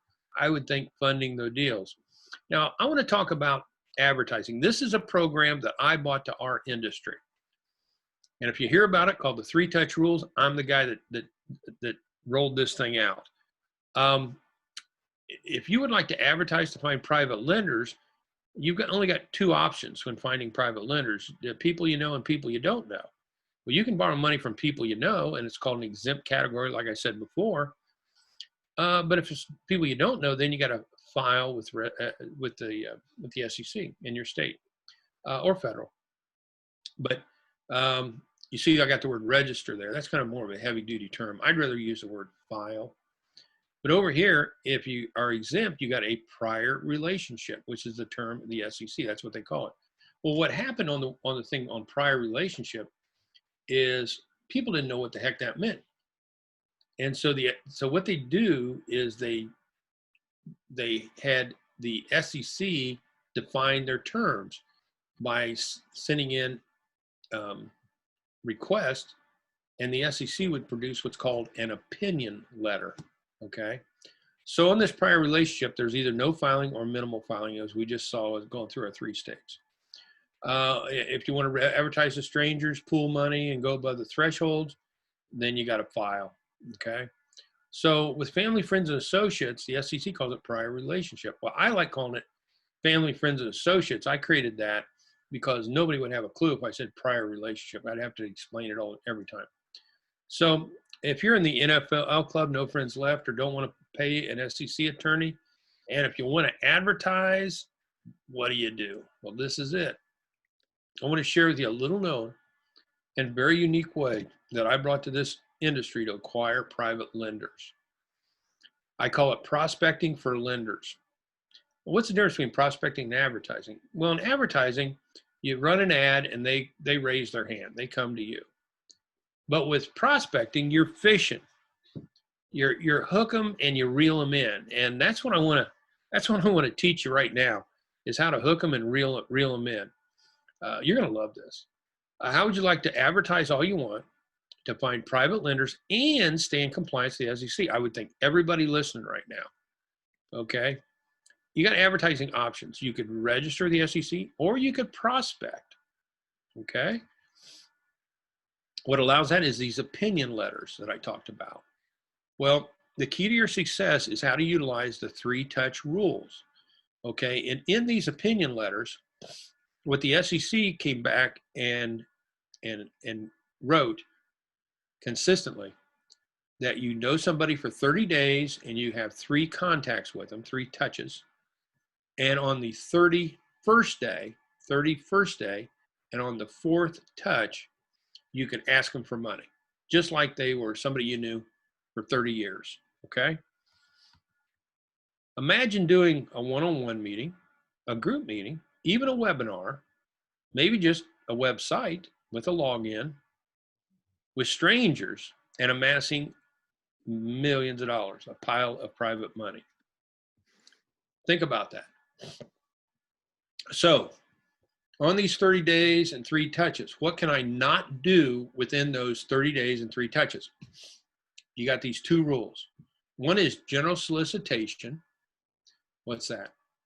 Well, if you would go into Starbucks and there's 20 people in there and you don't know them, and you yell out, hey, I'm looking for private lenders. Any of you want to become my private lender? That is a general solicitation, and you have just violated a rule. Or you're walking down the street, you meet somebody, and you get talking to them. You say, hey, just so you know, I pay 6% on people loan me money. You got any money you want to loan me? You have just violated, if you did it within the 30 days, okay? 3 touches. So we're going to take care of that. You can't do either of those to strangers, but you can to folks that you've got a prior relationship. So either one of those there, you know, you can stand up at Christmas time and try to get money from everybody in the room because you know them all and have forever. You make specific offers to people you know. That's what this is saying right here in the second part. You can to folks that you got a prior relationship to. So how can you bridge the gap and move folks from strangers to prior relationship? Let me give you an example of how to create a prior relationship so that you can then make them an offer. You could have a one-on-one or a group meeting and advertise to get people in the seats or people on the Zoom. You train them to become private lenders. Now, I could advertise to folks for basket weaving. But the problem with that is the people there with basket weaving, they might be broke. But if I advertise to people to train them on becoming a private lender, then I know they got money, yes or yes, okay? So that's what, you know, and I'm training you on being a private lender, so, or how dealing with private lenders, so this is a natural fit, okay? So let's say we got a group of a group meeting, and you got 18 folks showing up on a Zoom call, and the goal here is to train only. What does that mean? It means I can't do a solicitation or specific offering, right? Can't do that yet, all right? But we're getting there. So, but I want you to train them. training on how they can be a lender, because they got money. Every butt in the seat has money. So it's important to have 3 contacts over 30 days. The first meeting is a touch. Don't tell them that you borrow money from private lenders. I wouldn't head out that I borrow money from private lenders, because I wouldn't let that. Now, if they ask, I'd tell them the truth. I'd say, yeah, but I'm just here to teach, because when I teach, I learn, and because I have a passion for this topic, and that's what I want to share with you. I think it's so important in our community. Okay, so that's what I would do there. Same rules apply doing a luncheon as described with the premium system. It's all laid out in the premium. You don't go any farther than a 15-mile radius from your event, have it in a nice place, etc. But the difference being, in a private lender luncheon, I pay for lunch. Now, with these folks, though, where we're there just to get a touch, I would never buy lunch. You see, on a private lender luncheon, let's go back to that, where I got $1 million. After I'm done talking, they're sitting at a table and they carry on a conversation with the person across the table for them, and they're looking for common ground on what to talk about. And what will happen every single time is they will get peer confirmation that my private lending program is a killer. It's great. And the conversion rate goes through the roof. These people in the room are well-heeled. They got money. And they could be looking for deals. You don't want to set them down on lunch, because the person across the table might get their money and not you. You want them out the door. You want to shove them out the door when you're done. You don't need to convert them then. You're working on your 30 days. So this is I call it an educational luncheon. I don't even like the word lunch. I got into a habit of that. I should call it an educational class. Okay? You just want them to like and respect you. What you're not allowed to do with strangers is general solicitation, specific offering. So what would I show the folks? Well, I'll give you a sample. Here's a presentation. This is the first slide that I created of 56 slides on having of taking people that didn't know me and teaching them what private lending is all about. And I'm just going to show you, I think nine slides here. So why should you be excited? Well, in the next few minutes, I'll be showing you closely how little known investment secrets that can increase your investment income and additional diversification quickly, without specialized knowledge, without extra work, and without giving up control. Would you like more choices for your investment option? It's a common misunderstanding among Americans that the only investments that are allowed are passbook savings, CDs, annuities, stocks, bonds, mutual funds. Truth is, there's broader investments out there available to the public, and I want to talk about that. While kind of investments may be right for some, in some markets, they don't offer the kind of returns or freedoms of diversification that a private lending program does. So what is private lending? This is my agenda. I'm going to talk about that. And choices for your investment options, choices for your retirement, and options you have and how you can benefit. Hold on to your questions. I'll probably answer them anyhow as I go through this, but if not, then we'll cover them at the end. And there are probably people here that's got some time constraints. So what is private mortgage lending and what's in it for you? Well, think about how your bank makes money today. They take in money on low interest savings, IRAs, CDs, that's you putting money in.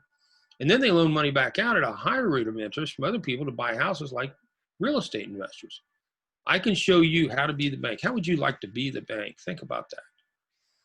Being a private lender is actually being the bank. You're in control. You choose who and when you want to loan money to.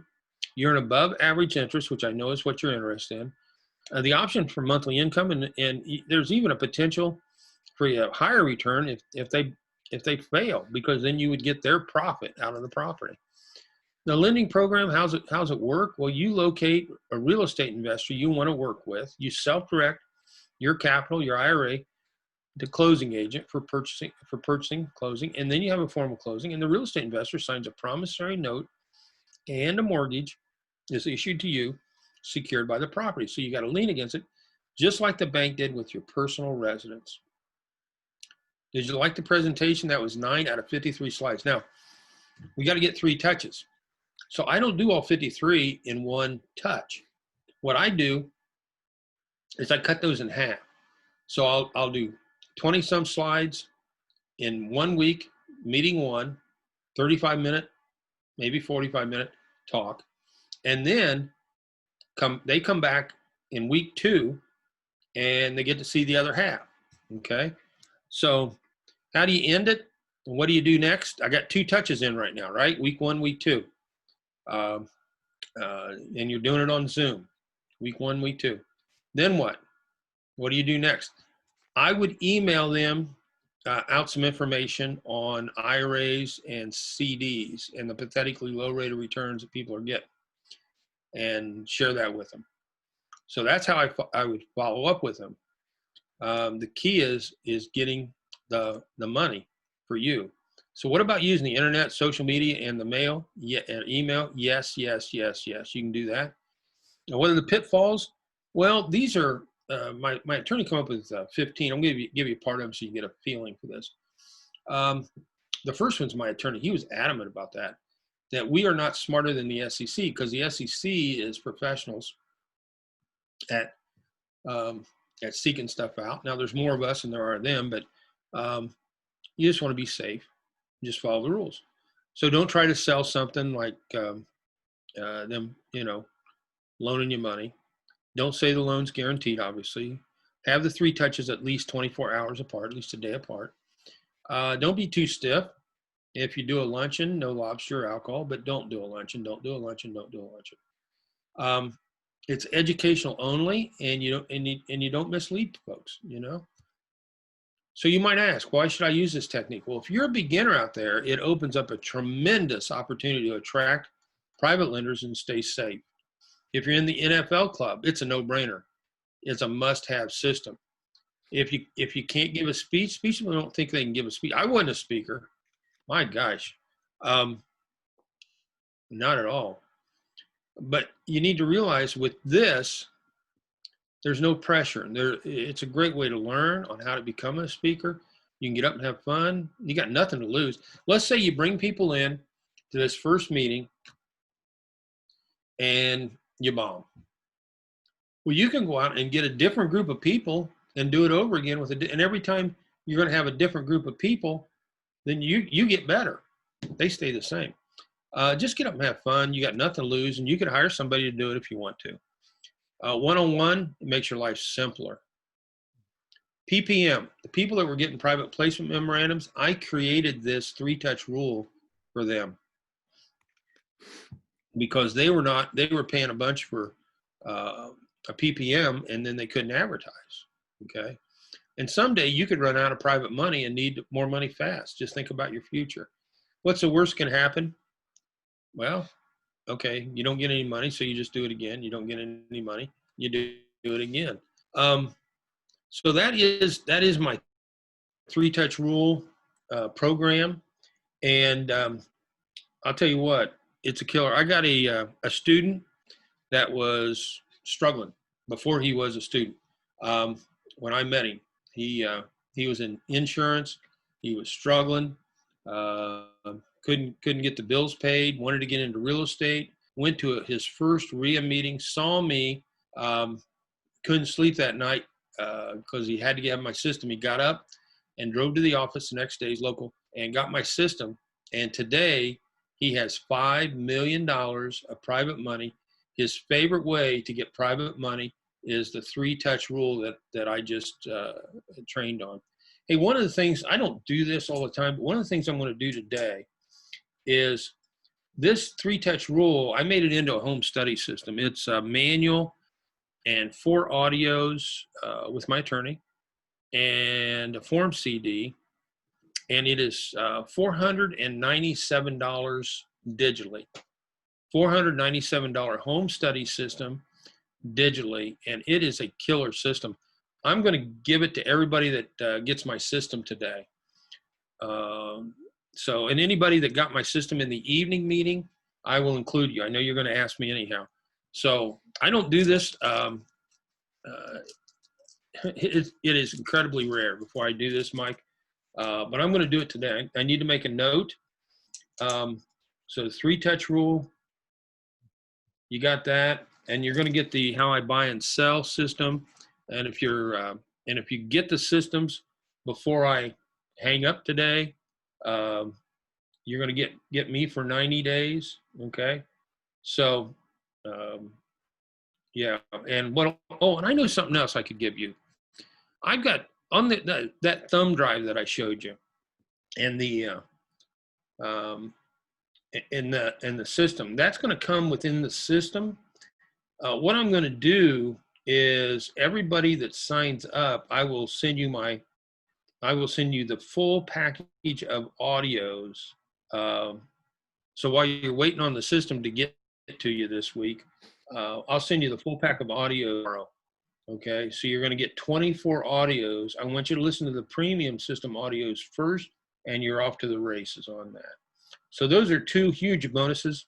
I got the 3-touch rule. You already got the one out there on the buys and sells. The 90 days if you get signed up here before we get off here in a few minutes, and I will send the 24 audios. On the 3-touch rule, Nicole will send that Monday along with how I buy and sell, but I will send the 24 audios to you tomorrow, maybe today, but you need to get signed up before we get off of here. So you got till midnight tonight to get the 3-touch rule included. Why would you turn down a $500 home study system? I mean, I just explained to you the power of that thing, where my students got $5 million. And I got other students doing great too with it. So it's a great super system. Mike, you got any questions out there? Hey, Alan, this is great. Leanne asked if she bought this previously at your Friday evening on 9/29, does she get the 3-day boot camp? If at the $997 price, She bought the whole enchilada. yeah. Well, she got the boot camp, right? I don't know what she paid. And does she also get that business boot camp? Yes, she gets a business boot camp. I'll write that down too. Yeah, boot camp, and then on the money boot camp, the where to get the money boot camp next week. If you paid $997, I can send you a link to tack on $500 so you can be like everybody else and get the boot camp. If you already paid like well, you probably didn't do that. Well, maybe you did. I paid for the entire thing, Alan. Yeah, so you got. But I asked to be scheduled for a later boot camp because That's right. That's right. Yeah. Business. Yeah, you're good. Yeah, you're in. We got you. But yeah, the one for February sounds like a nice value add. So thanks. Oh, it's huge.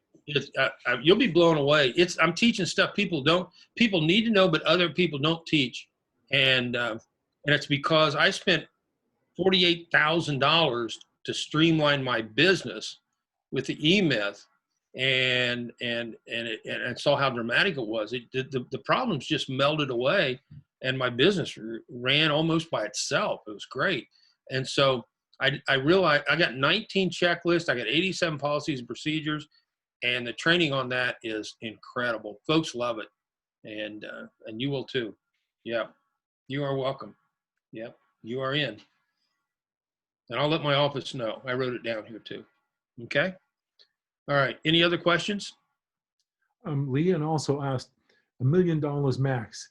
Is that the max that she can get per private lender for her per year? Well, whether it's one lender or 10 lenders, it's $1 million. Okay. And it looks, and the way they track that in some states is by promissory note. So if you got one lender and they loan you $400,000 today, and then in 6 months, $600,000, then you hit your $1 million. Okay. Okay. And that's just the one person. That's per person. So if I have separate entities. Yeah. If you have separate entities, you could raise $1 million in each. Okay. But if you got 10 lenders and they all, toss in so much money, $1 million, or not $1 million. If you got 10 lenders, those 10 lenders can only add up to $1.2 million. So that's the cap. I think what's going on there is behind the scenes, I think the SEC wants to make sure that you know what you're doing, and you don't raise so much money that if your business fails, you crush a lot of people. You hurt private lenders, because they're out to protect the private lender, not us. And so they put this $1 million cap in there, and then they put in where you could get $5 million if you just use different paperwork, like the 504, which I think will be really good for you folks, the 504 Reg D.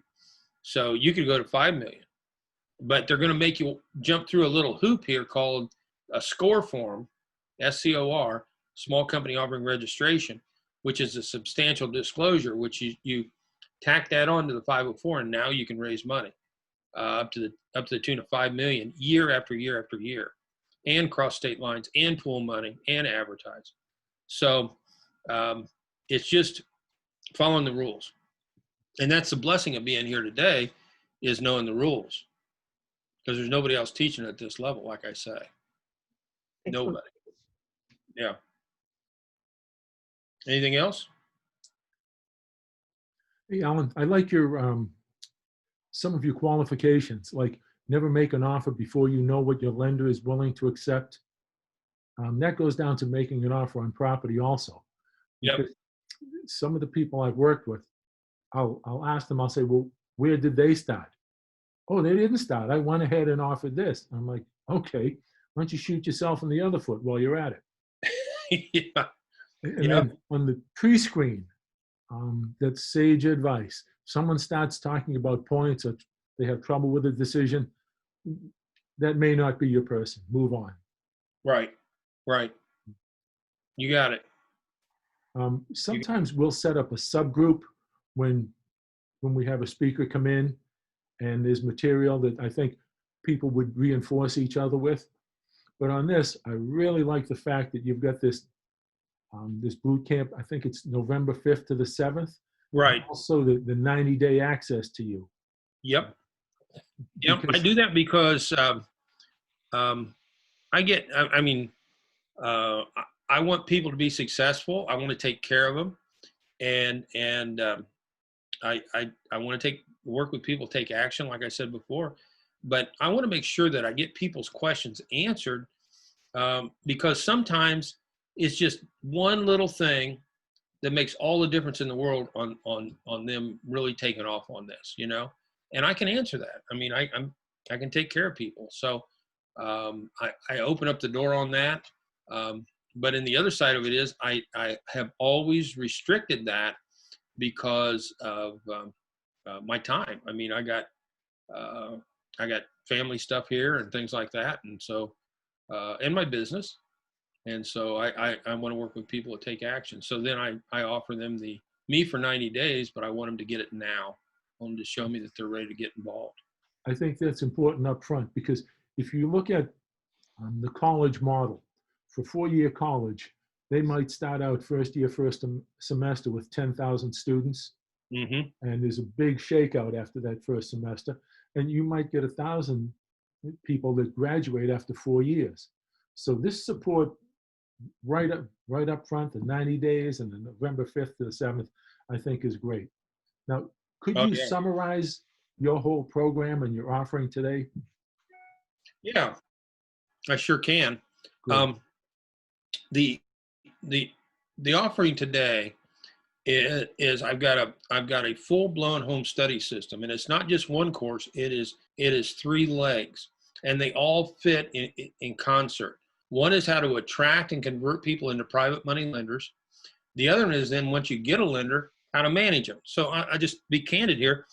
You dive into the premium system, and you read through that. I had a guy here. Somebody asked me here a week ago, how long does it take to get through? I had a guy go through it in a week, the whole system.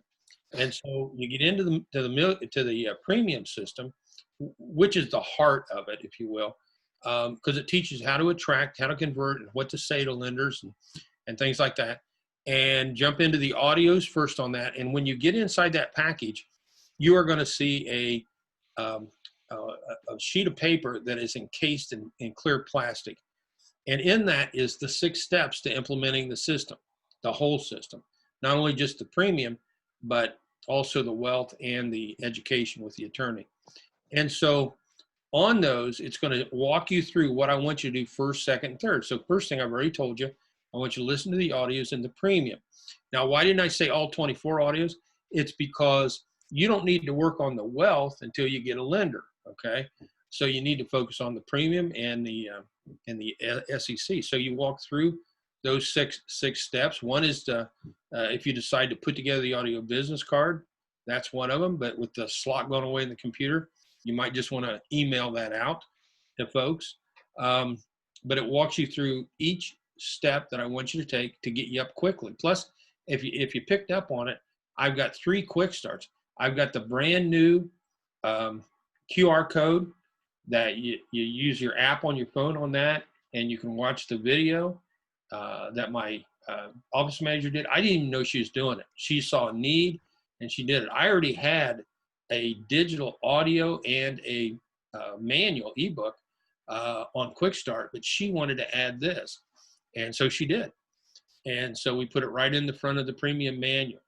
So you want to get immersed in that. It has, like I said, 4 chapters on the SEC in the back of the book, but it walks you right through what to say. Your knowledge, it will just skyrocket when you go through that. I used to say you'd be a money assassin, but somebody said, don't say that. So you're a money magnet is what you are, what you become. It will be so natural. Once you go through my system, it will be so natural asking for money. You won't be able to help yourself. You'll be getting money. And then once you get a lender, then you jump into the wealth system. Now in the wealth system, what I showed you today on my, the steps on my path to wealth, that's on the audios in the wealth system. And also the key with the wealth system is also the IRA information. I've got a chapter on that, and I've got 6 audios that explains a lot of this, but it just teaches you how to deal with lenders. And then the 8 audios from the attorney, the 12 questions that I talked, don't overlook those. I'm thinking about changing those 6 steps and bubbling that 1 audio up earlier, which is the first audio in the 8 of him, because it's things you need to know. And they aren't hard stuff. It's simple, but the fact you just need to know it. So those whole things work in concert. And there's nothing else out there on the market that even close to what I got. I got the premier system on that. And I've been doing this for decades. I got started in real estate in 1995. I had my first lender, which was Mom, in 1997. I quit my job in 2001. And that's when the bank quit me. And that's when I went out and I had those 2 luncheons and I got $1 million. And that took my trickle of money to a flood of money. And then when I learned about the 401ks, like I said, then it was unstoppable at that point in time. The reason I bring that up today for you is you don't have to go through the trickle. You could start right with the flood and go from there. On the boot camp, what happens in my boot camp is on day 1, I will walk you through the exact steps I want you to take when it's dealing with lenders. And one of the beautiful things about the boot camp is I will help you craft. You remember those the 30-second commercial that I talked about? I will help you craft that actually virtually for yourself. We will go through the magic words, and then we go through the 30-second commercial, and then I help people hone theirs and fine tune theirs to where they've got virtually a perfect script to go out and tell people. We'll do that Thursday. And we practice a little bit so people are good at it. And I give you the exact elements to get private lenders. And it is so easy if you follow my steps that by the next day, a good portion of the room will have, the Zoom room will have money. Think about that. There's no place else on planet Earth that within 24 hours, people are raising money that much, that quick. And so on day 2, people will share how they did. if they want, and we go through that, and then I'll just tell you, I don't normally say this, then we give away some prizes on that for folks. It's not necessarily how much money they raised. It could be somebody that raised $10,000, but it's the way they did it. And I give you what to say, what not to say. I give you how to approach people that night, and on phone or Zoom or however you're going to do it, and it works. Alan, excuse me for a second. So, to summarize this, right now someone can get the Millionaire Home Study System for $997. Yep. Plus $500 for the boot camp, 4-day boot camp. Yep. How can you do this without going to the 4-day boot camp? Well, it's a 3-day boot camp. Well, it says 4-day. Okay. Yeah. Where do you see 4 at? And could everybody just write this down? The website Alan's talking about is massre.club. Just check that out. And I believe you have to act before midnight tonight, Alan. Yep. And halfway down, it says, yes, at boot camp for just $500. Check the box to add the 4-day where to get the money boot camp. 3-day. I'm just reading it. Okay. All right. Used to be 4-day. So what happened was, I'm glad you brought that up. That means my webmaster put the wrong number of days. I get everything done in 3 days now, because when it was a 4-day, we were taking breaks and things like that. Well, this we do some breaks, but they're quicker. Everybody's at home, and it's condensed, if you will. And so I'm able to do the same exact boot camp in 3 days. Okay, I'm glad I questioned that. So Millionaire Home Study System, $997. Yes. And $500 you get the 3-day. Then you've got a 3-touch system that you've devised, which I like. Guides you through meeting these people and what to say. Then there's something with 24 audios and the 90-day coaching. And right. On the 24 audios, that is coming with the system. When I mail the system out to everybody that invests today, they're going to get a thumb drive with 24 audios, and they also get the website, which has the same audios as a download. Well, what I'm going to do, because I want to get everybody started now, is I will send everybody the 24 audios tomorrow, for sure, maybe tonight, but probably tomorrow. I'll send everybody the 24 audios, and they can start learning while we're waiting on the program to show up with all the manuals and everything. Okay, will people have this in time for the boot camp? Yeah. Okay, great. I know we've got 20 people on here. We're all excited about this. Yep. Massre.club. Yeah, massre.club, and not .com, .club, and sign up. And on the boot camp, a couple things. On day 2, we talk about the money, and then we get into the forms, and then on day 3, which is a big day. Every day is a big day. The day 3, my attorney shows up, and virtually, and he will teach, and he's done it a number of times for me, and he is incredible. You will love him, and then you can work with him afterwards if you want to. He cares about my folks, and he's a great teacher, and he knows this stuff inside and out. So his name's Chris, and attorney Chris will be there, and that'll be in the morning on day 3. So cover a lot of territory with this. I get through the whole manual. I'll get through the whole manual, and I get raving reviews, raving testimonials for the folks who've been there.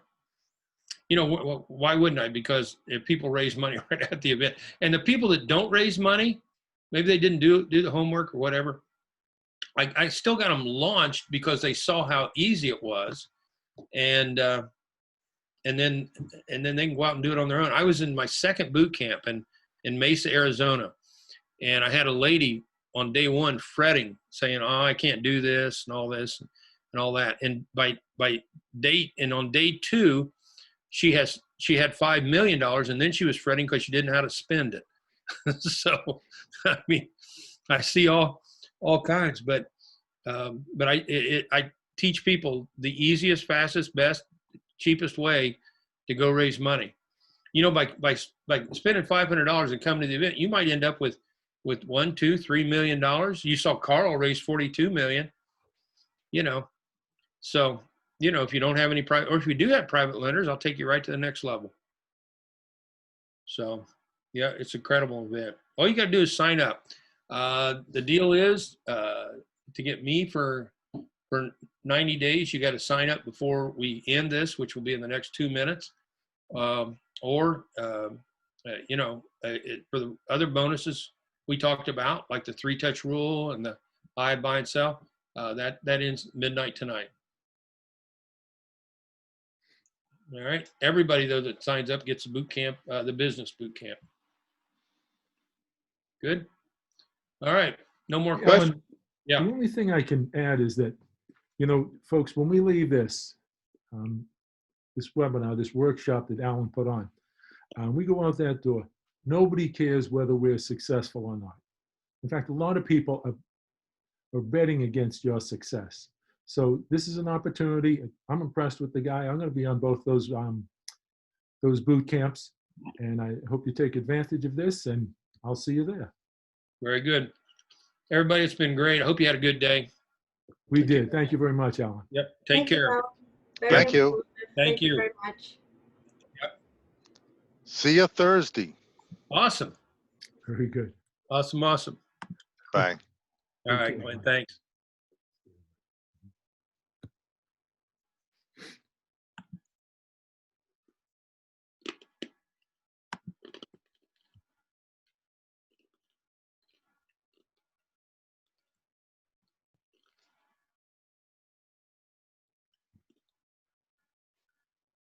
I'm going to bail. Thanks, Alan. Yep. Can I hit leave here without hurting you? I think, yeah, go ahead, try it. All right.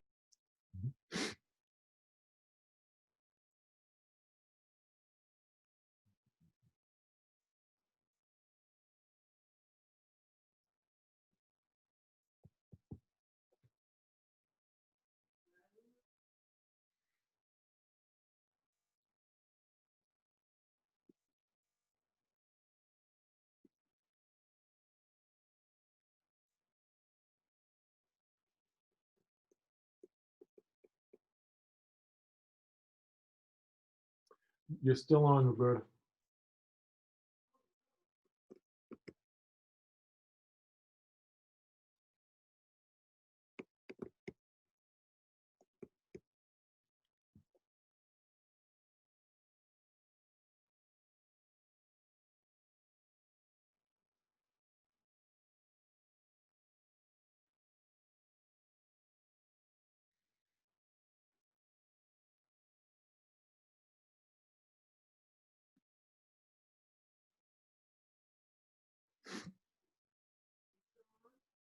Yeah, I am, but you're gone.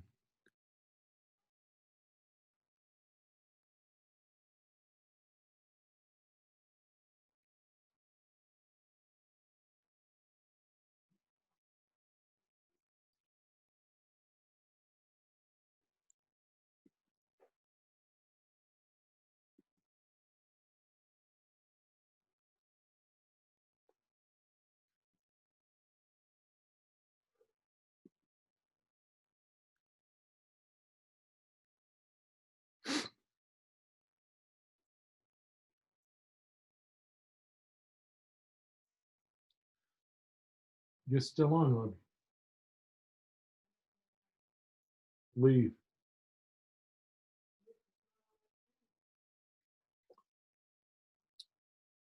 If you go down to the bottom,